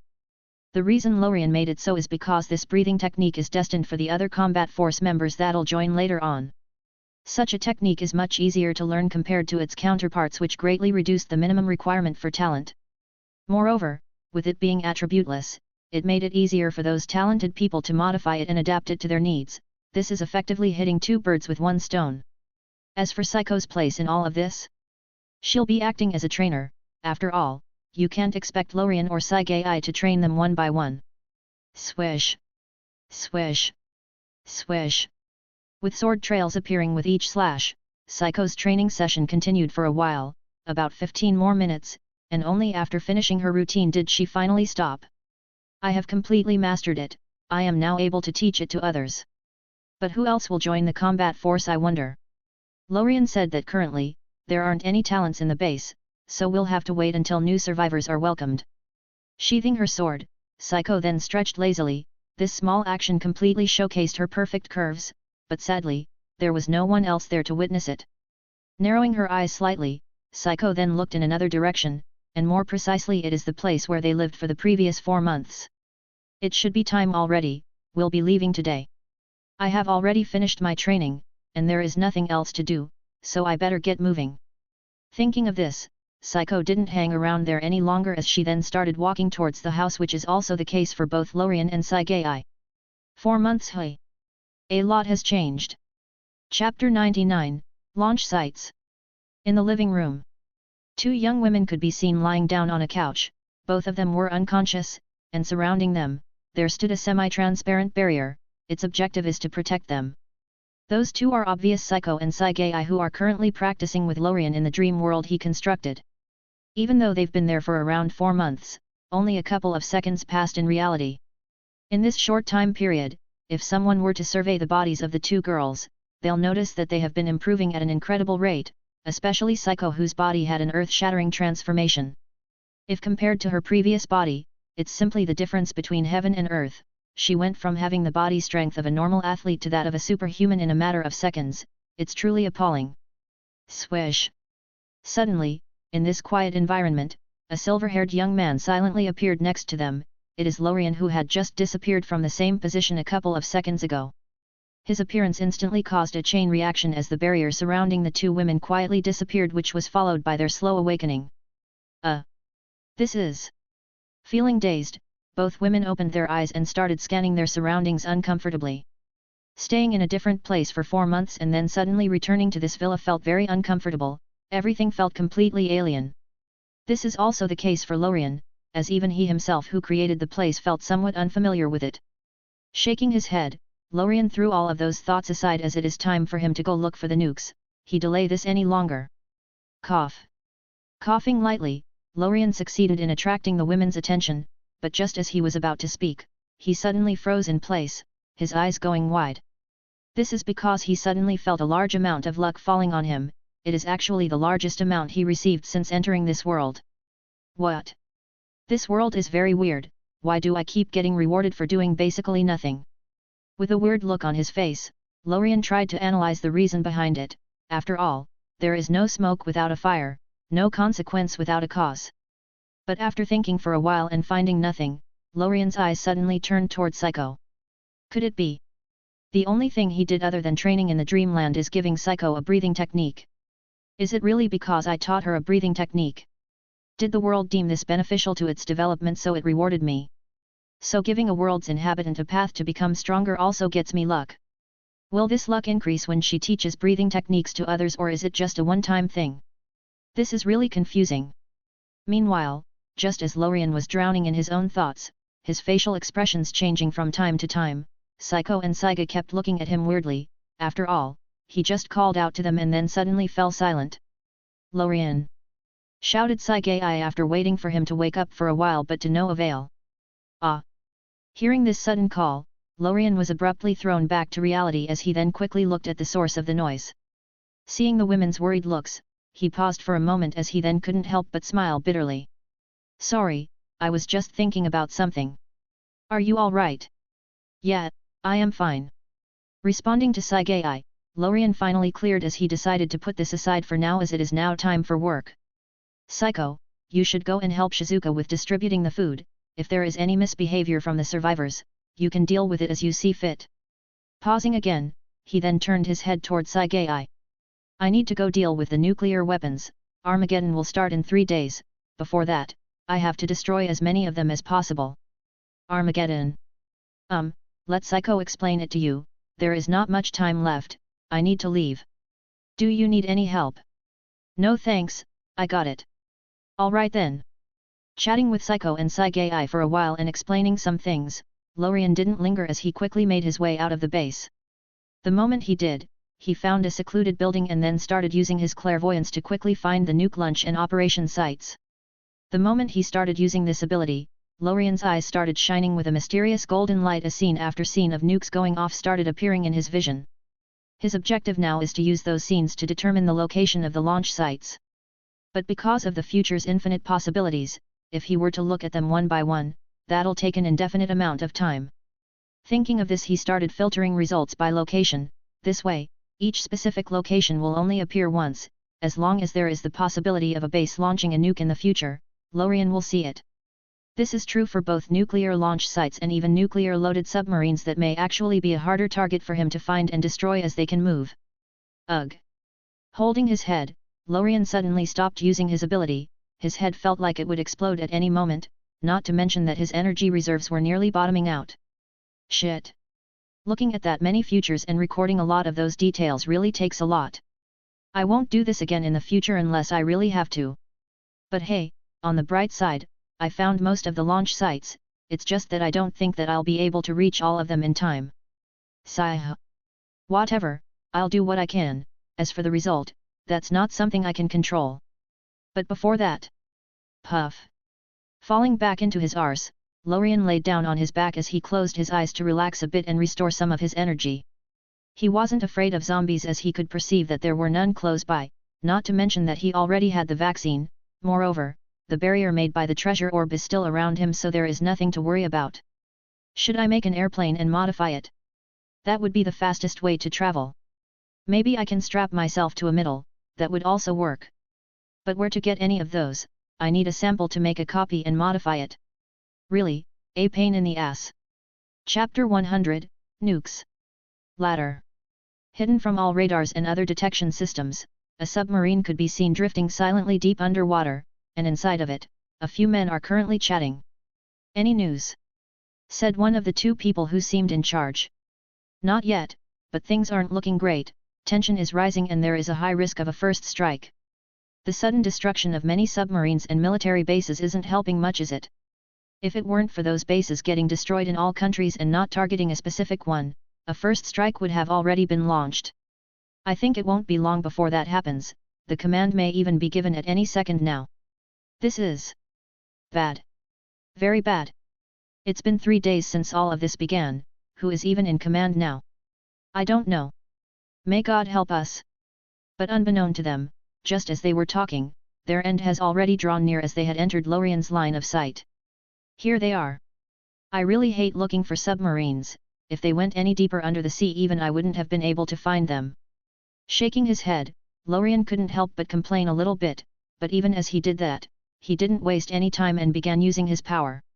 Swish! Instantly, a bow appeared in his left hand followed by an arrow in his right hand, which he immediately put in the string and pulled back. Kriaik. Dream/reality, erase. Giving it the power of erasure, Lorien then released the arrow, allowing it to shoot down like an asteroid. Swish! Instantly piercing through the surface of the ocean, it went through layer upon layer of seawater, but even then, the arrow miraculously stayed completely unaffected by the surrounding environment as it didn't slow down or divert even a little bit. Puff! In a matter of seconds, the arrow landed squarely on its mark, and the moment it did, it immediately caused it to disappear, literally puffing out of existence. This event of course caused the crew on board to suddenly find themselves in the deep sea with nothing surrounding them to protect them. Being nearly 1,000 meters underwater, of course, wasn't the best thing that could happen to someone, as in addition to the pressure around, they had no air. This is because things happened so quickly that none of the crew had the chance to hold in any breath before finding themselves in water. They simply weren't ready at all for this. Gurgle. Blub. In reaction, Some opened their mouths taking in a deep breath just to draw in a mouthful of salty sea water, others screamed causing the last bit of air in their lungs to get consumed, and only a few had the wit to hold in what little air they had left in them as they tried swimming up to the surface. But considering their current location, all of their efforts are completely futile, it is absolutely impossible for them to reach the surface. Glancing at the drowning people with the aid of his power, Lorien didn't feel any pity. After all, in the future, those people were the same ones who launched nukes with their own hands causing the death of an unknown number of people. Even if they were just listening to orders, such individuals aren't worthy of his pity. So after giving them one last glance, Lorien created a rocket, stood on top of it, and then took off. Yes. That has been Lorien's way of travel for the past 24 hours, he just got a rocket, and then sat on it.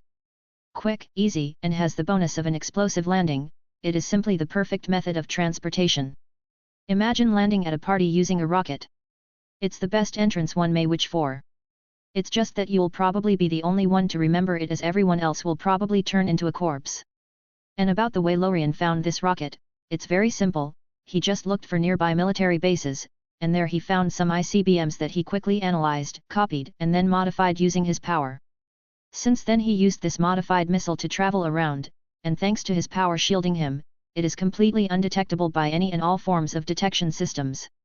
Where was the next target again? Which country's base should I choose? But then, just as Lorien flew for about 200 meters as he thought about his next target, he suddenly stopped noticing a blinding bright light shine from a great distance away instantly shrouding the sky. The moment he saw it, his eyes immediately shrank and his face was filled with confusion as he recognized what it was. A nuke. But why now? Wasn't it supposed to begin a couple of days later? And to confirm his thoughts, the rocket Lorien was riding suddenly started smoking before it stopped working completely. An EMP. Did a nuke detonate at a high altitude? Tisk, the nukes and EMPs in this world are a bit weird, especially the EMPs, their influence shouldn't be this great. They shouldn't be able to affect my rocket from that far of a distance, but here it is, doing just that. Very strange.